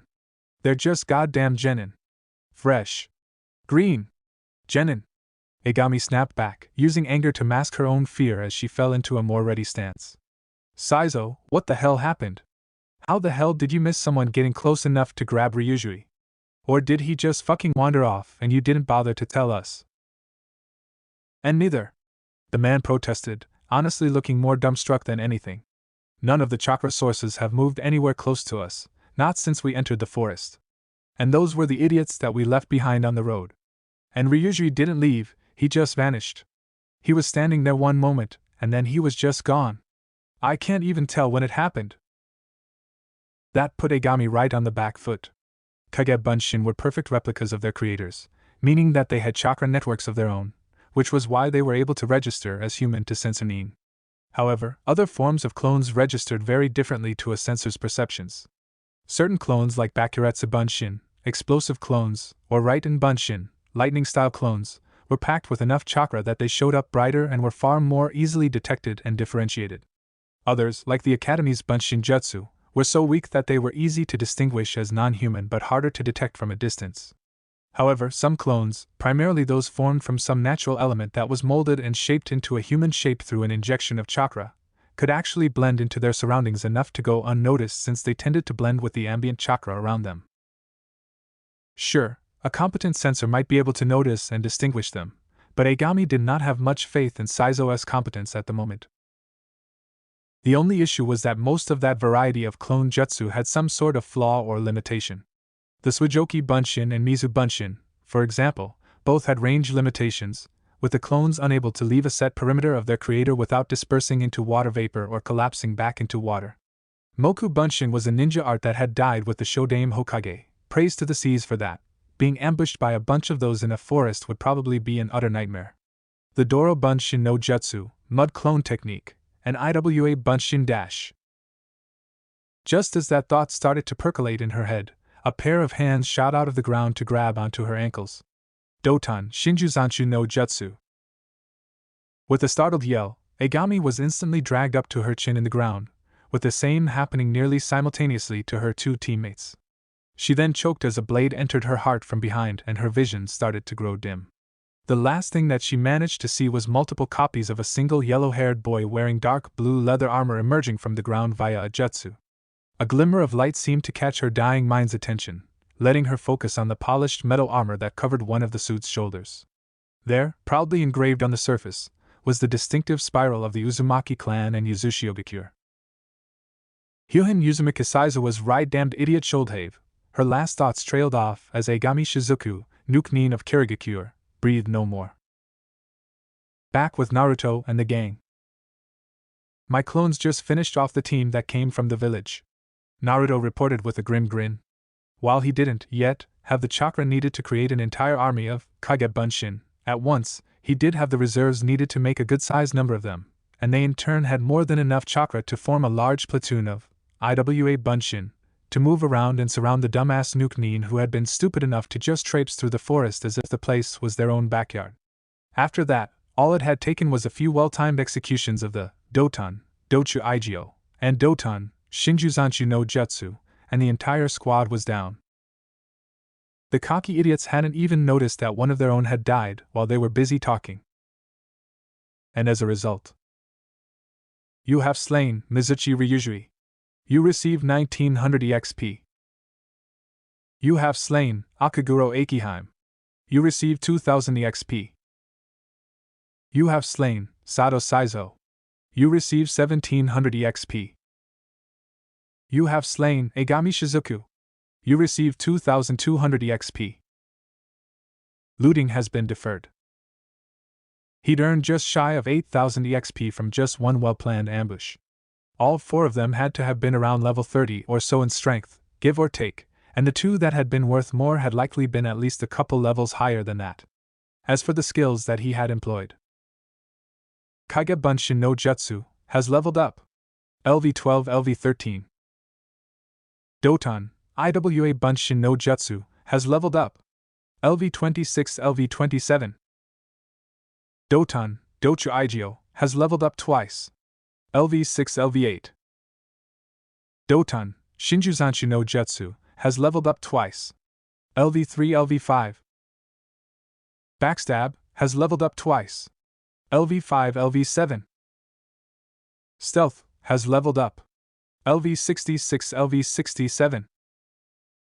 Short Blades Mastery has leveled up. LV15 LV16. Yeah, he had some pretty good growth there too. This was actually the first time that his stealth skill had leveled up since he'd initially unlocked it. Then again, considering that that particular skill was already over level 60, it likely took quite a bit for it to level up. Wow, you just took out 4 Chunin without even having to get personally involved. Couldn't help but blink in surprise. She and Naruto were the only ones left at their camp, the blonde having delegated the duty of ambushing and taking out the other team of Chunin to the rest of the squad, with Shikamaru acting as commander. The Nara clan heir had grumbled a bit, but had quickly bowed to the inevitable. So what happens next? My clones are already unearthing the bodies and sealing them up in a mortuary scroll I bought, Naruto answered. Once Shika and the others get back, I'll have my clones start to reset all the traps as well as interlaying some more dangerous ones. We can't take on an entire gang of Nukenin on our own, and the 4 I downed were obviously on the lower end of the ladder. No way can we hope to survive against 2 Jonin-ranked ninja at once, not without Asuma-sensei and Kurenai-sensei here with us. Heck, my best traps won't likely be able to do more than inconvenience them and maybe slow them down a bit if one of the leaders decides to get involved. The ramen waitress nodded solemnly in agreement. Jonin were the highest-ranking ninja that most of the hidden villages could field for regular missions, save a few elite groups within those ranks. Konoha's own elite Jonin Corps and Hokage Guard Platoon, Kirigakure's 7 Swordsmen, Sunegakure's Puppet Brigade and Wind Dancer Corps, Kumogakure's Kinkaku Butai, Iwagakure's Explosion Corps. The list went on. There was no way that any genin could do more than make one flinch, so she was personally glad that her surrogate little brother wasn't rushing headfirst to confront an enemy far above his current pay grade. Why are you collecting the corpses? She asked aloud, partially out of curiosity and partially to move her thoughts away from the still looming threat. 3 reasons. Naruto responded simply, holding up a closed fist before raising his index finger. First, bounties. Even Chunin-ranked Nukenin have a standard bounty payout placed on them by their home villages, even if they're not dangerous, important, or infamous enough to have their own bingo book entry. His middle finger then rose up to join his pointer. 2. The loot. I killed all of them, so that means that I have first claim on any equipment they've got as spoils of war, outside their 8, which are required to be turned in for the bounty payout, flak jackets, which are prohibited to be taken as spoils by genin, and anything that the intelligence division thinks might have some value. That means my possible gains include jutsu scroll, fluid cash, and ninja gear and supplies, all of which could be useful for me. Finally, his ring finger rose to join the other 2. 3. Memory. These jokers have already outright attacked and raided an outpost of Konohagakure in broad daylight. They cannot be allowed to just get away with that. I made sure not to damage their brains when I got them, and the mortuary scroll will keep them well preserved, so the Yamanaka clan should be able to extract something about these Karehagakure dumbass from the corpses. Impressed with the very thought-out answer, could only nod in acknowledgement, while silently wondering just when her little brother had started growing up so much. So, how do you think Shikamaru and the others are handling things? Naruto shrugged slightly. I sent a couple shadow clones with them so that, if they get in trouble, one can dispel to let me know so I can send in reinforcements. But who are you calling fat? I'm big-boned. Chubby's bonsai. Oh god, some idiot decided to stomp right on Choji's berserk button. Naruto groaned out with a facepalm. Yeah, the Kimichi tend to be a bit easily riled up when it comes to their family's pudge. I nodded, well familiar with the scenario. I'd honestly feel sorry for whoever just committed suicide, but these are a bunch of murderous Nukenins, so screw them. I am Ne-chan. Naruto blinked in shock, which just made giggle. This trip was certainly enlightening him to more sides of his elder sister figure than he'd ever imagined possible. Same time. With Shikamaru. To Naruto Shikamaru, his own genius had always seemed to be far more of a curse than a blessing. Like most males born into the Nara clan, he was lazy, unmotivated, and not ashamed of either of the prior 2 qualities in the least. The fact that he was born the heir to a famous ninja clan within one of the major hidden villages meant that he already had far too many expectations and responsibilities placed on him than he would have willingly taken. Also, like most Nara, he was a tactical thinker by nature and quite intelligent. When his dad had discovered that he was also a genius, using an old Nara trick of disguising IQ tests within puzzle and strategy games, those troublesome expectations had only increased. For almost as long as the position had existed within Konoha, the Jonin commander had nearly always been either the Nara clan head or a member of their clan. The only reason they hadn't held the position for as long as they had been a part of Konoha was because it had taken several years for the ninja ranking system the villages now used to fully form and the Jonin commander position itself to be created. All that combined meant that he was pretty much doomed to eventually be forced to rise up the ranks and take on his old man's position himself, much to Shikamaru's displeasure. Was it really so much to ask, he often bemoaned to himself, to just be born a normal ninja, live a regular boring life, and have a regular boring death? But that wasn't even the most troublesome aspect of his life. No, Shikamaru, it seemed to him, had been cursed to be constantly plagued by troublesome women. His mother, Nara Yoshino, was an absolute terror who wielded a frying pan with merciless authority whenever his laziness went too far or something.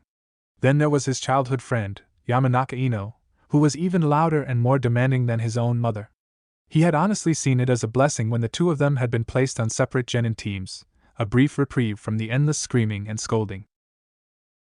He knew it wouldn't last forever, of course. The Ino Shikucho team was too famous and potent a combination to ever allow to be abandoned completely. He was very much aware that, eventually, he was going to have to go back to being bossed around by that blonde diva of a girl. It had only made him that much more determined to enjoy the brief time of peace while he could. Unfortunately, fate had chosen to shatter his hopes and dreams like so much glass when it introduced a third troublesome woman into his life, his new sensei, Yuhi Kurenai. While not as loud as either his mother or Ino, she did not hesitate in telling him off each and every time for his bad habits, pulling rank and authority to make him comply or even threatening to involve his mother, which would be a fate worse than death in Shikamaru's opinion. So yes, Shikamaru often considered himself somewhat cursed in multiple ways. This troublesome world would just not let him be. Right now, he took some minor solace in the fact that he was not the only unfortunate one. Bam! Shikamaru idly watched as one very stupid nuke went flying through the air as his other, usually far less troublesome, childhood friend hit him with the full force of his Baika no Jutsu / Nikuden Sensha combo, and thus had impacted him with all the force of a boulder that was launched from a catapult. Seriously, what kind of idiot operated so close to Konohagakure without even memorizing the basic cardinal rules of engaging Leaf Shinobi? Rule number 10. Never call an Akimichi any insult that might imply that they were in some way, shape, or form fat. You will be squashed. Gwaff. The idiot let out an odd-sounding squawk as he impacted a tree headfirst while still flying full force via air Akimichi. Given the sound, and the amount of blood leaking out from behind the impact crater, he wasn't going to be a problem anymore. Shikamaru let out an annoyed breath as he looked over the remaining nuke and was slightly pleased to see that everything was pretty much handled. The one he and Sakura were dealing with had already been restrained with his Ninpo, Caged Main no Jutsu, which had allowed him to hold him in place for Sakura to safely use her Suiton Ninpo, Mijuin Bakujo, to cover most of his body in chakra-altered liquid that rapidly hardened and prevented any movement. Hinata, the shy Hyuga heiress and one of the least troublesome women that Shikamaru had ever met, if one did not count her rather obvious crush on Naruto, had already taken out one of the other enemy nuke with a few quick strikes of her Juken Taijutsu. The opposing kunoichi had been utterly unable to dodge Hinata's initial strike after they'd launched their ambush, and that had been enough to completely disable one of her arms. The Hyuga heiress had been able to rapidly disable the older kunoichi after that, even as she desperately struggled to create distance. Ino, on the other hand, had simply started blasting at her target, a rather bulky man that Shikamaru had quickly pegged as the group's taijutsu expert based on his body type, uniform, and movements, with a barrage of Katon Jutsu before he could even get close to her. First a Katon, Endon that had sent the man backwards, scorched but alive.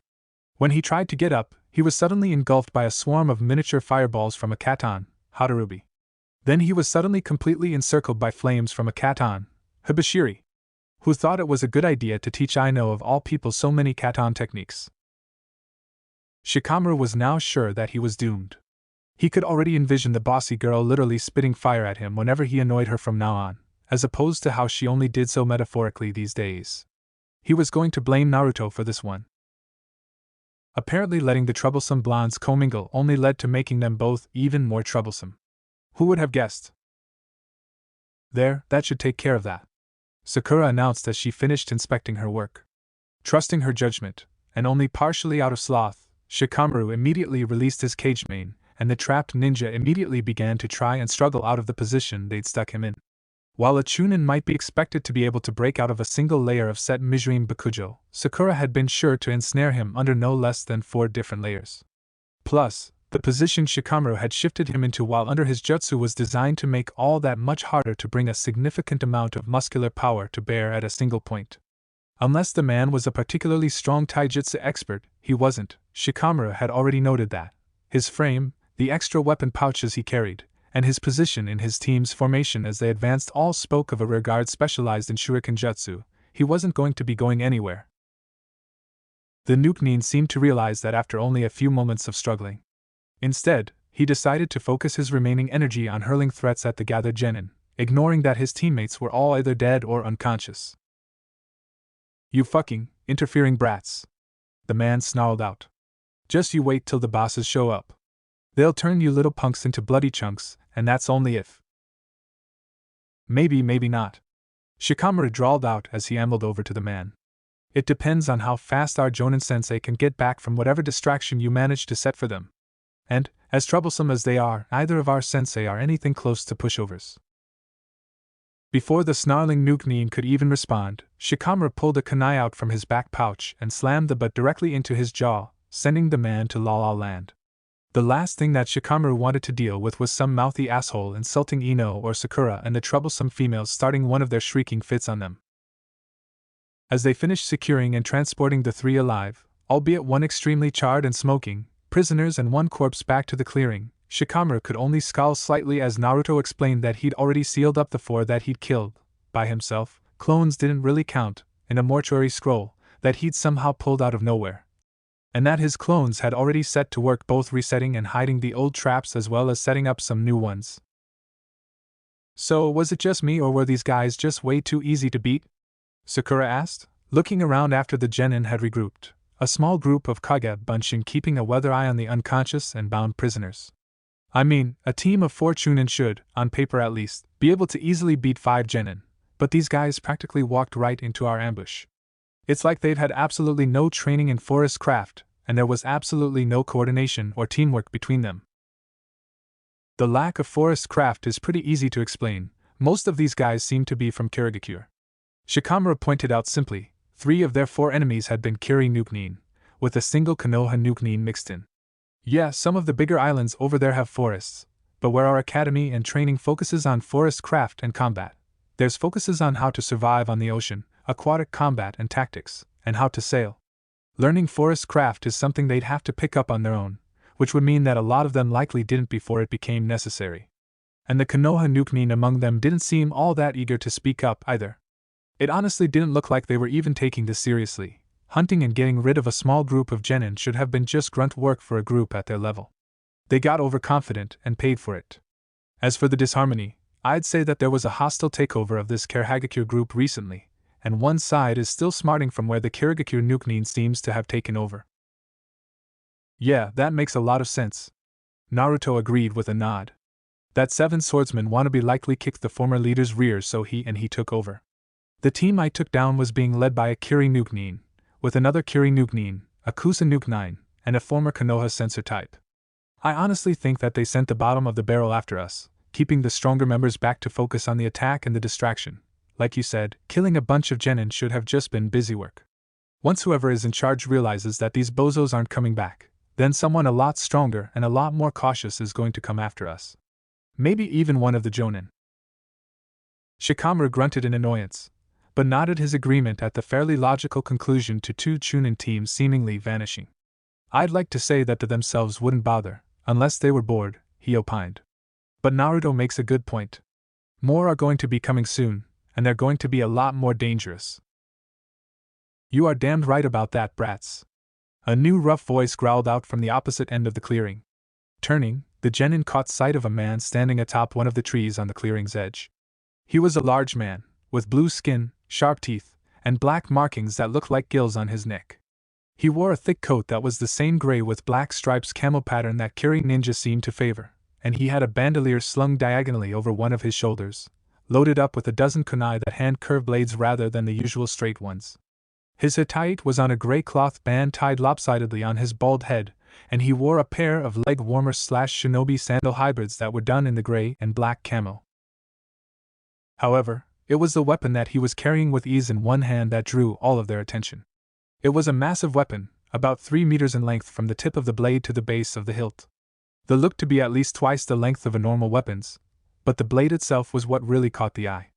Rather than a single blade, the center was actually a narrow pole attached to with 6 large, curved, fawn-like blades that greatly resembled shark teeth emerging down either side. "Observe," Naruto whispered, eyes locked on the weapon. Kiribachi, Shadow Sword of the Mist. Ultra rare. The prototype that was used to develop the famous Kubikuribocho, that is one Kirigakure's vaunted 7 Swords of the Mist. The 7 Shadow Swords of the Mist are a set of 7 blades that acted as the final prototypes, proof of concepts, and test models for the chakra blades that would eventually be forged to create the Mist's treasure blades.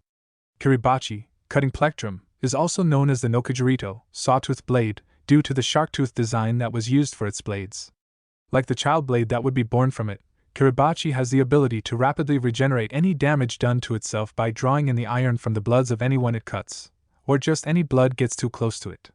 While the sawtoothed design proved to be effective for cutting through swathes of weaker enemies, it proved disadvantageous when dealing with more high-level opponents who could take advantage of the openings the blade design created, leading to Kubikuribocho's final design being altered to a single large, smooth blade. Stats currently cannot be viewed. That, Naruto knew, was very not good. "So, you kids managed to take down my troops?" Hoshigaki Chikawa offered with deliberate slowness as he eyed the prone forms of his subordinates. "I can see 3 of them. What happened to the other 5? "Dead," Naruto answered simply, stepping to the forefront of their group. "I took care of the team you sent. The other had a member that was stupid enough to throw around a certain insult when Choji was involved." The man's eyes quickly locked onto Naruto, studying him for a moment, his eyes lingering for a moment on the clan marker on his shoulder armor, before moving to the others. He quickly noticed the clan emblem on Choji's shirt. "Ah. Someone called an Akimichi fat to their face, huh?" he acknowledged with a low chuckle. "Must have been accused. That dumbass never did know how to keep his mouth shut even when his life depended on it." "So what happens now? You've only got so much time before our Jonin-sensei gets back from dealing with whatever distraction you set up. You might be stronger than all of us put together, but you're definitely not strong enough to match an elite Jonin and a regular Jonin on your own, even with Kiribachi in hand," the Jinchuriki asked evenly. "Ho, so you actually know the name of my blade? How very interesting." Chikawa's smirk grew just a bit sharper. "And you are right, if I tried to fight the Smoking Guardian and the Genjutsu Mistress face to face, then I likely wouldn't be able to win. Still, I can deal them quite a painful blow by getting rid of all of you. Losing their teams will certainly be a nasty blow to their pride and spirits if nothing else, and it certainly won't take too long. Shika, take Ayame and everyone else." Naruto started coldly, not taking his eyes off the Nukenin as he drew out his tanto and assumed a combat position. "I'll cover your retreat. Hurry up and link with our Jonin-sensei. No arguing." Not a bad judgment call there, boya," the Nukenin remarked, his smirk growing slightly in amusement. "But really now, do you honestly think that you can fight off a Jonin? All by yourself? You'll die a single swing before you get a chance to move."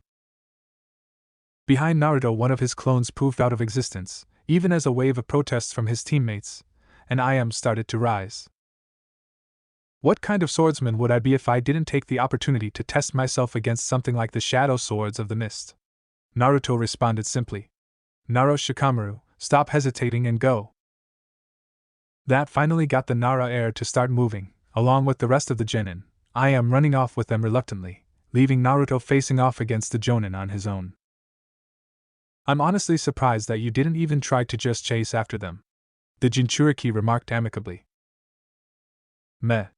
A Nara, an Akimichi, a Yamanaka, a Hyuga, and some random civilian-raised brat. Not all that interesting. I'll have plenty of chances to fight enemies like them in the future," Chikawa answered with a shrug, before he refocused on Naruto and grinned savagely, his grip on his blade shifting. "But getting to face down an Uzuma Kainon of my clan has had the chance to fight one of yours since we helped wipe out Yuzushiogakure. And if the stories the old-timers back home like to tell about your clan are anything close to true, then you'll be a far more interesting fight than all the rest put together. I can always just hunt them down once we finish here, but for now you've got my full attention. I'll try and make it worth your time, Naruto replied dryly.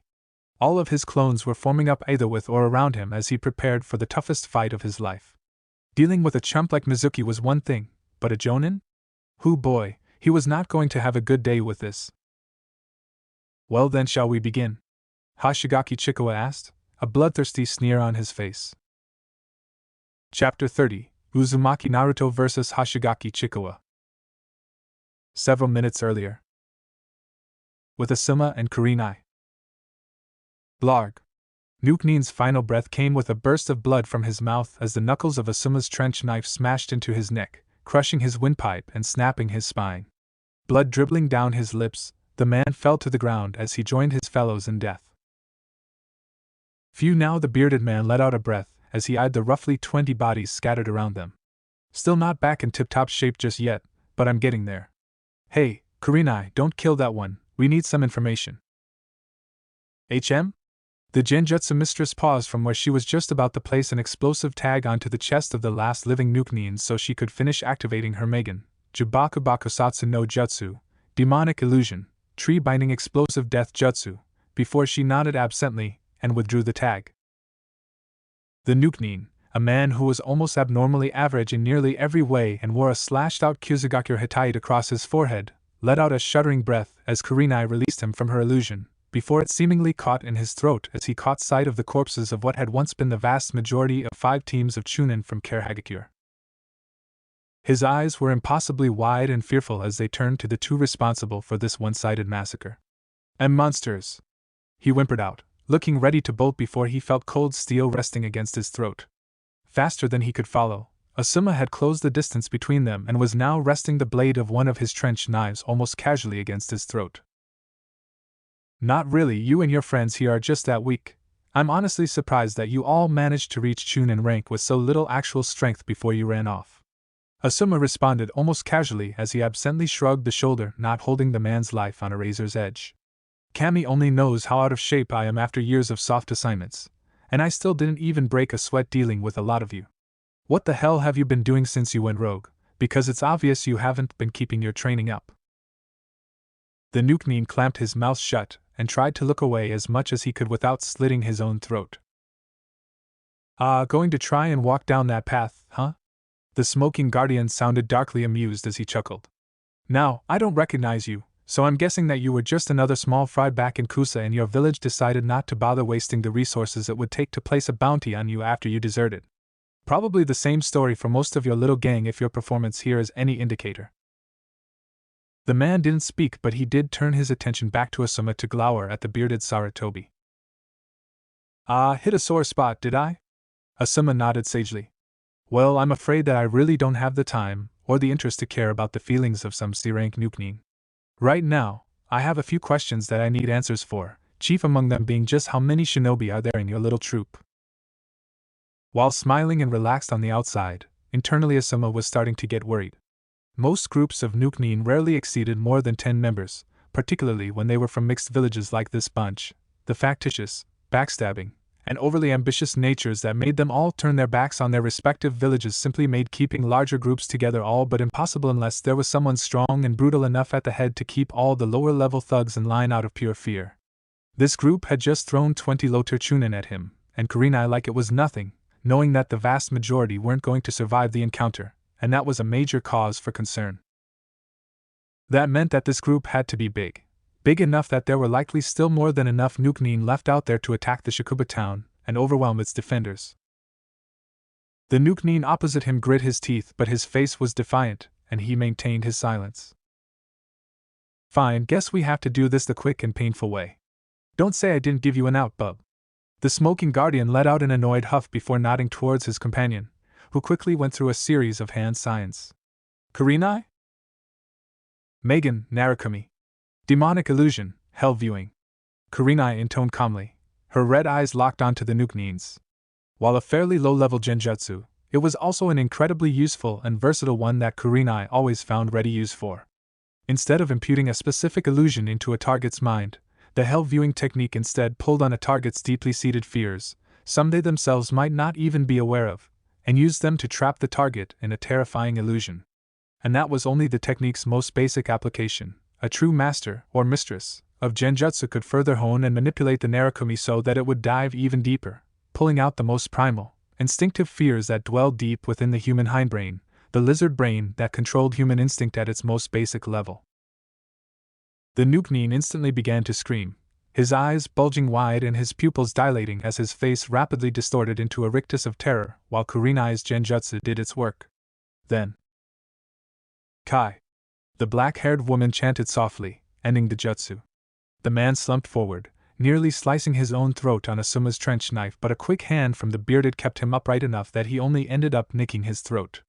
The slight, sharp pain was enough to restore some small bit of consciousness to the missing nin, who looked between the two in renewed, wild-eyed terror. Wahahow!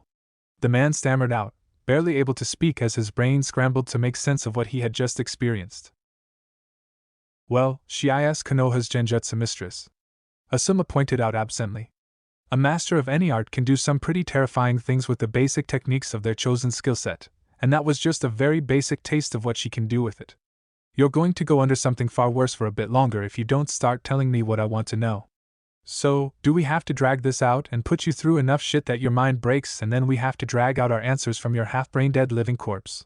Or can we just get this over with quickly? Slumping, the failure of a Nukenin could only offer a small whimper before he answered. What do you want to know? It didn't take much longer for Asuma and Kurenai to get all the information that they needed from the former Kusa ninja. 30 more chunin, a small bushel of genin, and a pair of jonin? The smoking guardian couldn't help but let out a short whistle. Combine that with the 20 chunin here and that's a military force that might be able to take on one of the smaller minor villages. Most Nukenin groups can never get this big. Is this some kind of effect from Naruto's gamer power? Asuma thought in concern. The reality warping aspect of the gamer had been concerning when he'd first been convinced that his student's strange power actually existed, and now it was starting to get even more worrying. Naruto might be the gamer, but he didn't seem to have absolute control of the gamer itself, as contradictory as that might sound. If that thing was capable of manipulating circumstances to allow such a large group of Nukenin to form with an intent to attack Konoha, then Asuma was even less enthused about this strange otherworldly power than he'd previously been. Asuma, we need to get back to our genin. The threat is a lot worse than we could have expected. Kurenai started seriously, pulling him from his thoughts. Yeah, you've got a point there. The senior of the two jonin agreed, absently pulling back and reversing the grip on his trench knife. Well, thanks for the help. Your payment will be a swift, painless death. Fuck the Kusa Nukenin could only let out a resigned groan before Asuma briefly reactivated his hien and took off his head with a single, swift swing. The two were already moving as the body collapsed with a small fountain of blood escaping from the exposed neck, speeding their way back in the direction of the Shakuba.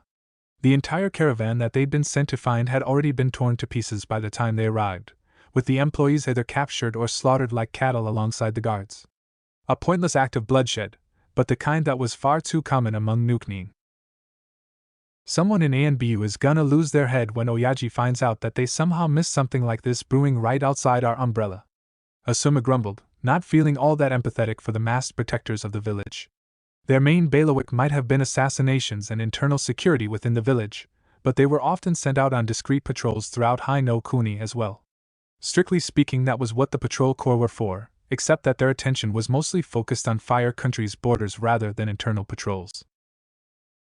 The speed at which a pair of jonin could move when they really wanted to run was honestly quite the sight to see. They hadn't been moving at that kind of speed when they'd left the Shakuba, since they were keeping an eye out for signs of the caravans, but right now they were moving at top speeds as they headed back towards the village. That meant that they reached the outskirts of the forest that sat near the town's edge within a few minutes. As they traveled, both kept a weather eye open for any signs of more ninja being about, but any trace they caught sight was at least a few minutes old. Whoever had been standing between them and the Shakuba had obviously seen the way the wind was blowing and ran off. Yikes, well that certainly doesn't look good. Asuma winced as he caught sight of thick, black smoke rising out from the Shakuba. And Kurenai, did you just feel that? Now, neither Asuma nor Kurenai were sensunin, but any ninja who reached a certain level started to become a bit more sensitive to foreign chakra. It was usually just enough to feel when strong chakra was being used nearby, and just a few seconds ago both had felt two very strong chakra sources flare up somewhere from within the forest, and one of them was familiar to the both of them. Naruto's trying to fight a Jonin, Kurenai stated grimly. Damn it, why is he trying to fight a Jonin? Asuma groaned out. If something happened to his favorite orphan, then the Hokage would skin him alive for it. In a flash, the two Jonin sensei were darting through the forest, heading towards where the chakra flares were originating from. As they moved through the forest, the sound of multiple explosions became clearly audible, and it wasn't coming from the place where Naruto's chakra was still flaring about wildly, which meant, shit, the other genin are also in combat. Asuma cursed aloud. What's the plan? Kurenai deferred to him on this one, considering he had more field experience. Arg, the Sarutobi groaned in annoyance. Naruto's chakra is still going strong, that means he's in good health. He should be able to hold his own for at least a little while. The others are likely being chased by Chunin and maybe even the other Jonin. We need to get to them first and ensure they're safe. Once we've got them in a secure enough position, one of us can peel off and assist Naruto. It was a bit of a cold decision, but it was one that had to be made in these circumstances. Naruto was not only an Uzumaki but he was also a Jinchuriki and had his own special power in the gamer at his disposal. If any of the genin in Konoha could be trusted to survive against a Jonin for at least a few minutes, other than the eternal genin himself, then it would be Naruto Uzumaki. The rest of their students, however, had nowhere near the same level of survivability and needed to be rescued fast. Especially since the client Ichiraku Ayam, a half-trained academy-level non-combatant, was likely with the larger group. Asuma was just hoping that he made the right judgment call here. With Naruto. Ever since he had gained the power of the gamer, Naruto had met, face down, and defeated several powerful foes. The Berserk Fox Squirrel, Megura Wagura, the Massive Mole, and Toji Mizuki were among the most dangerous and powerful enemies that he had fought and managed to defeat. However, the two times that he had ended up even lightly sparring against a Jonin-level opponent, once against Mado Guy and once against Sarutobi Asuma, had ended with him being completely and utterly defeated with little to no effort from his enemies. So, perhaps even better than the rest of his and Shikamaru's teams, he knew just how momentously stupid he was being when he decided to try and play rearguard to hold off a Nuke-Nin Jonin. Especially one with the kind of stats that he was facing. Name, Hoshigaki Chikawa. Class, Elite Ninja Swordsman. Level 35. Title, Member of the Shadow Swordsman of the Mist/Leader of Karehagakure. HP, 44,415. CP, 4,500.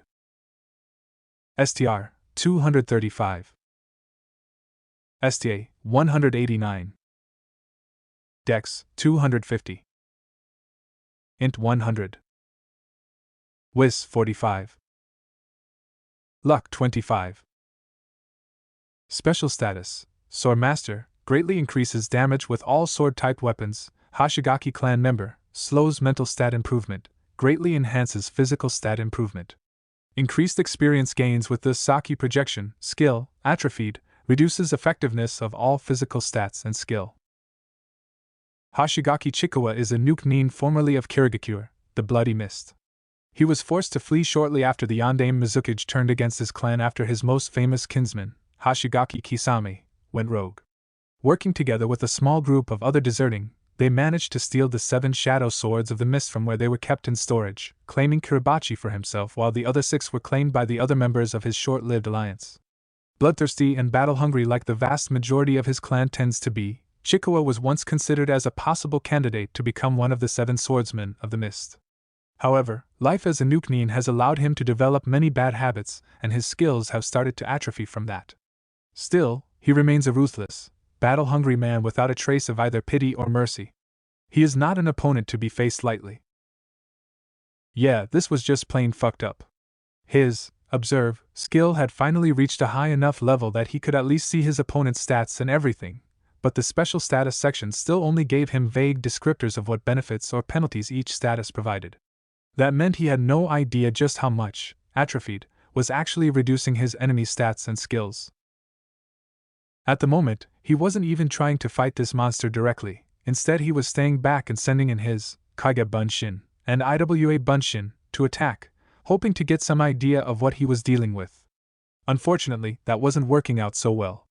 Every great sweep of that overly long and wickedly sharp weapon of his allowed Hoshigaki Chikawa to wipe out full handfuls of his clones at once, though it was rapidly apparent that he wasn't using anything other than basic body enhancement and swordsmanship right now.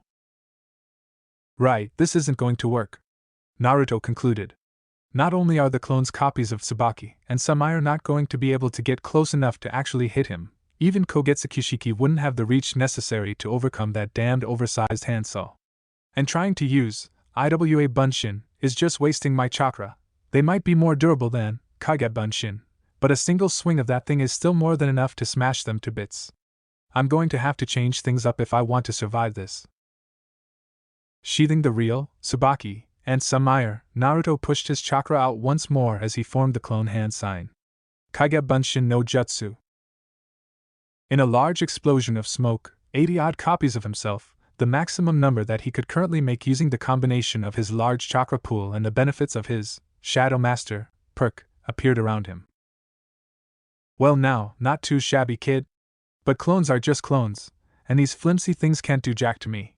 The Nuke Ninjonin commented idly with a smirk, idly bisecting one of the few remaining shadow clones of the initial attack rush from crown to groin with a casual ease, popping it, and, unbeknownst to Chikawa, restoring Naruto's chakra pool by a full 100 CP thanks, once again, to the Shadow Master perk. Yeah? Well, let's try this with a new dance step then. Naruto shot back. Now! Bunshin Senjutsu, Kabe no Jin! Clone tactics, wall formation! The clones shouted in unison as they quickly moved into formation, rapidly leaping onto each other's shoulders until they stood as a human wall, 12 clones long and 7 clones tall. Then each and every clone reached into their supply pouches before smoothly drawing out and throwing a bushel of shuriken using the maxed-out Hiko Yashin fast draw technique. Heh, just another kid's game. Chikawa scoffed out, readying to simply sweep away the incoming swarm of shuriken with a swing of his sword. The clones just smiled mirthlessly as half of them started to flip through a series of 8 hand signs in perfect sync: ox, dog, dragon, rat, dog, boar, snake, tiger. The other half started half a moment later with a different series of hand signs: snake, ram, boar, horse, bird, hand clap. Shuriken Kage Bunshin no Jutsu. The first group of clones roared out, turning the fairly large swarm of shuriken that was already flying towards Chikawa into a veritable rainstorm of bladed death bearing down on lone Nuke-nin, making his eyes widen slightly. Futon, Repusho. The second group roared out a half-second later, and the Hoshigaki's eyes bulged out as the air around the clones suddenly surged forwards, slamming into the shuriken and sending the entire blade storm flying forward even faster than before. Holy shit! Chikawa shouted in panic, even as he formed a set of seals of his own. Suetun, Suiro no Jutsu. Water release, water prison technique. Water surged out of his mouth, rapidly spilling outward and swirling around him. In less than a second, he was completely encased in a perfect orb of water, just before the surge of flying steel fell upon him. The way water will react when something is thrown into it is rather interesting. If something like a polystyrene ball is thrown, even by one of the most physically powerful people in the world, then it would never do anything more than cause the water to ripple or generate a splash as the force was dissipated and the ball refused to go under. If something less buoyant is thrown, like say a steel throwing star, then the object in question will go beneath the water's surface, rapidly losing speed and power as the water's own inertia causes it to rapidly bleed off force and momentum until it was merely sinking in the water. This same rule would apply to even something like a shuriken that has been augmented by a wind jutsu. The main difference would be the amount of speed and force that the shuriken had to bleed off when it hits the water's surface. The surface of the Suiro was not, as some might believe, anything more than normal water compressed and formed into a new shape by the user's chakra, with the technique itself having no inherently advanced defensive attributes outside the chakra that is enhancing the surface tension of the water in order to hold it in the proper shape. Yes, the water within is heavy and densely compacted, making it difficult to move in, and a master of the technique, which Chikawa was not, could even increase the strength of the surface tension to the point that it becomes almost rubber-like in the way it dissipated force, but in the end it was still only water. Thus, When a swarm of hundreds of wind-enhanced shurikens slammed into the orb, it could only do so much to slow and weaken the onrushing shuriken, even as Hoshigaki Chikawa used his own sword as a shield to momentarily block the storm of blades so he could make good an escape. Worse, Chikawa had forgotten something very important in his haste to form a last-minute defense. While the water prison jutsu was created and held together by its user's chakra, every jutsu had its limits. The Suiro no Jutsu could form impressive amounts of surface tension to keep the constructed formed into shape, but with dozens, if not hundreds, of different, small bladed edges striking at it near simultaneously, there was only so much it could do before the chakra holding it together was worn and stretched so thin to the point that it snapped. Thus, the water prison collapsed suddenly and without warning seconds after the assault began, leaving its occupant exposed for the hair of a second that it took his reflexes to kick in. That millisecond was more than enough time for his body to be utterly pummeled by over 100 of the shuriken that were filling the air. His Kirigakure ninja coat was both thick and lightly armored, so it granted some degree of protection to most of his limbs and vitals, but by the time he was able to finish activating the Mizu Shunshin, water body flicker, that he'd already been preparing to escape the deluge of metal, he still had numerous new cuts and scratches across his hands, the exposed portions of his torso, with several more embedded into the material of his ninja coat or embedded in Kiribachi's unusually shaped blades. Shit, just holy fucking shit. What the hell? He growled out as he reappeared in one of the nearby trees, looking utterly pissed. As the Nuke-nin was cursing up a storm, nearly all of the shuriken that were littering the ground and trees puffed away in hundreds of small clouds of chakra smoke, blanketing the ground for a moment. As this happened, Naruto discovered another interesting facet of the combination of the Shadow Master perk, the Kagebunshin no Jutsu, and the Shuriken Kagebunshin no Jutsu, when he used the two techniques in tandem, as in performing the exact type of maneuver Naruto had just used against Hoshigaki Chikawa, when the shuriken created as a result of the former using the latter disperse. Naruto received back both the chakra that had gone into creating the shuriken shadow clones and the chakra that had been used to create the shadow clones shuriken. Useful to know. Alright, brat, I'm starting to see what the oldsters were talking about when they called your clan a bunch of damned dangerous bastards. Chikawa snarled out as he pointed his sword at the clone wall. But I am done playing around with you. I'm gonna chop you into pieces and then I'm going to hunt down your little friends to finish this day on a high note. As if we haven't heard that kind of bullcrap before. A Naraclone scoffed back as the clones leapt apart, breaking up the Cabe no Jin. Come on boys, let's start turning up the heat on this fish. Forming the tiger hand sign, that particular shadow clone drew in a sharp breath. Katan, Hibashiri! Then the clone exhaled sharply, sending out a stream of fire shooting forwards, wrapping around the group of trees that the Jonin was standing on. On its own, the technique wouldn't have done much, but at the same time. Futon de Tapa! For others, Kagebunshin, shouted simultaneously, each clapping their hands together as they finished their own set of seals and sending a massive funnel of winds directly towards the flames created by the Hibashiri. As the two jutsu combined, the mass of flames burned even hotter and surged upwards towards the Nuke-nin, forcing him to leap into the air to avoid being caught in the surging flames. As he did, one of Naruto's few remaining Iwa Bunshin quickly used the henge to transform itself into a solid Fuma Shuriken, which was grabbed out of the air by another shadow clone before being thrown directly at Chikawa, and just as it was getting into range. Ninpo, Shuriken Gashin! The clone shouted, making the tiger hand sign. Immediately afterwards, the already large shuriken erupted into a large cloud of smoke before emerging less than a second later at least 4 times its previous size. It slammed directly into the still midair Jonin Nuke-nin, its massive blades cleaving right through his shinobi jacket, and nearly bisecting him diagonally before he exploded in a puff of smoke, replaced with a log. Enough fucking games, you little shit! Suetun, Bakusui Shoha no Jutsu. Water release, exploding water colliding wave technique. The shark-skin man howled out from just a bit deeper into the woods, unleashing a massive amount of water from his mouth that immediately exploded outwards, rapidly flooding the area and knocking over several intervening trees as it surged forwards. The last of Naruto's Iwa Bunshin were instantly swept under and destroyed by the onrushing water, along with more than a few of his Kagebunshin, particularly those that had already used up a good portion of their chakra.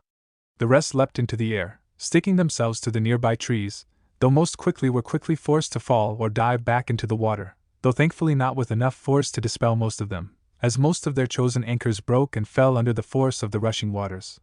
Naruto himself was safe, having secreted himself underground while his clones had been attacking using one of his more rarely used jutsu, Doton, Mogirigakur. Hollowing out a large enough space around him, Naruto quickly formed another shadow clone before popping it, relaying new orders to the roughly 40 or so clones that had managed to survive the initial attack. He really needed to learn that water walking exercise that he'd heard about at some point. This was getting kind of ridiculous. As the jutsu ended, where there had once been a patch of woodlands, there now stood what looked like a man-made lake, with only a few particularly stubborn or sturdy trees managing to rise up out of it. Rather than forming a circular sphere of water, Chikawa had instead shaped the result of his strongest jutsu into a flattened disc, with the edge of the water rising a good 2 or 3 stories above the forest's floor. Standing atop the chakra-created pond that had momentarily replaced a good portion of the forest, Hoshigaki Chikawa huffed slightly, recovering from having to use so much of his chakra for a single technique. The Bakusui Shoho was easily one of the most powerful techniques in his arsenal, but it was also a major chakra hog, even for a. As he was, it was just inside his grasp to use. He'd always had smaller reserves than the chakra monsters that tended to come out of his clan. Even as a jonin, his reserves were average at best. It was one of the more obvious reasons why he had long ago decided to focus on mastering the art of the sword. Fucking hell, so that's what fighting in Uzumaki was like. The oldsters weren't just flapping their gums after all. Fuck, that was just a young one too, a genin. What kind of utter nightmares must the adult jonin members of that clan have to fight? He thought, a savage, satisfied grin on his lips. And they call the Hoshigaki a clan of monsters. Ha! Man, no wonder most of the invasion force got utterly shredded when they tried attacking that bunch on their home ground. Still, I just buried the little bastard under a brand fucking new lake. There's no way in hell he's going to get up after that. Just then, several hands erupted out of the nearby water to grab onto both of his ankles. Looking down, he caught sight of a half-dozen of the clones, all grinning up at him from beneath the water. He had a sudden premonition of just what exactly was about to happen. Don't even fucking think about it, he snarled as he raised Kiribachi. Suiton, Shinju Zanshu no Jutsu. Water style, double suicide decapitation jutsu. One clone's head breached the surface just long enough to say as Chikawa was abruptly dragged underwater by a water element adaptation of one of the most basic bitch D-rank ninjutsu in existence. How utterly fucking humiliating. Unfortunately, unlike a great many members of Kirigakure's fighting forces, including the vast majority of his own clan, Chikawa was not well trained in fighting underwater. He could throw around Suiton jutsu just fine. He had the ability to hold his breath like a goddamn champ just like any other Hoshigaki worth a name, and he could swim just fine and dandy, but he had never gotten the taste for trying to imitate the sharks that were his clan's symbol. When he fought, he liked it to be where he could have both feet firmly planted on the ground as the Rikido Sennin intended, thank you very much. The main reason for this was embarrassingly enough the result of nearly drowning during his early childhood and the trauma having left him with a rather severe distaste for being underwater, something that his utter bastard of a clansman, Hoshigaki Kisame, had never let him live down. The man might have been an utter badass and had well earned his monikers of the tailed beast without a tail and the monster of the hidden mist, but he was also an obnoxious asshole. Still, he was and he was dealing with fragile as fuck clones of a damned genin. It took only a moment of focused effort to pop the half-dozen little shits that were trying to drag him under with a single, well-aimed swing of Kiribachi. Even as he started kicking back towards the surface, he caught sight of at least 10 more of the damned blonde bastards' clones floating a distance away with their fists drawn back, and were those fucking goddamn dragon heads forming around their fists? That did not look good. With a roar, the Neroclones all punched forward simultaneously, sending what looked like 10 serpentine dragons spiraling towards him through the water. The wind jutsu, because he could practically feel the wind chakra cutting through the water, homed in on him with an unerring accuracy even as he tried to get himself back to the surface so he could get some more distance. In the end, it was all he could do to twist around and use his Kiribachi to intercept the attacks before they could fully hit him head-on. As Kiribachi shook and rattled in his grasp as it took the brunt of the wind/water dragon's fury, Chikawa felt even more chakra building up behind him, and he quickly craned his neck around to look over his shoulder. 10 more of those goddamned clones, seriously. How did a kid have that much chakra and not explode or something?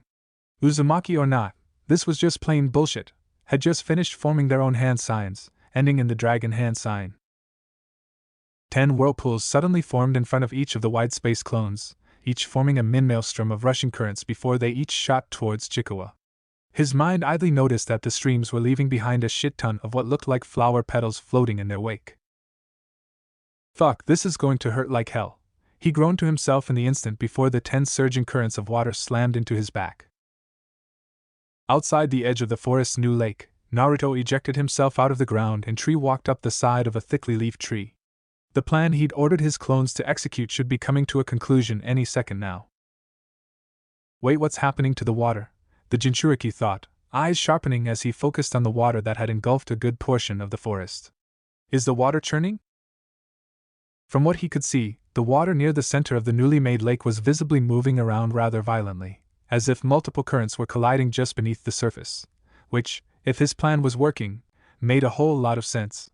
10 simultaneous uses of futon, Hanakairi Mai, colliding head-on with another 10 simultaneous uses of futon, Ryua, hopefully with Hoshigaki Chikawa in the middle, was going to create quite a bit of backlash.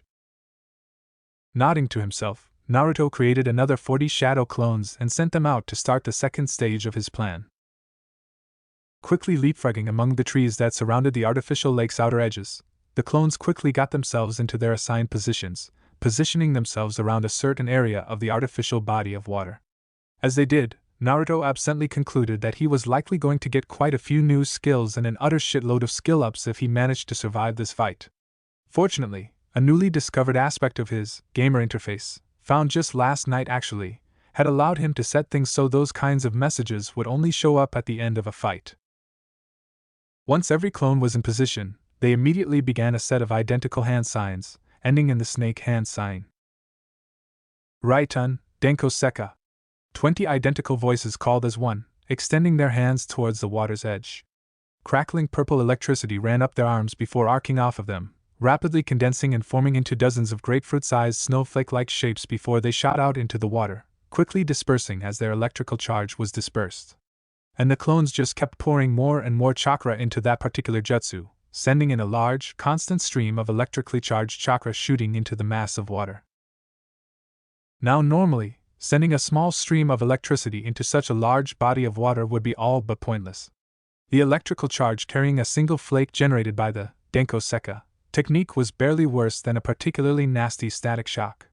It was painful and could possibly cause a bit of numbness, but that was it.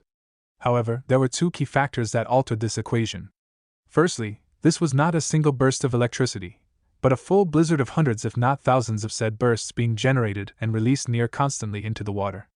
Secondly, there was a person in the near center of the water that was currently holding onto a very large metal object, which was currently acting much like a lightning rod for all the electricity that was being pumped through the similarly conductive elements in the water.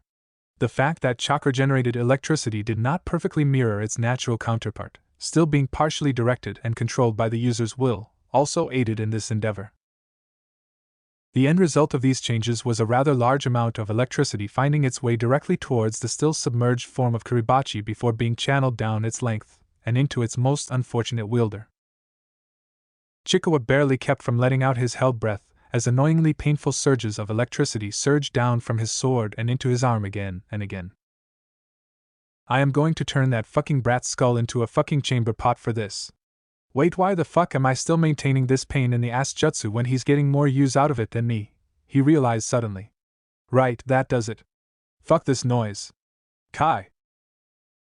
Outside, Naruto blinked in surprise as the edge of the water formation suddenly burst like a popped balloon, sending the formerly contained water flowing out between the trees, though with far less force than when it was initially released.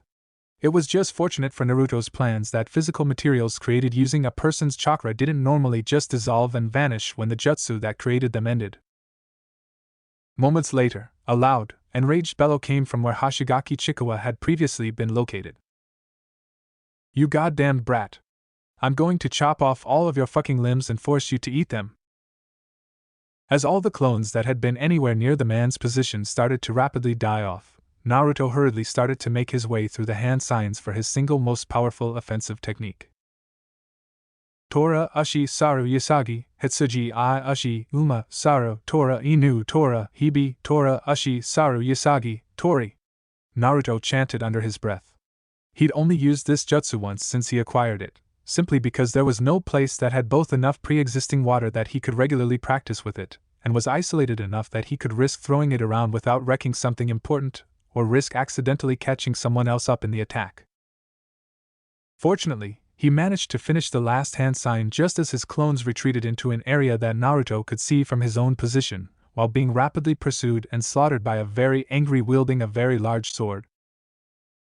Suiton, Daibakufu no Jutsu. The Konoha genin hissed the declaration out with narrowed eyes. The best part of Futon, Doton, and Suiton techniques was that you were able to cut down the chakra cost of a lot of the bigger ones by using pre-existing materials in the environment rather than trying to create them using chakra, even when the actual cost of gathering together said materials offset the discount for larger-scale techniques somewhat. Even with a chakra pool as large as his, Naruto knew he couldn't get away with firing off too many jutsu at this level without managing to defuse the chakra cost somehow.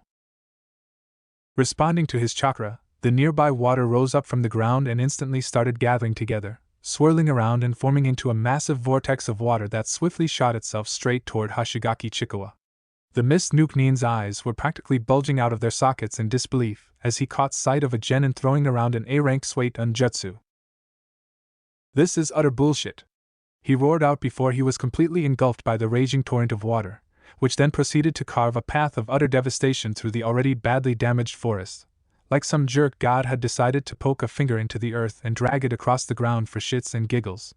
The felled trees and what little greenery that hadn't been swept away by Chikawa's own Bakusui Shoha technique was ripped up and shredded by the unrelenting forces of the Great Waterfall technique. Unfortunately, several of his clones hadn't been able to clear the area and were unfortunate casualties of the Daibakufu, but that just couldn't be helped. Dispelling them before it hit would have given Chikawa too much of a warning about what was coming. As he fought to catch his breath, Naruto absently brought up the jutsu page for the technique that he'd just used. Suiton, Daibakufu no Jutsu, Instant, LV1, 29.99%. The water release, Great Waterfall technique, despite its name, did not actually originate in Takigakure and was instead originally developed over 200 years ago in Mizu no Kuni. The exact clan that originally developed it has since been lost to time, but both the Funato and Hozuki clans, both native to the region and well known for their powerful water affinities, have laid claim to be the originators of the technique. Whatever the case, in the unknown generations since, it has become a staple among powerful Suiton practitioners across the elemental nations. Because it requires extensive amounts of chakra to utilize, it is widely considered foolish for anyone below the rank of Jonin to even attempt to learn this jutsu. The use of pre-existing water can slightly lower this cost, but even then it remains a chakra-intensive technique. This jutsu can take one of two forms when it's used. The first gathers the water to be used into vortex before firing the rapidly rotating water at target, which adds additional damage to the jutsu. The second is simply gathering a great deal of water together and firing it forward as a single, massive projectile, which makes the technique slightly faster to form and fire. Both forms of this technique will leave the landscape of anything caught in their path looking like it had just been struck by a small tsunami. Even battle-hardened and Kage-level ninja are wary of taking a direct hit from this technique. CP cost, creating water 1155 CP. CP cost, pre-existing water manipulation 1000 CP. Vortex form, creates a vortex that then launches itself at the enemy and extends 15 meters behind them before ending. Deals INT times WIS times DX damage to any target or object caught in the vortex's path. High chance of several status afflictions as a result of this version successfully making contact. Vortex takes an additional 3 seconds to form before firing. Projectile form launches a vast amount of water at the enemy in the form of a projectile, whether from the user's position or from directly above the target. Deals INT time WIS damage, as well as having a chance to inflict paralysis on the target. The extra time forming the vortex version might have been a risk, but it was well worth the extra damage, especially since Naruto had his clones acting as a distraction to keep his target's attention off him. Finally feeling like he had caught his breath, Naruto made another 40 shadow clones, and then drew Kogetsu Kyushiki in anger for the first time. He took just a moment longer to admire the blade before racing forward, tracing the edge of the trench left in the aftermath of his own jutsu, his clones following and flanking him. Holy crap, boss. One clone couldn't help but open its mouth as it goggled at the destruction left in the wake of a single use of his strongest jutsu. This is freaking scary but also kinda awesome. It kinda bites that we clones can't really use this kind of chakra-heavy jutsu on our own. We'll see if that changes once the boss manages to max out the Kage Bunshin no Jutsu. I bet we'll really be able to kick some ass when that happens. Another clone offered with a vicious little grin on its lips. Rayarorg. A sudden, feral bellow cut off any further comments as the enemy exploded out of a pile of downed and broken trees, his face a mask of utter and complete fury even as his body looked like it shouldn't have been able to stand up on its own. His jacket and shirt had been utterly shredded by the previous attack, leaving him with only his bandolier remaining, and even that looked like it was one good tug from falling apart, above the waist and showing off a muscular upper body covered in pale blue skin to all and sundry. Every visible part of him was coated in dozens upon dozens of wounds ranging from small cuts and contusions, to lacerations of every imaginable size, to oddly discolored and bulging bits of his flesh that Naruto was pretty sure meant that something underneath the skin had been broken. One of his eyes was swollen shut and, most tellingly, there was a branch piercing through the center of his right arm just below the shoulder, leaving the limb limp and unresponsive even as a heavy stream of blood slowly wept from the injury. A quick application of observe allowed Naruto to see exactly how much damage his enemy had suffered. HP 17123/44415. CP 127/4500. Special status: impaled right arm. Right arm is totally unresponsive and cannot be used. Also raises any bleeding status to an additional severity level. Swollen left eye. Unable to see out of afflicted eye, depth perception has been severely compromised, causing a malus to perception. Severe bleeding, 4th stage of the bleeding status effects. Reduces HP by 400 to 500 every 30 seconds until wound is properly tended to or the injured party dies. Berserk, lowers all mental stats by 80% to maximum of 20 in exchange for increasing physical stats by half again their total number. Geez, just how tough is this bastard? Naruto cursed out.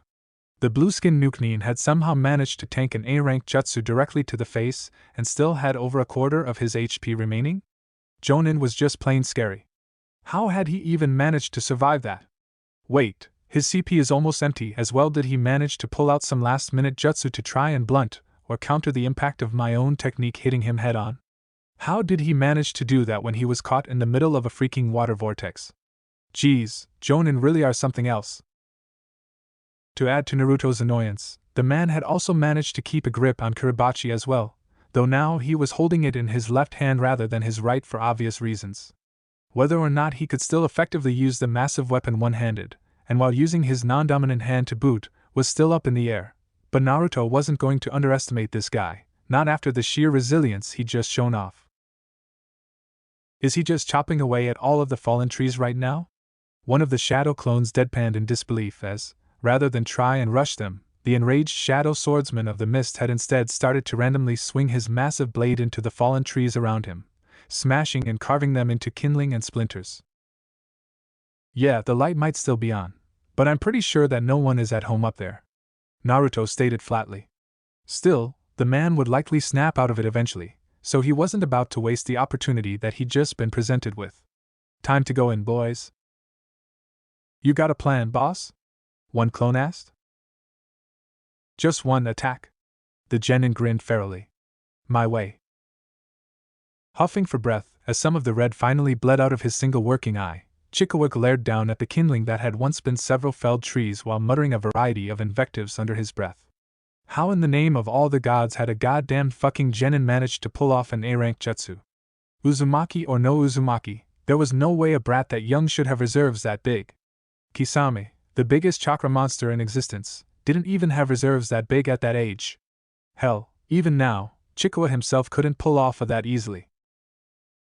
To be entirely fair, that was mostly due to the fact that he had still been learning that particular technique when Kisame had turned traitor and made him and the rest of the clan Yagura's latest target of choice, forcing Chikawa and most of his kinsmen to flee for their lives. And the life of a missing nin is hard enough without also trying to practice and train with a particularly flashy, expensive, and destructive ninjutsu.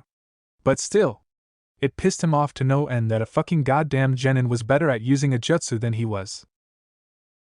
The sound of multiple feet racing towards him made Chikawa's scowl deepen as he whirled around to face the origin of the sound. Just as he'd expected, more damn clones. What the hell was this kid? Some kind of infinite chakra battery or something? Briefly, he considered making a run for it. He was in rough shape and he needed to get somewhere safe fast if he wanted to have any hopes of saving his right arm. Then his pride reminded him that he would be running from a genin, and he instantly kicked the idea to the curb. No way, he'd rather cut off both of his arms with a dull kunai than ever have to swallow that kind of disgrace.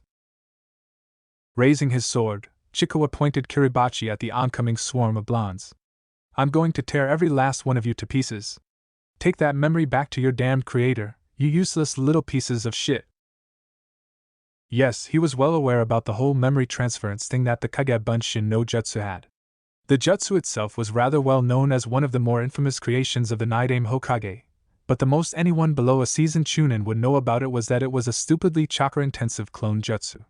Those who got enough seasoning and experience would eventually learn that it was probably the single most useful jutsu for scouting and reconnaissance in existence for those who were actually capable of using it effectively. You first. The clones shouted back in unison as they leapt towards him as a swarm with tanto drawn. Even down to a single arm, even battered and half-dead like he was, Chikawa was still fighting against a genin. There was no way he was going to go down against a bunch of fucking clones. With a roar of challenge, Chikawa countercharged the clone horde with his blade drawn back. He might not have been ambidextrous, but he was still a master swordsman and thus far above the clones in terms of skill even when forced to rely on just his offhand. And with the added range that Kiribachi gave him, he was able to cut through all of the little bastards before they could get close enough to him to even try and make use of those little knives of theirs. Which was apparently a very good thing, considering that, once they were closer, he could hear the distinctive low-pitched shriek of the Futon Chakra Nagashi Jutsu coming from those tanto blades. Given that the kid's Jonin sensei was none other than the infamous Smoking Guardian, it honestly didn't surprise him that the kid knew how to use that particular jutsu. All it did was reaffirm his desire to squash all these runts before they could even try and get close enough to try and use the second sharpest Chakra Nagashi Jutsu on him. He was already bleeding quite enough, damn it. The sound of the ground rumbling slightly beneath his feet made Chikawa pause for just a moment as he cut down the last clone before he rapidly readjusted himself. Sure enough, what he was convinced was the genuine brat himself soon erupted from the ground just a few feet behind him. Nice try! The ninja swordsman roared, twisting himself around and executing a backhanded cut that was aimed at bisecting the little bastard at the waist. As Kiribachi's teeth bit into him, a puff of chakra smoke engulfed his body before a loud metallic clang echoed through the air. From the bottom of the smoke, two halves of a very familiar item fell to the ground with a slight thud. Kunai! Chikawa couldn't believe his eyes. One had to absolutely master the Kawarimi no Jutsu to substitute with anything that had a mass much smaller than the user, one of the reasons logs and dummies were such common targets for the technique. That was the kind of skill level that took years of effort for someone to reach, if one even bothered to take it that far. Just what the hell was this kid, some kind of hidden jonin in disguise? Up here, asshole! A familiar voice called, turning his attention upward and catching sight of said impossible brat pointing the gauntlet that covered his right arm down at him. Karakuri Kote, Kamaradama Ute. Trick gauntlet, smoke bomb fire. And less than an instant later, a small ball struck him directly in his already sore and swollen eye, making him howl in pain even as his good eye closed instinctively. Then the little thing fucking exploded and he was suddenly completely covered in a slate-gray cloud so thick he couldn't see his nose on the end of his face. And he could already hear the faint sound of the Futon Chakra Nagashi thrumming in the air again. The little bastard thought a half-assed trick like this was going to be enough to take him down. Get real! Chikawa roared out, his remaining eye going wide and bloodshot as his blood hammered through his veins. He was absolutely done with this fucking bullshit fight. He could clearly remember where the little pissant had been standing before he blinded him, and he was a fucking Kirin ninja. He'd been trained to fight by ear in the endless mists of Kirigakure itself since his days as a fucking academy student. As soon as he heard that little bastard's feet hit the ground, he was done for. A heartbeat passed, then another, and then the sudden sharp snap of twig being stepped on triggered the tension in Chikawa's body. With a wordless roar, he swung out toward the location of the sound, making the rookie mistake of overextending himself in his blind anger, but still feeling completely satisfied as he felt his blade connect until he heard the now familiar poof of a clone being dispelled. God fucking damn it all! Futon Chakra Nagashi, Danto! A voice that he was truly starting to hate shouted from directly behind him. The low shriek of the Chakra Nagashi jutsu instantly changed into an ear-splitting roar as the fucking smoke was finally dispersed, allowing Chikawa to turn his head and catch sight of what was happening behind him as he fought to regain his footing. His eyes instantly locked onto the blonde brat swinging a massive wind sword the size of Kiribachi down at him. And he was still only halfway recovered from his swing, so there was no way he could dodge in time. I have to block it, the Nukenin thought in a desperate panic, half turning and attempting to interpose Kiribachi in between himself and the incoming sword attack, but only managing to partially succeed. A single tooth managed to intersect with the wind sword and was quickly shorn in half as the blade continued its descent unhindered, shearing his left arm off at the elbow and sending his forearm and hand, still clutching desperately at Kiribachi's hilt, to fall to the ground with a dull thump. Even in his own mind, Chikawa was left in utter, dumbfounded shock as he stared at the stump that his arm had been reduced to. On the left, ironically enough. Then, white-hot rage quickly washed away the pain and shock. For a missing nin, losing a limb was as good as a death sentence, even more than it would be for a normal village shinobi. Without both hands, a ninja would lose the ability to form hand signs and, unless they'd already mastered the extremely difficult and time-consuming art of learning to form seals one-handed, would thus lose all access to two of the main tools of a ninja's trade, ninjutsu and genjutsu. I am going to murder you, you damned little fuck! He snarled out at the blonde bastard, whose futon technique was quickly dispersing. I don't care if I have to rip out your throat with my teeth, I am going to make you regret ever being fucking born. Oh yeah? Come over here and prove it then, tough guy. The Uzumaki brat snarked back with a cocky smirk on his face, brandishing the kodachi as he assumed a balanced ready stance. Snarling in utter rage, Chikawa twisted his neck and ripped the topmost of his Kirigakure kunai out of his bandolier with his teeth. The action was too much for the abused garment, causing it to rip and fall apart, leaving him naked save for his tattered shinobi trousers and sandals. With a chomp of his teeth to adjust his grip, the Nukenin glowered at the brat that had cost him both his life as a ninja and his pride as a swordsman. Even if he was likely going to die today, he was damn sure going to drag this brat down to hell with him if it was the last thing he did. Naruto activated the Futon Chakra Nagashi, causing a pale blue aura to appear around Kogetsu Kyushiki's blade once more even as the distinctive wind shriek became audible again. This battle was just about over and only one of them was going to be walking away from it, and Naruto intended it to be him. Chikawa moved first, knowing that he was bleeding out and wanting to be damn sure he at least gutted this little bastard before he fell, and charged forwards with a muffled roar of anger. Even with both of his arms either crippled or completely gone, he was still a ninja and he could still stab a bastard with a kunai or stomp their skull into paste with his legs. Toragari! But then, in between 1 second and the next, Chikawa was barely able to catch sight of a blur of motion moving past him and then, thanks in no small part to the debilitating injuries he'd suffered and the already lethal levels of blood loss he'd sustained, he was just able to hear one final phrase. Ansatsujutsu, Sanshuzan. Then there was a dull flare pain in his neck and the world started to spin. Then he was looking up at his own decapitated body as it collapsed forward, blood weakly fontaining from his headless neck for a brief instant. Little fucker. Hashigaki Chikawa, formerly a jonin of Kirigakure no Sato, still refused to admit defeat even as he watched his own body fall dead to the ground. I won't stoppile you. Then darkness crept over his vision as he finally left the mortal coil. Chapter 31, Giant Killer Naruto. Minutes earlier. With Asuma. You goddamn brat. I'm going to chop off all of your fucking limbs and force you to eat them. Asuma let out a light breath, sharing a bemused look with Kurenai as the two of them, and the remaining genin heard the bestial roar of utter rage and frustration echo through the forest. With an almost casual flick of his wrist, Asuma threw one last kunai into the neck of the idiot that had let the shout distract him a bit too much from their fight, sending the last of the half-dozen Chunin Nukenin they'd caught falling to the ground. Surprisingly enough, 2 of them had already been down and mostly out by the time the 2 had arrived, the results of one of Shikamaru's rather clever plan involving letting Ino and Sakura break away to set up a few traps that the rest could lead the Nukenin into. Given how poorly these idiots seemed to have maintained their skills while living as bandits, combined with a few disorienting genjutsu from Asuma's kunoichi students, and it had apparently been fairly easy to just lead them into a minefield of kabakufuda. Granted, only 2 of them had been too slow to avoid the detonation, but it had left the last 4 as even easier prey when the 2 join had arrived on the scene moments later. Troublesome. Shikamaru groaned out. The young Nara seemed to be so completely and utterly done with today that it wasn't even that funny anymore. Naruto has really managed to piss off that Hoshigaki guy, hasn't he? Naruto-kun, Hinata murmured worriedly. Sounds like we'd best go and find him fast. Kurenai offered with a frown. Agreed.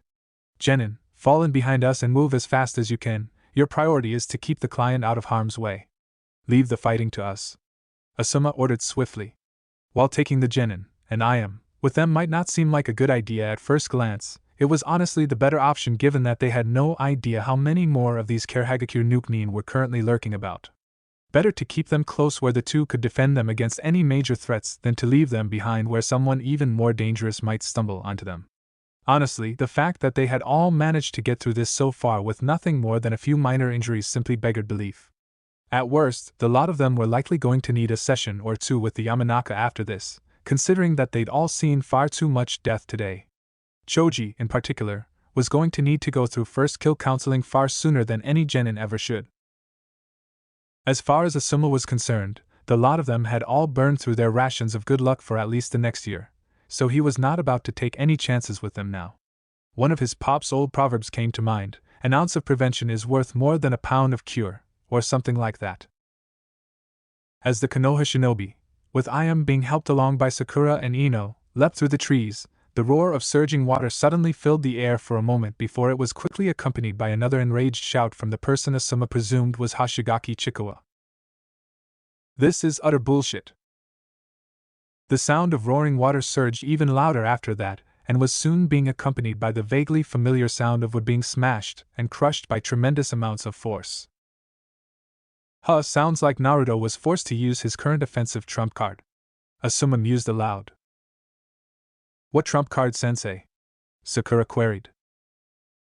Daibakufu no Jutsu, an A-rank water element technique. The smoking guardian answered briefly.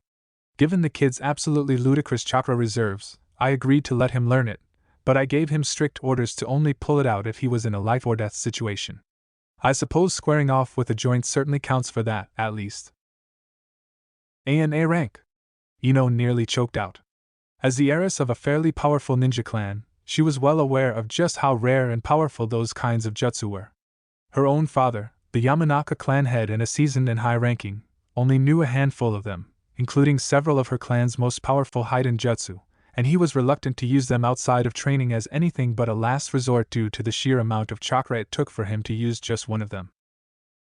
The fact that Naruto had been able to learn one at all was incredible, but the fact that he was able to freely use it was even more impossible. If she tried to do that herself, the attempt would only fail miserably, but the strain of it would literally destroy her chakra coils, if she even survived long enough for that to matter. I think we've reached the location of their initial clash, Kurenai offered dryly as they came across a clear sign of mass deforestation. Most of the trees in a wide radius of the surrounding woodlands had seemingly been knocked over or even uprooted by some immense force. Most likely by a powerful water technique if the soaked ground was any indication. Yup, and it looks like the battle got dragged in that direction. Let's get moving.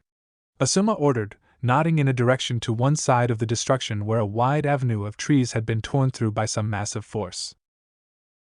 This place looks like it was hit by a waterspout that somehow managed to find its way onto dry land. Ayam whispered in disbelief as she glanced about at the destruction around them as they moved. That's honestly not a bad way of describing it. The most common way to use the Daibakufu no Jutsu is to fire it off as a massive, horizontal vortex, Asuma informed her. At least we can breathe a bit easier now. Anyone who got struck by that should be in no shape to continue fighting afterwards, so. Rayararg. Of course I could be wrong about that. Double time, now. The bearded corrected as a bellow of inarticulate rage and fury echoed out from deeper in the direction they were heading. Picking up their previous pace, the group followed the trail of destruction from the attack, which stretched far longer than any of them could have expected. Just how much chakra did that crazy baka put into that jutsu? Sakura murmured, her voice mixing a fond exasperation with more than a bit of awe. Yeah, I'm definitely going to need to put the kid through his paces with this jutsu when we get back to Konoha. Asuma agreed with a sigh. He used way too much chakra on this. I am going to murder you, you damned little fuck. I don't care if I have to rip out your throat with my teeth, I am going to make you regret ever being fucking born. The snarling voice of Hoshigaki Chikawa seemed to carry across the distance. Oh yeah? Come over here and prove it then, tough guy. Naruto's taunting reply was just as clear. Asuma was already starting to feel a dull, painful throbbing sensation develop behind his eyes. Of course the headstrong Jinchuriki kid would be willing to taunt a fucking jonin. He was going to need a good, strong drink after today. SNK. The sharp sound of a blade slicing home echoed through the air just as the group arrived on the scene. This allowed them all to bear witness to Uzumaki Naruto beheading a man, who was most likely Hoshigaki Chikawa, with his kodachi. A fountain of blood erupted from the neck as the body collapsed forward, the head toppling to the ground a few feet away, staring at the sky with sightless eyes as a curved-bladed kunai fell from its slackened jaws. Naruto, who had managed to avoid the blood spray from his newly defeated enemy, had just wiped his kodachi's blade clean before resheathing it. Then he turned and quickly caught sight of them, grinning tiredly as he recognized the group. Oh, hey guys. I managed to beat him. Only you, Naruto. Asuma let out another breath, shaking his head in bemusement at the oh-so-casual greeting he gave after cutting down an enemy shinobi that should have been several times outside his weight class. Pulling out another mortuary scroll from his coat, which caused Shikamaru to start developing a tick on his forehead in annoyance, Naruto quickly sealed the head into it, swiftly followed by the rest of the body, sans the arm that was still gripping the huge, multi-bladed sword that had presumably belonged to the former Kyrie shinobi. Well, that is a rather odd-looking blade. The smoking guardian whistled slightly as Naruto pried the hand free from its hilt.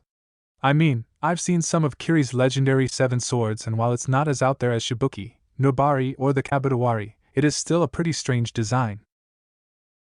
This one was supposedly the precursor for Kubikiribocho. The blonde-haired boy informed him, leaning the massive blade on his shoulder, which honestly looked kinda ridiculous given that Naruto could stand on his own shoulders twice over and still not be taller than the massive blade. It's apparently got the same self-repairing ability, but they decided to change the final design of the blade to make it better at dealing with one-on-one fights. Users of famous swords and their love of boasting. Asuma let out another sigh, giving a believable explanation for the information despite knowing that it had more than likely come from Naruto using that gamer ability of his to take a look at Kiribachi's history. However that worked.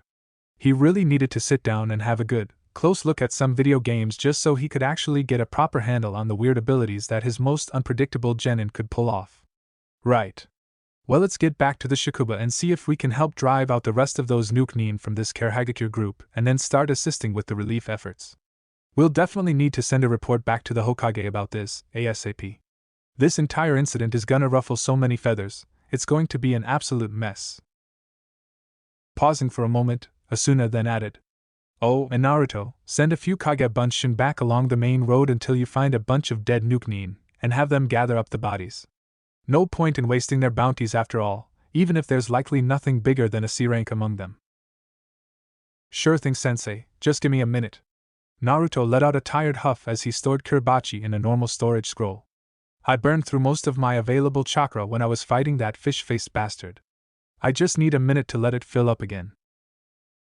That earned him a few surprised looks from his fellow genin. In all the time that they had known Naruto, he had always been completely full to the brim with chakra and energy, a seemingly never-ending and constantly replenishing font of vitality. For him to have used so much that he couldn't even pop out a couple of Kage Bunshin, something he normally did as easily as breathing, that meant. You really overdid it with that Daibakafu, didn't you? Sakura scolded him.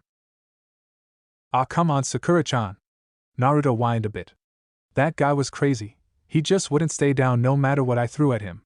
Even if I did go overboard in the end, that bastard was still tough enough to get right back up after taking an A-rank jutsu straight to the face. Seriously, if I never have to fight another again, it will be too damn soon, Databayo. Ideally, you shouldn't have to fight another until you're one yourself, Naruto. Kurenai stated firmly. Genin are not supposed to be forced to fight Chunin, let alone Jonin. That you all rose to the occasion magnificently this time does not change that fact. No offense, Kurenai-sensei, but I don't think that bastards like Hoshigaki Chikawa really give a damn about who we're supposed to fight. He was more interested in getting his jollies having fun in a fight. Jinchuriki responded with a shrug before he seemed to recover enough to form the clone hand sign. Kage Bunshin no Jutsu.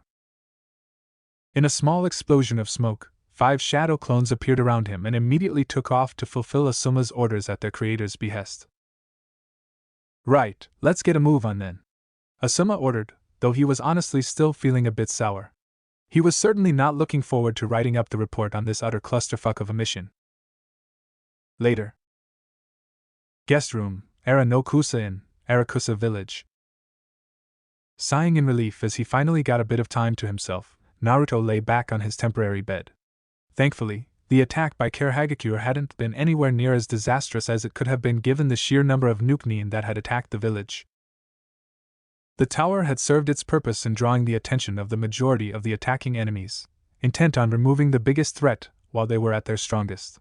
For whatever reason, Hoshigaki Chikawa had seemed to be more interested in standing back and watching rather than joining in on the initial attack while he'd been there, which had allowed the Chunin stationed in the tower and the Ashigara guarding the town to mount a proper defense against the invading Nukenin, as well as allowing the civilians to quickly seek out shelter.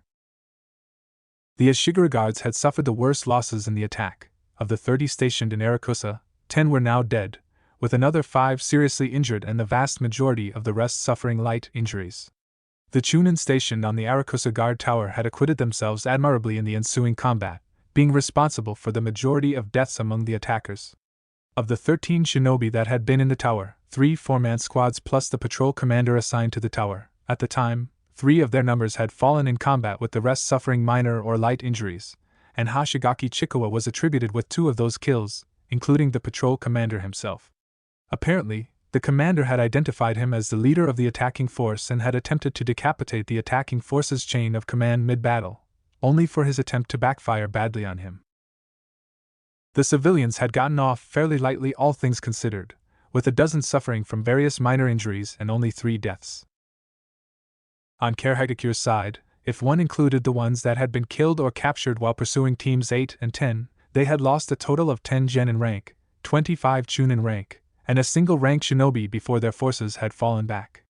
Given everything they knew or at least suspected of the group, that still left Karahagakure with an undetermined number of genin, at least 25 more chunin, and Akazuki and Sayuri, another jonin. That meant that, while they might have lost close to half of their main combat force, they were still far larger than the vast majority of Nukenin groups that had been reported since the end of the last war. Nukenin only tended to group up for a few reasons: shared history, a common goal, or a promised paycheck, and of those 3 only the first 2 ever amounted to anything more than a short-term alliance. Most groups never amounted to more than 3 or 4-man squads, with groups as large as 10 members being exceptionally rare. According to Asuma-sensei, a group the size of this one, with over 50 members of at least chunin rank, usually only occurred during the Great Wars, usually as a result of some large-scale desertion from one or more of the villages, or when some wannabe warlord or criminal kingpin was trying to build themselves up an army in one of the more lawless sections of Hai no Kuni. Could it really have been the gamer that pulled them all together? Naruto wondered soberly. Asuma-sensei had shared his little theory with him earlier, and the idea wouldn't stop rattling about in his head. There was a definite possibility to it, he couldn't deny that, given just how his strange power seemed to be able to warp reality itself at times. The idea that it could have somehow reached across space and time to pull together this gang of Nukenin for the explicit purpose of using them against him as part of this damned mission didn't sound nearly as impossible as Naruto wished it did. He waited for a long minute, but sadly received no pop-ups to either confirm or deny his worries. Well, there goes that hope. Shaking his head, Naruto silently prodded the notifications that he'd been ignoring up until now to the forefront so that he could finally fully review them. Congratulations. You have slain Hoshigaki Chikawa.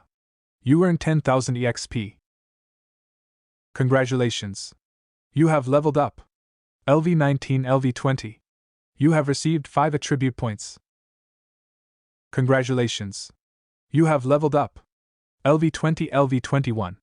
You have received 5 attribute points. Congratulations. You have leveled up. LV21 LV22. You have received 5 attribute points. Congratulations! You have leveled up. LV22 LV23. You have received 5 attribute points. Congratulations! As a result of slaying an enemy with the Kodachi, Kogetsukushiki, you have unlocked the first of its 9 special abilities, the Back Blade. You have looted Kiribachi, Shadow Sword of the Mist. Other looting has been deferred. Kage Bunshin no Jutsu has leveled up 4 times. LV13 LV17. Doton, IWA Bunshin no Jutsu has leveled up 3 times. LV27 LV30. Shuriken Jutsu has leveled up twice. LV16 LV18. Shuriken Kage Bunshin no Jutsu has leveled up twice. LV4 LV6. Futon, Repusho, has leveled up twice. LV5 LV7. Katon, Hibashiri, has leveled up. LV5 LV6. Futon Daitapa has leveled up. LV5 LV6. Ninpo, Shuriken Gashin, has leveled up. LV5 LV6. Doton, Mogirigakur, has leveled up. LV7 LV8. Futon, Ryua, has leveled up twice. LV8 LV10. Futon, Hanakairi Mai, has leveled up twice. LV4 LV6. Raiton, Denko Seka, has leveled up 4 times. LV15 LV19. Suiton Daibakufu has leveled up. LV1 LV2. Futon Chakra Nagashi has leveled up. LV12 LV13. Futon Chakra Nagashi Danto has leveled up. LV6 LV7. Randora Ryu Toragari has leveled up. LV1 LV2. Ansatsujutsu Zanshuzen has leveled up 4 times. LV1 LV5. Konoha Kodachi Ryu has leveled up 4 times. LV2 LV6. Natural Primary Wind Affinity has leveled up. LV15 LV16. Secondary Earth Affinity has leveled up. LV14 LV15. Tree Climbing has leveled up. LV10 LV11. Lesser Chakra Control has leveled up. LV11 LV12. Short Blades Mastery has leveled up. LV16 LV17. Taunt has leveled up. LV3 LV4. That was a very impressive list of skill upgrades from a single fight. Naruto was a bit annoyed that he hadn't had a chance to use any of his Komono clan jutsu during the fight, but that would have meant trying to fight close quarters with the Jonin level Sword Master, which would have likely resulted in him being rapidly sliced and diced by that massive blade of his. Nope, not his cup of tea, thank you. It took him a moment to work out exactly why his Konoha Kodachi Ryu had leveled up multiple times while his Fuko no Tsum Ryu Tanto style hadn't leveled up once. Not a single one of his clones had ever managed to make solid contact with any of their copies of Tsubaki and Sumire, not even to block that oversized blade. He may as well have sent them in barehanded for all the good those twin blades had done his clones. It was likely also why his main, Randora Ryu, Taijutsu style hadn't leveled up either. Annoying, but he'd deal with it. With a soft grunt, he moved on to the next page. As a result of actions taken, the skill, Clone Tactics, has been created. Clone Tactics, Passive, LV1, Midnight %. You possess powerful chakra that grants you a unique affinity for clone techniques among ninja, allowing you to rapidly and constantly create clones without suffering any negative side effects. Against weaker foes, you can overwhelm them with the sheer weight of numbers that you can quickly bring to bear. Against stronger and more skilled enemies, however, simple human wave tactics will not suffice. This skill grants you a greater ability to command and direct any type of clone that you produce, ranging from shadow clones, to rock clones, to even techniques like the wood clone if you are capable of acquiring that skill. Increases clone obedience and responsiveness by 5%. Increases the effectiveness of tactics used by clones created by the user by 5%. As a result of a specific action, the jutsu, Suitun, Shinjuzanshu, has been created. Suitun, Shinjuzanshu, Instant, LV5, Midnight %. The water style, suicide decapitation jutsu, is a very common adaptation of the original Doton, Shinjuzanshu no Jutsu, that is utilized while fighting on water rather than on land. The key difference is that, unlike with Earth, you are dragging the target underwater entirely and intending to drown them to death or just until they're unconscious. Other than that, the execution is exactly the same as the original jutsu. Can only be used in water deep enough to submerge a body in. Link levels. With jutsu that are as identical as these are, the two skills will level as one. Thus, when Suiton, Shinjuzanshu levels, so too will Doton, Shinjuzanshu, and vice versa. As a result of Konoha Kodachi Ryu reaching level 5, the jutsu, Konoha Kodachi Ryu, Hakanai Maiha, has been created. Konoha Kodachi Ryu, Hakanai Maiha, Instant, LV1 Midnight. The Leaf Kodachi style, Transient Dancing Leaf technique, is a basic technique of the style that briefly accelerates the user's arm via a sudden surge of chakra reinforcement into the arm's musculature. While basic, one should never underestimate how much of a utility a rapidly moving sword can be in combat. It has a 5-minute cooldown after use, which will decrease with time and training. Costs 150 CP to use. Requires a Kodachi to use. Doubles the attack speed of a single attack. Cooldown for 5 minutes after use. Well, that was neat. 3 new skills. The first was pretty useful little buff that would make his clones that much more useful in the future, particularly after he leveled it up a bit. The second simply made one of his already existing techniques a bit more versatile, and the third was a nice, simple technique that would give him a swift, strong attack with his Kodachi. The cooldown restriction on his new attack technique was a bit irritating, but that was fixable at least. Practice, practice, practice. It was how you made the game work for you. Moving on to the next page. Congratulations. As a result of killing an enemy who was 16 levels higher than you, you have been awarded the title of Giant Killer. Giant Killer, Level 1, you have fought and overcome an enemy whose strength surpassed your own by a large margin. Increase all stats by 5% when facing enemies of a higher level than you are while this title is equipped. Note, this is a special evolving title that grows as you fulfill its evolution conditions. As with skills, the higher the level you reach with this title, the greater the benefits it will offer to you. You currently have access to level 1 due to defeating an enemy with a level at least 10 levels higher than yours. To evolve it to level 2, slay an enemy 20 levels higher than you while you have Giant Killer equipped. Game on! This particular screen made Naruto stare blankly for a moment.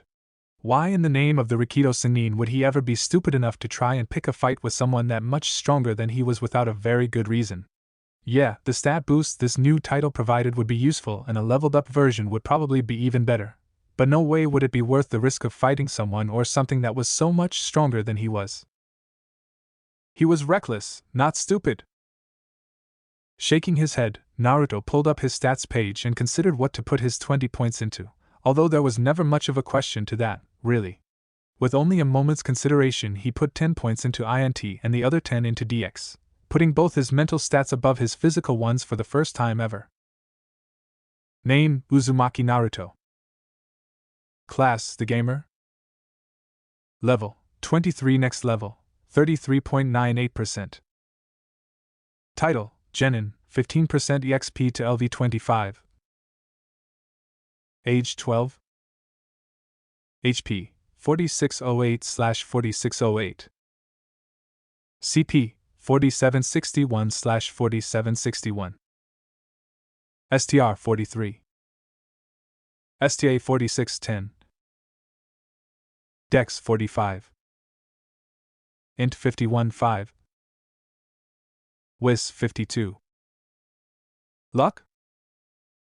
For your information, for raising the base amount of your INT to over 50, you have gained the skill, Limited Bullet Time. For raising the base amount of your WIS to over 50, you have gained the skill, Wisdom of Experience.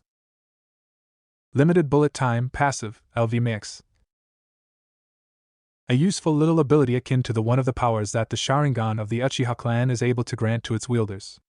Although this ability is far more limited than the one possessed by the Copywheel Eye, it can still be an incredibly valuable tool in any shinobi's arsenal.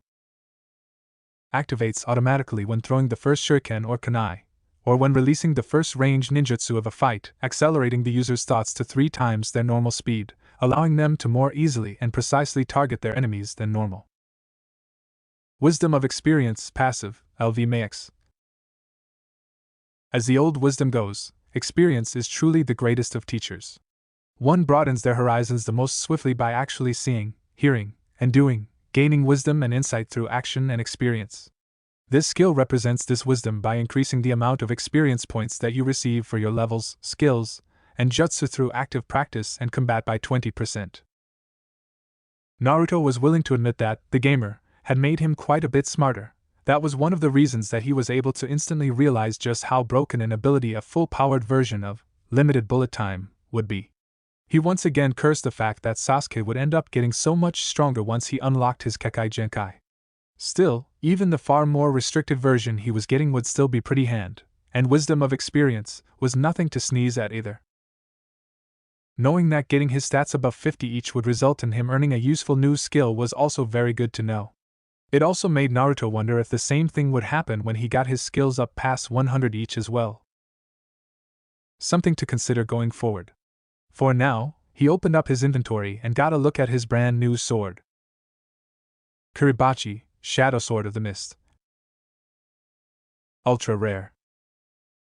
One of the 7 Shadow Swords of the Mist and the final prototype that was forged in the development of the famous Kubikuribocho, one of Kirigaku's legendary 7 Swords of the Mist. The 7 Shadow Swords are a collection of 7 blades that were each the final prototype, proof of concept, and or test model made in preparation for the final forging of the Mist's 7 treasure blades. While the Shadow Swords are of lesser strength than their legendary counterparts, with the 7 swords themselves having used extremely rare materials and components in their forging as well as advanced techniques to create the strongest blades possible, they are still each an incredibly powerful sword with a deadly ability all their own. Kiribachi, cutting plectrum, is also known as the Nokujirito, sawtooth blade, due to the shark-tooth design that was used for the multiple blades that adorn its length. Like its child blade, the deadly Kubikuribocho, Kiribachi can rapidly restore any damage done to it by drawing in any blood that gets too close to one of its blades and using the iron within to rapidly reforge itself. While the sawtoothed design proved to be highly effective for cutting swathes through large numbers of weaker opponents, it proved less effective when dealing with more high-level opponents that had the speed and reaction times needed to take advantage of the openings the multi-bladed design created. This eventually led to Kubikuribocho being redesigned as a large, smooth, single-bladed sword when it was forged. LV30. Kaguchi, long weapon, chakra weapon, unique, final prototype. Durability, 1700/2000. Piercing damage, plus 40. Slashing damage, SX2 plus 150. Blunt damage, plus 50. Special abilities, 1. Teketsu Kyushu, Iron Blood Absorption. Kiribachi's sole special ability developed through countless experiments by one of Kirigaku's greatest forge masters. Any blood that comes within a few inches of one of Kiribachi's blades will be drawn to it like a magnet and absorbed, processed, and the iron within will then be used to rebuild its form and repair any damage to its durability. So long as the sword's core, which is located in the hilt, remains intact, it can eventually be restored to its full form via the absorption of a sufficient amount of blood. The restoration is nigh instantaneous and completely automatic, activating the moment any blood comes within range of the Kiribachi's blades. This same ability was passed down in full to its child blade Kubikuribocho. 2. Scroll case. Within the Kiribachi's hilt is a small storage case designed to hold a single, specially made scroll. The case can be opened by twisting the kashira, pommel, of the tsuka, hilt, once to the left, once to the right, and then tapping forcefully on the base. Case status full. Reading through all of it, Naruto couldn't help but curse a bit at the sheer amount of damage the blade could deal with a single slashing attack. Double his strength with an additional 150 added on top of it. Kami. The blade's special ability was the description basically told him everything he needed to know, but the slightly more detailed entry on Teketsu Kyushu certainly gave him a lot more details to work with. If he was reading this correctly, then whoever had originally forged Kiribachi had somehow managed to set the perfect, freshly forged version of the sword as the sword's default state and the Fuinjutsu. There had to be Fuinjutsu involved in this somewhere, and Naruto was willing to bet that the core was actually where those seals were located. automatically used that template to rapidly restore Kiribachi back to that default whenever it was damaged. That likely meant that sharpening and even basic maintenance wouldn't really be needed, as long as he fed the blade a bit of blood regularly. It would automatically sharpen and restore itself to its perfect, original state. However, it was the second note that gave him pause. Curious, he took the blade out of his inventory and followed the instructions that the screen had listed. With a single solid tap, a small hatch popped open in the lower part of the sword's hilt, and a small scroll rolled out. Naruto quickly checked it for any signs of traps and found none, but nevertheless was very cautious as he picked it up and started to unroll it. When nothing untoward occurred, he began to read. To whom it may concern. If you are reading this, then the Kaguchi, Shadow Forge, of the pinnacle of my craft has seen the light of day once more, something that I honestly never expected to see happen. Old Byakuren, that stubborn bastard, demanded I reforge my masterwork to create the Kubikiribocho in order to improve upon my masterwork, claiming that the blade's design made it too ineffective against single foes. Bah, the great Shodame Mizukichi simply couldn't find a swordsman who could bring out my blade's full potential and thus blamed the design and demanded something simpler to handle before deciding to lock my original masterpiece away for the rest of time. Unfortunately, there was a reason I hid this message scroll within Kiribachi. If my treasure blade was released into the world once again, then that likely means the other 6 Kaguchi are loose once more as well, and I cannot abide one of those blades running rampart without taking some precaution to try and mitigate the havoc it could unleash. I suppose I should explain in more detail. I'll start by introducing myself. My name is Kurigane Ketsuya and I am one of the 7 greatest shinobi swordsmiths in Mizuno Kuni that were gathered by Byakuren and granted the full backing and resources of his newly formed shinobi village to forge the 7 most powerful blades the shinobi world has ever seen, what some have already started to call the 7 treasure swords of the mist. All 7 of us were the best of our craft, blending chakra, fuinjutsu, and steel together to create masterpieces that could reshape any battlefield. Byakuren was good as his word at least. We were offered every resource imaginable and were able to push our art to an entirely new level, forging a series of blades the likes of which this world has never seen before. Then my fool of a blood brother forged a sword infused with Juinjutsu, cursed seal techniques, to act as his Kaguchi. The blade was undeniably powerful beyond compare, but it drove anyone who tried to wield it into a bloodthirsty madness. Even Byakuren, the half-mad old man that he was, saw that the blade was too dangerous to be let loose and ordered it sealed away, with the other 6 Kaguchi joining it to avoid drawing too much attention onto that demonic blade. I didn't appreciate sealing up my masterwork just to redesign its blade a bit, but I can admit the old man's plan was a good one. Too many fools might have been tempted by a sword that was labeled as too dangerous to be released, but most wouldn't bat an eye at the imperfect prototypes of the 7 treasure swords being put into storage. Still, there was always the risk that some fool would eventually unearth that cursed blade, and so I made a few final adjustments to Kiribachi, hiding this scroll and its case within its hilt, even as I work to design the new version of the blade that I intend to name Kubikiribocho. I will be entirely blunt, the Kaguchi Kikoku, Wailing Ogre, is a nightmare just waiting to be unleashed. Anyone who so much as draws that cursed blade will eventually find themselves possessed by a bloodthirsty madness, and set out to do nothing but feed that ever-hungry blade. I have no idea how many years will have passed between my writing this message and when this scroll will finally be read, and a part of me hopes it never will be and that my pinnacle will rust dust into dust alongside that menace it was hidden to guard. But to whoever has found this scroll, I can do nothing but beg a humble request of you. Find Kikoku and seal it away once more. I do not ask this of you for free, of course. I may be a swordsmith, but I am a shinobi as well. At the base of this scroll are 2 storage seals. One contains an instruction scroll detailing the Muon Satsujin, silent killing, combat style that our village is quickly becoming known for and that my Kiribachi was designed to work with. The other contains a single jutsu scroll that holds a single kenjutsu technique that I had devised to be used explicitly with Kiribachi, Nokajiri Jutsu, Chikufubo, Sawtooth Jutsu, Blood-Devouring Tornado. I offer both of these to you in exchange for fulfilling this old man's last request. Kikoku, the Yoto, cursed sword, was created by a blood member of my own family, which means that it is my responsibility to do whatever I can to mitigate any damage that monstrosity will unleash on the world.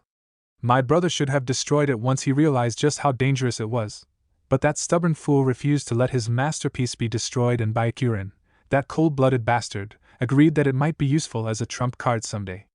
That sword will do naught but bring tragedy and death into this world, and I will not see my family's name stained by it without at least trying to counterbalance that sin in some way. Yours in faith, Kurigane Ketsuya, Master Swordsmith of Kirigakyu no Sato. Naruto silently read through the letter, eyebrows slowly climbing higher and higher as he did so before he finally unfurled the scroll to its maximum. There on the very bottom of the scroll were two small circles with kanji inside them. One was Muon, and the other had Sa. Storage seals, just as Kurigane Ketsuya had promised. Much to Naruto's complete and utter lack of surprise, a new quest alert appeared mere seconds later. Quest alert! Sealing the cursed sword. In the years shortly following the founding of Kirigakyu no Sato and Mizu no Kuni, the man who became known as the Shodaime Mizukage, Byakuren, gathered together 7 of the most skilled shinobi swordsmiths in all the land and offered them the full resources of his newly formed village in order to forge the pinnacle of blades to serve as symbols of the new shinobi village, as well as the backbone of a new unit made up of the 7 best ninja swordsmen of the age. In the forging of these blades, 7 swords were forged to test the final designs and abilities of these treasure swords before their final forms could be forged. These Kaguchi, shadow-forged, blades were thus named Kiribachi, cutting plectrum, the Nokujirito, sawtooth sword, forged by Kurigane Ketsuya. Karakuri, trick mechanism, the Rasen Bakuto, spiral blast sword, forged by Bakugaruji. Kagarashi, wintry wind, the Yasuto, thin sword, forged by Karasuma Ito. Kanrikimaru, soul strength, the Zoto, elephant sword, forged by Takakawa Seiji. Kashu and Zanshu, flower province and mountain province, the Soreto, twin lightning swords, forged by Akazuchi Hate. Kotetsumaru, steel sword, the Komodo, cloud sword, forged by Tachibana Unaraya. Kikoku, wailing ogre, the Yodo, curse sword, forged by Kurigane Munashiki. Of these 7 blades, 1 carried a dark secret. The Kikoku, forged using heretical techniques, Kinjutsu and Juinjutsu, is a blade that feeds upon blood, suffering, and terror in order to strengthen its wielder while driving them into a bloodthirsty madness, constantly seeking to kill without limit or end. Ultimately, the Shodaime Mizukage ordered this blade to be sealed away, hiding the other 6 alongside it to camouflage the blade's terrifying ability. Now, due to the actions of a group of Kirigakyu Nukenin, the 7 shadow swords of the mist have been unleashed out into the world once more, and it is now only a matter of time before Kikoku starts to carve a bloody trail across the elemental nations. Per the final request of Kurigane Ketsuya, you have been tasked with finding Kikoku, defeating its current wielder, and sealing it away once more so that it can hurt no one else. Quest Objective 1. Locate Kikoku. Quest Objective 2. Defeat Kikoku and its likely insane wielder. Objective 3. Seal away Kikoku so that no one may wield it. Bonus Objective. Find and acquire the other shadow swords of the mist in addition to Kiribachi and Kikoku. Quest Reward 1. 1500 EXP, 5000 Ryo. Quest Reward 2. Swordmaster, title, 6000 EXP, 3 random Kenjutsu scrolls. Quest Reward 3, 20,000 EXP, 50,000 Ryo, 1 S-rank Sway Jutsu scroll. Bonus Reward, Ichiai Shichiken, 1 Shadow, 7 Swords, title, skill scroll, Juriai Joka, Curse Spirit Purification, 2000 Reputation with Swordsmiths of Mizu no Kuni, and Kurigane Clan of Mizu no Kuni. Quest Failure, a bloodbath that will weigh on your soul, death. Do you accept this quest? Wyan. Naruto couldn't help but sigh. It was always just one thing after another. Now that he knew that this was going to happen and someone had, technically, paid him in advance for the job, with a couple of very valuable jutsu to boot, there was no way that he could just ignore this. Alright, you know what? Fine. Bring it on. Let's see what these damned shadow swords are really made of. The Jinchuriki grumbled, hitting the Y key and making the notification disappear. I'll learn both of those new jutsu tomorrow, he decided as he slipped the scroll back into the hidden scroll case and closed it up again before slotting the Kiribachi back into his inventory. Right now, Choji was still coming to terms with the fact that he'd actually killed one of those Nukenin when they were fighting in the woods, so he should probably head out and offer him his support. If nothing else, it couldn't hurt, right? Nodding in determination, Naruto got up off his bed and headed out of his room, unaware of a pair of astonished pale lavender eyes that had been watching him in his room the entire time. Chapter 32, C Rank to A Rank. The next day, morning. Streets of Arakusa village. Naruto was currently directing his Kage Bunshin and having them help with the repair of the guard tower, which had been pretty badly damaged during the attack, just like Asuma-sensei had ordered him to. He was just about finished and getting ready to move on when one of the workers, an older man with salt and pepper hair who seemed to be ordering about many of the other workers involved, walked up to him. "Hey kid, you're the real one, right?" he asked. "Yeah, that's me," Naruto agreed with a nod. "Your clones reasked my boys a whole lot of questions about the work," the builder stated, nodding towards where his clones were working, and indeed several seemed to be speaking to the civilian carpenters and builders. "Should I have my boys explain things, or would they just waste their time and breath? From what I know about your ninja tricks, clones don't actually help learning anything, right?" "For most clone jutsu you'd be right, but I use the shadow clone technique and they're pretty special," the blonde-haired genin answered honestly. "It was designed for scouting work. Everything that my clones manage to learn automatically gets transferred back to me when they pop. That means any tricks they can pick up, I pick up as well. I'm already pretty good with the basics of carpentry and stuff, but I can always learn more, and anything your guys don't mind sharing will only make my next batch of clones that much more helpful." "Huh, now that sounds like a pretty dang useful trick." The man blinked in surprise before nodding. "Well, I'll let the boys know to answer what they can. Thanks for all the help here, kid." "Not a kid, I've got a Hitai Databao," Naruto mentally grumbled but didn't argue as the man walked away. He knew civilians sometimes had trouble understanding just what wearing a forehead protector meant to a shinobi. Sighing internally, he turned his mind back to the two jutsu that he'd learned this morning, to be more specific, one fighting style and one jutsu. Muon Satsujin, passive, LV1, midnight %.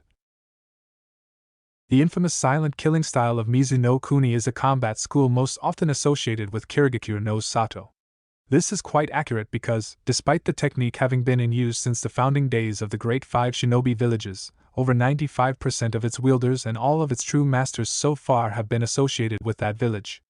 The exact origins of the style itself remains mired in mystery and speculation.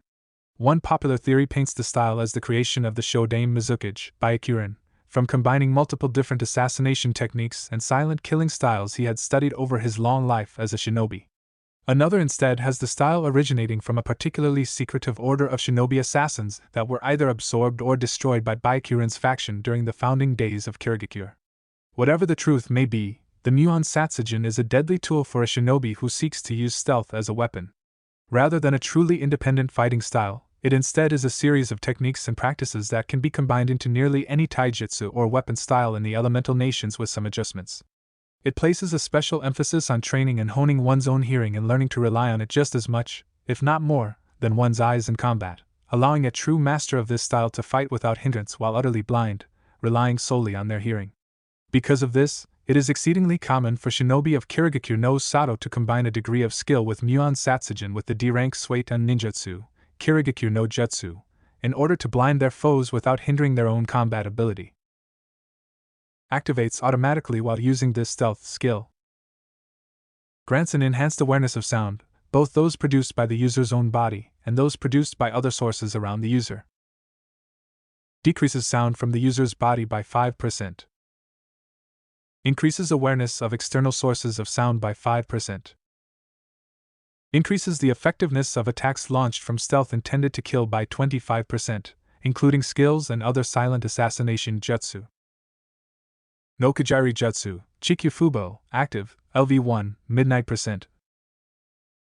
Sawtooth Jutsu, Blood Devouring Tornado, also known as Chijiri Toho, Chikyu Fubo, Bloody Mist Sword Art, Blood Devouring Tornado, is a jutsu created by the shinobi swordsmith that originally forged both the kiribachi and its successor the kubikiribocho, Kurigane Katsuya. However, this technique has never seen the light of day due to the sword it was originally intended to be used with, kiribachi, being sealed away along with the other prototype Kaguchi blades of the legendary 7 ninja swords of the mist. In spite of it never actually being used on a battlefield, This Kenjutsu technique promises to be a deadly tool in capable hands, allowing its user to scythe their way through fields of weaker foes with ease.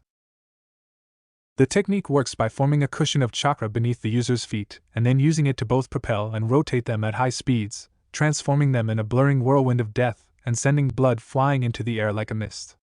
The end result resembles a veritable tornado of blood and steel. Can only be used in combination with either the Kiribachi or Kubikiribocho.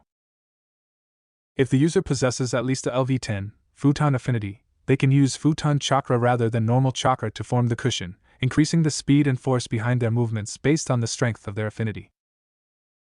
Users rotate horizontally on a cushion of chakra generated from their feet, allowing them to quickly travel across the battlefield in a constant attack. Inflicts slashing damage equal to equipped swords SX 2150 user modifiers, futon affinity, level X5 damage per hit. Currently inflicts the disorientation status effect onto the user after the jutsu ends. Reaching a suitable level with this jutsu will remove this demerit. Both were dark as hell, and Naruto had to wonder just why everything involving Kirigakure had to be so dark and bloody. Was Mizu no Kuni just full of edgelords obsessed with blood and death and being cringe? Naruto. Sakura called out as she ran up to him. Yo, Sakura-chan, what's the matter? He returned, a bit concerned to see his crush rushing towards him so frantically. Asuma-sensei just got a message directly from the Hokage via a summon. The pinkette answered as she came to a stop. We've been ordered to move to assist another team that's apparently in trouble. Even after everything that just happened involving that horde of Nukenin? Naruto couldn't help but gape at her. What is Gigi even thinking? Baka, don't talk about the Hokage like that. Sakura scolded him. Anyway, we need to go. Asuma wants us to gather up so he can give us a short briefing before we head out. Is it just going to be our team moving to assist, or is Team 8 going to be accompanying us as well? The blonde shinobi asked as the two of them started moving. Just us. His teammate confirmed. Team 8 has been ordered directly back to the village so they can give a full report of what happened here. They're also taking over escorting Ayam-san home as well, and I think Choji really needs to see a Yamanaka counselor about what happened before he sees any other kind of serious fight. He's still pretty out of it. He only managed to eat 2 helping at breakfast. While normally you can't stop him from eating at least 4. Naruto commented, concerned. Right, I'll leave the clones I've already made here. They should at least be able to help get the village start getting back onto its feet before their chakra runs out. A couple more minutes of speed walking had the 2 genin arriving where Asuma, Ino, Team 8, and Ayam had all gathered. Ino was already tapping one foot impatiently, while Choji was surprisingly not munching on his usual bags of snacks, even as he held an unopened bag absently in one hand. Both Ino and Shikamaru were shooting their childhood friends concerned glances every now and again, while Hinata was tapping her pointer fingers together nervously as she stared at the ground, only occasionally glancing up to look around. Yo, looks like you two are the last to arrive. Asuma offered it easily. I'll keep this short and simple. Oyaji needs Team 10 to immediately go and reinforce Team 7 and Nami no Kuni. Are they already out on a C rank? Naruto blinked. He hadn't thought they were ready for one just yet. Yeah, and theirs has spiraled out of control even worse than our mission did. The male jonin offered with a nod, before turning toward Ayam with an apologetic expression on his face. I'm afraid that we won't be able to escort you back to Konoha ourselves, Ayam-san, but Team 8 will be taking over your protection in our stead. It's fine, I get it. The needs of the village come first. The brunette waitress waved off the apology with an easy smile before she sighed. I am honestly more worried about what we're gonna do about the ingredients I was supposed to pick up. Apparently they were already either stolen or destroyed by that rabble of Nukenin. I've already given Kurenai a letter explaining everything to the Hokage, so you should be refunded at least part of the money you paid to place this mission, and he will definitely see what he can do to help with the local merchants. Asuma reassured her. They may like to play their stupid little games among each other, but if they try that kind of foolishness with him involved, they'd be pretty much putting their heads into his hands to play with. Figuratively speaking, anyway. Well, fingers crossed then. Otherwise Ichiraku Ramen will have to shut down until we can get a new order of ingredients in. Ayam replied with another sigh, before bowing slightly to Asuma. Thank you for your service, and best of luck in your new mission. Thank you, Ayam-san, and a safe journey home to you. The Jonin returned her bow politely. Team 10, say your goodbyes quickly. We head out in 5 minutes. Sorry that the Nuke Nin managed to snag your stuff, Ayame. Naruto offered as he came up to talk to her, ignoring the screen that had just popped up in the side of his vision. It's nobody's fault but the Nuke Nin, Naruto. Ayame smiled, before reaching out and ruffling his hair affectionately. You were the one to take out their leader, right? I think that repays them for causing me trouble 10 times over. He was one tough bastard, and he was apparently really out of shape by Jonin standards. Naruto stated, pulling a face. I don't want to even think about how I'd have done if he hadn't slacked off on his training since he went rogue. Seriously, who just stands back up after tanking an A-rank Suiton jutsu straight to the face? Suppose it just goes to show you how far you have left to grow, HM? I am offered with a smirk. Discouraged? Heck no! I'm going to keep getting better until I leave guys like that in the dust, believe it! The blonde genin shot back indignantly. Ha! I look forward to seeing that happen, Naruto-kun. I am offered before nodding towards the genuine members of Team 8. Better go and say goodbye to your friends before you run out of time. Just try and come back in one piece, okay? Count on it. Naruto promised, before heading over to where Shikamaru and Hinata were standing, with Choji milling about a bit further back on his own. Yo, Shika. How are you feeling? Fine, just looking forward to getting back home, for multiple reasons now. The Nara heir responded lazily, a slight tilt of his head in Choji's direction indicating one of those reasons. Yeah, I tried to talk with him about my own first kill last night, but I'm not sure if I managed to help. Naruto offered with a wince. I'm not exactly good at comforting people. At least you tried, and I think it helped, it just didn't fix everything. Nothing else we can do about it. Shikamaru responded, letting out an annoyed breath. Troublesome Nuke Nin. I just know that my old man is going to nag me for every single detail about what happened here.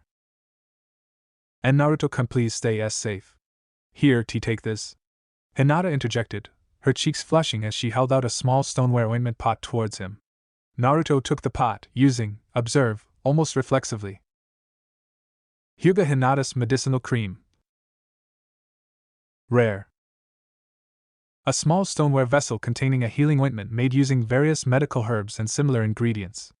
Handmade by the heiress of the Hyuga clan, Hyuga Hinata, following the recipes and notes left to her by her deceased mother. Despite being made by an amateur, this curative is surprisingly effective and shows a clear attention to detail and care in its creation. Although it is not potent enough to be used on larger, deeper wounds, it is highly effective on shallow lacerations, cuts, and bruises. Simply spreading some over such an injury will either slow or completely halt any bleeding and disinfect the area, increase the healing speed of the injury, and also restore a small amount of HP. When spread across a light wound, it increases the rate of healing by 25%. Restores 100 HP immediately, and 25 every minute while applied to a wound. Well, thanks, Hinata. I'm sure that this will come in handy.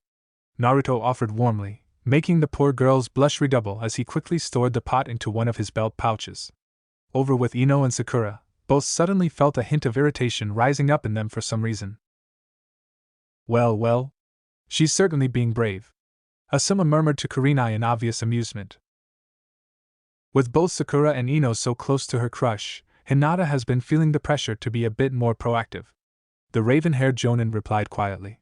We're going to have to see about teaming up for more missions or training exercises if it's as good for her confidence as the past few days have been. Heh, I certainly wouldn't complain about that. Asuma chuckled good-naturedly before calling out. Alright, Team 10, time to get moving. A few minutes later, all 4 of them were running full tilt down the most direct road heading towards Nami no Kuni. Asuma-sensei, what about the 3 prisoners that we managed to capture with Team 8? Ino asked curiously as they ran. They're locked up in the secure cells beneath the guard tower.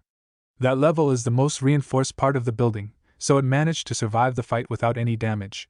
The patrol corps will keep an eye on them until the ANBU squad that Oyaji has already dispatched arrives to pick them up. Asuma answered simply. From there, they will be on an express trip straight to the tea department. Oyaji is not happy about a small army of Nuke Nin managing to gather up right under Konoha's nose like this, let alone attacking one of our outposts so blatantly, and he intends to make an example out of these Carehagakure idiots. That means that they'll likely be put under either Anko or Ibiki's direct attention. The Yamanaka gulped a bit at that. Her father and several other members of her clan worked with tea fairly regularly, and she had heard of those two more than a few times. Marino Ibiki, the Sure no Kyofu, and Mitarashi Anko, the Snake Mistress, were two of the best interrogators in the entirety of the ANBUT department, with both having a very, very low failure rate when it came to extracting information from prisoners. Said prisoners, however, rarely left such an experience whole in either mind or body afterwards. Naruto was only half listening to the conversation. Instead, he was mainly focused on the screen that had popped up right after Asuma had told them about the mission change. Quest complete. For the love of ramen, Ichiraku IM hired your genin team to escort her to the village of Arakusa, a small relay station and farming community located on the very edge of Konoha's outer patrol perimeter, in order to pick up a delivery of ingredients from No Kuni. Arakusa, while small, is an important rest point for many caravans heading into and out of Konoha, making it a tempting target for the likes of bandits and Nuknin. You successfully protected her from being killed by the Nuknin during their raid on the village, and even managed to ensure that none of your fellow genin were killed. Sadly, the produce was already destroyed or stolen before it could even arrive at the village by the Nuknin group Carehagakure. As this fell beyond your range of ability to influence, the failure condition, failing to protect the produce, has been negated, as it would only have become active once the produce was in your hands. Currently, you and your team have been redirected to A Team 7 in Nami no Kuni by the direct orders of the Hokage himself. The mission to escort Ichiraku IM back to Kanehagakure has been taken up by Team 8 in your stead and shall be auto-completed by them. Quest Objective 1: Escort Ichiraku IM to the Shakuba Post Station in the village of Arakusa. Complete. Quest Objective 2: Take command of Teams 10 and 8 in the absence of the Jonin Sensei and protect Ichiraku IM should Nuknin or bandits attack Arakusa village. Duration: 1 day. Complete. Quest Objective 3: Escort Ichiraku IM back to Kanehagakure, taking care to protect the produce as well. Proxy in progress. Quest Reward 1: 1000 EXP, 500 Reputation with Ichiraku IM. Quest Reward 2: 1500 EXP, 15,000 Rio, Leadership, Skill, Trickster's Kote Device, Mechanical Collapsible Round Shield Device. Error. My reputation with Ichiraku IM is already maxed. Calculating resolved. Romantic route with Ichiraku IM now opened. Naruto almost stumbled mid-step as he read that last part, his face suddenly burning red. What the heck was this gamer thing even thinking, trying to set him up with Ayame? Quickly trying to distract himself from that line of thought, he pulled up the information for the latest add-on he'd acquired for the Trickster's Kote, since it had looked rather interesting. Mechanical Collapsible Round Shield Device. Rare. A deceptively small Karakuri device that was designed to be slotted into the Trickster's Kote. Once triggered, it quickly deploys a series of metal plates that rapidly expand outward to form a round shield approximately 2 feet in diameter. This small shield is easily capable of blocking kunai, shuriken, and close-quarters attacks up to a certain level but is almost useless against most forms of ninjutsu, for which the best defense remains not to get hit by them in the first place. Each individual plate can be removed and or replaced by a modestly skilled blacksmith if damaged or broken. Durability per plate, 75 to 75. He honestly hadn't been expecting a defensive upgrade, mostly because his primary defense so far had been mostly don't get hit in the first place, but this actually looked like it could be pretty useful. Having something that he could quickly deploy to block thrown weapons in an ambush sounded like a pretty good idea to him, and the fact that it could be concealed until he actually needed it meant that he'd have an advantage.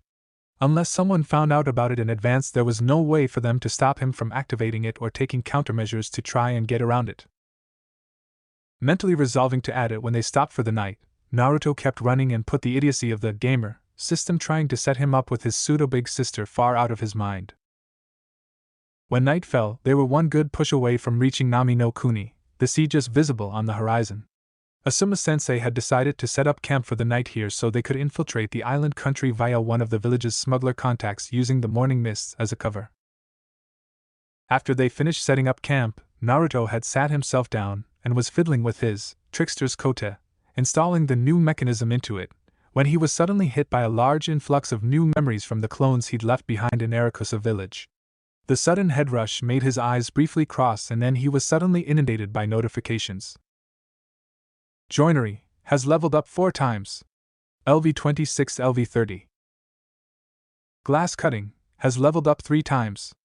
LV27 LV30. Apprentice carpentry has leveled up 7 times. LV15 LV22. Tree climbing has leveled up 3 times. LV12 LV15.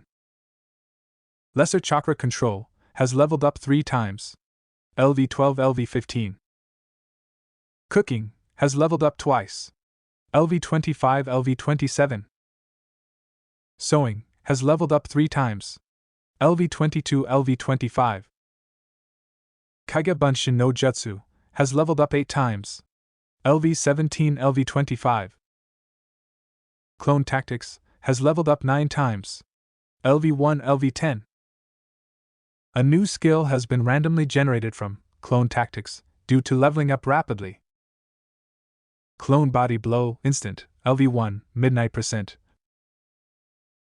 One of the more basic tactics utilizing clones, it can generally only be used with the Kage Bunshin no Jutsu due to how quickly the clone needs to be formed, the solidity requirement, and the need to be able to use anywhere at any time. At its most simple, the user creates a clone and then has it throw the user in a general direction. While incredibly basic, this technique can be applied in a variety of different scenarios for both offensive and defensive purposes, ranging from using it to quickly move the user out the path of an incoming attack while caught in midair to rapidly closing the distance with the foe in order to deliver a coup de grace. While actively using this technique requires no more chakra than it costs to create the Kage Bunshin, it does require a certain level of mastery with the Kage Bunshin no Jutsu to use it effectively. Can only be used with the Kage Bunshin no Jutsu. Requires the Kage Bunshin no Jutsu to be at least level 10 to be used. Shaking his head to try and clear out the last of the temporary fog, he noticed Asuma-sensei looking at him in concern. Heh. Sorry about that, all the clones I left back at Arakusa just popped at once, he explained. That was one heck of a head rush. Asuma let out a sigh, pinching the bridge of his nose. Naruto, generally speaking, you're not supposed to use shadow clones for long periods of time except for 1 or 2 at a time, maybe 3 if you have a particular talent for the jutsu. He lectured to his most unpredictable student. The inrush of so many memories can cause real damage to your psyche if it happens too often. Not to mention the not too small risk of giving yourself a brain aneurysm. Ah, really? Sorry, Asuma-sensei, the fake scroll of seals didn't have any kind of warning about that in the section about the Kage Bunshin no Jutsu. Naruto offered sheepishly. He'd known that he'd created more clones than anyone ever had before, thanks to the description of the Shadow Master achievement, but not that using them long-term like that could be dangerous. That's probably because, before you came along, the most clones anyone who has ever learned that jutsu in Konoha has been able to make at once was 5, and that was Senju Tobarama himself, the man who created that jutsu in the first place. The bearded jonin offered.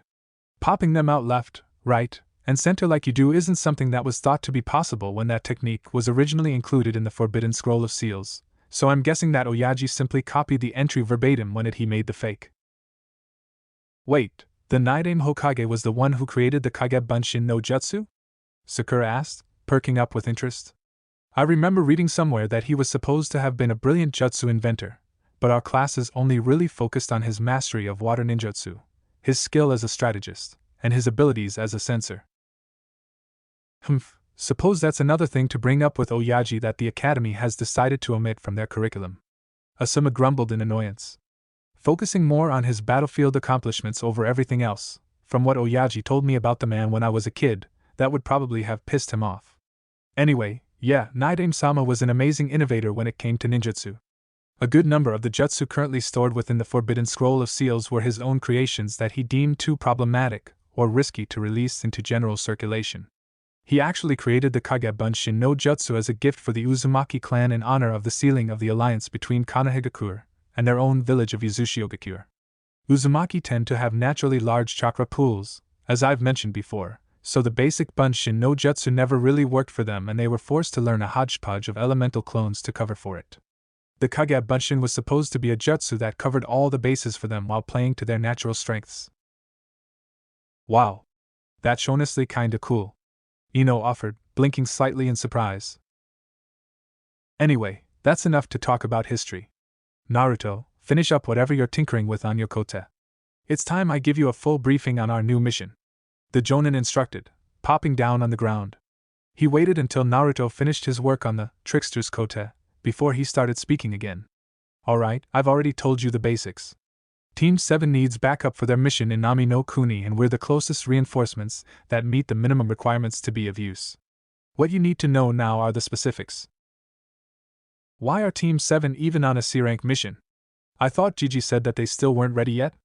Naruto asked, honestly puzzled. Apparently Kiba and Sasuke finally lost it after they got mauled by Tora for the nth time. Asuma offered with a snort. Can't say that I really blame those two, that cat is a crazed menace. They both pretty much demanded something different, and Kakashi decided to indulge them in hopes of building some camaraderie and easing a bit of the friction that's still causing issues in his team. Oyaji thought that escorting a bridge builder named Tazuna and serving as a protection detail while he finishes his latest project would be a simple enough mission, and then they were ambushed by a pair of C-rank Chunin Nukunin, Goza and Meizu, also known as the Oni Kyodai. The Oni Kyodai? Those two are supposed to be Kirigakyu Nukunin, Ino offered in surprise, before it rapidly shifted into irritation. We have to deal with even more of those sharp-toothed assholes, after everything that's already happened. As Sasuke, Kiba, and Shino were able to handle the two of them with little issue, the bearded Jonin offered with a shrug. But the main concern, and the reason Kakashi sent in a request for backup, is that there is someone a lot worse waiting in the wings. According to Tazuna, after Team 7 confronted him on it, he was apparently being targeted by the CEO of the Gado Corporation, Gado himself. The shipping magnate? He has a reputation for being shady, but would someone like that really be involved with Nukunin? Sakura blinked in surprise. The Haruno clan, as a merchant clan, had some dealings with the Gado Corporation since they were the largest shipping company around that dealt with moving goods between the mainland and the various island nations like Nami no Kuni and Mizu no Kuni. Yeah, it turns out that he's a lot dirtier than anyone ever expected. His company serves as a legitimate front for a major drug distributing and smuggling operation. He apparently got all of Nami no Kuni in a stranglehold after he managed to gain control of nearly all the shipping into and out of the country. From what Tazuna described, he's planning on turning the place into his own personal fiefdom and use it as a base of operations to centralize all of his operations, both legal and illegal. And considering he's got more wealth and political capital than the Nami daimyo, he can grease enough palms to keep the other nations from getting directly involved. Asuma elaborated gravely. From what Tazuna told Team 7, he's got a force mostly made up of thugs, low-level bands, ninja dropouts, and disgraced samurai that acts as his personal enforcers, ensuring that no news about what's happening leaks out of Nami no Kuni, and generally terrorizing the population to keep them in check. He's even publicly executed a local spokesman, the hero of Nami no Kuni, for disrupting the peace. Tazuna's main goal for building his bridge is to directly connect Nami to the mainland, breaking Gado's stranglehold and preventing him from taking complete control of the country. It's apparently already close to being finished, but if the old man dies, then no one will be able to finish it and Nami will pretty much be left in Gado's hands. Why didn't he pay for a B-rank escort instead of a C-rank? This kind of stuff is way beyond what a team of genin should be involved in, Naruto asked. That's because Gado has pretty much already drained the nation bone dry. The Nami daimyo had to scrape together funds to get enough to pay for a C-rank, Asuma stated. And considering Nami no Kuni doesn't have a shinobi village of its own and rarely interacts with any of the hidden villages, it's likely that they didn't even realize that we do have things like installment payments for missions that are out of their price range. Team 7 decided to continue with their mission, but shortly after arriving in Nami they were confronted by another Nuke 9 in A rank this time. Momochi Zabuza, the demon the hidden mist. You're fucking kidding me. Naruto yelped in shock. The current wielder of the Kubikuru Bocho and one of the last survivors of the so-called strongest generation of the 7 fucking ninja swordsmen of the mist. That's Zabuza? Yup, none other. Asuma confirmed, ignoring the profanity. It was well warranted in this case. And he is on a whole other level than Hashigaki Chikawa. Kakashi had to go all out to kill Heimer so he'd have us believe. What do you mean, Asuma-sensei? Sakura asked. Before Kakashi could deliver the finishing blow, Zabuza was apparently killed by a pair of precisely thrown Saban needles. The Jonin explained. His body was then picked up and removed from the scene by a member of Kirigakure's Oinin Butai, the Hunter Ninja Corps who specialize in tracking down and eliminating high-profile and important nukenin before they can expose any village secrets. However, several things didn't add up with their act. Oinin are supposed to only bring back the head as proof while destroying the body as quickly and effectively as possible, usually by burning it on the spot. Kakashi suspects that this Oinin was actually either an accomplice or subordinate of Zabuza's, and that Zabuza was only put into a false death state to sell the act. Kakashi didn't act on it at the time because he couldn't risk another fight with an unknown enemy when he was already half ready to collapse from fighting Zabuza. If this guy actually managed to do that with thrown Saban, then he's probably on the same level as an actual Oinin. Ino offered, frowning. It takes an intense and intimate knowledge of human anatomy and an incredibly high degree of skill in shuriken jutsu to put someone into a false death state using thrown Saban, even more than it would take to deal a lethal strike. Kao-san could likely do it. She specialized in chakra sensing, shuriken jutsu and Iryo jutsu when she was an active kunoichi, but it is an extremely polished skill to see in a nukenin. That was the Hokage's assessment as well. Asuma nodded. Zabuza will be out of commission for at least the better part of a week, 6 days or so now, due to the effects that being put into a false death state has on a body. Kakashi himself overdid it in the fight, and is suffering from chakra exhaustion, but he should recover by the same time. We're being sent to reinforce Team 7. I'm to work with Kakashi to deal with Zabuza and his accomplice, while you are to work with the rest of Team 7 to protect Tazuna and his family from anyone else that is sent after them. What about Gato himself? Seems to me that the easiest way to stop all of this would be getting rid of that bastard, Naruto pointed out, making Sakura goggle at him in shock. Naruto, he is the CEO of one of the biggest multinational shipping corporations in the world. Killing him would send the entire company into turmoil and have negative effects on the economy and stability of nearly every country he does business with, Sakura exclaimed. They have people to handle that kind of thing, Naruto interjected stubbornly when she paused to take a breath. By the sounds of it, the people of Nami no Kuni aren't going to be able to survive with this guy bleeding them out for much longer. Naruto isn't exactly wrong, Sakura, Ino offered begrudgingly, making Sakura whirl around to stare at her frenemy in open-mouthed shock. The blonde kunoichi simply shrugged before elaborating. Without Gato there to pay him, Zabuza has no reason to go after Tazuna. Finding a way to complete the mission without having to fight the exceedingly dangerous A-rank nukenin is just the smart move here. Yes, there would probably be a month or two of financial turbulence, but there are enough other shipping companies out there that the Gato Corporation would quickly be torn apart, and either absorbed by its competitors, or break off and form into smaller companies on their own. Then everything will be back to normal. While you both make good points, I'm afraid we don't have leave to pursue a more aggressive defense for one reason: politics. Asuma interjected from where he'd been watching the miniature debate between his genin in pleased contemplation. If word gets out that Konohagakure assassinated the head of a major company like the Gato Corporation, regardless of what he was up to, then it would make a lot of people nervous and could end up costing the village a lot of business. If Gato is arrogant or stupid enough to show himself to us and try anything even vaguely threatening, then we have clearance to eliminate him, but otherwise our job is simply to protect our clients. So we're stuck having to just sit back and play defensive while we let this asshole make all the moves. Naruto grumbled unhappily. Afraid that's how some missions work out, kid, Asuma explained with a shrug. We're essentially mercenaries operating in foreign lands while under a contract. Going beyond the boundaries of our mission is always going to need authorization from the higher-ups. Yeah, it would certainly make our jobs a lot simpler if we just escalated and removed the head of the snake ourselves, but we can't without the Hokage's approval, and he has to worry about the big picture in this kind of thing. It sucks, but that is just our lot in life sometimes. Shinobi literally means one who endures after all, so we just have to endure this and play the hand that we've got.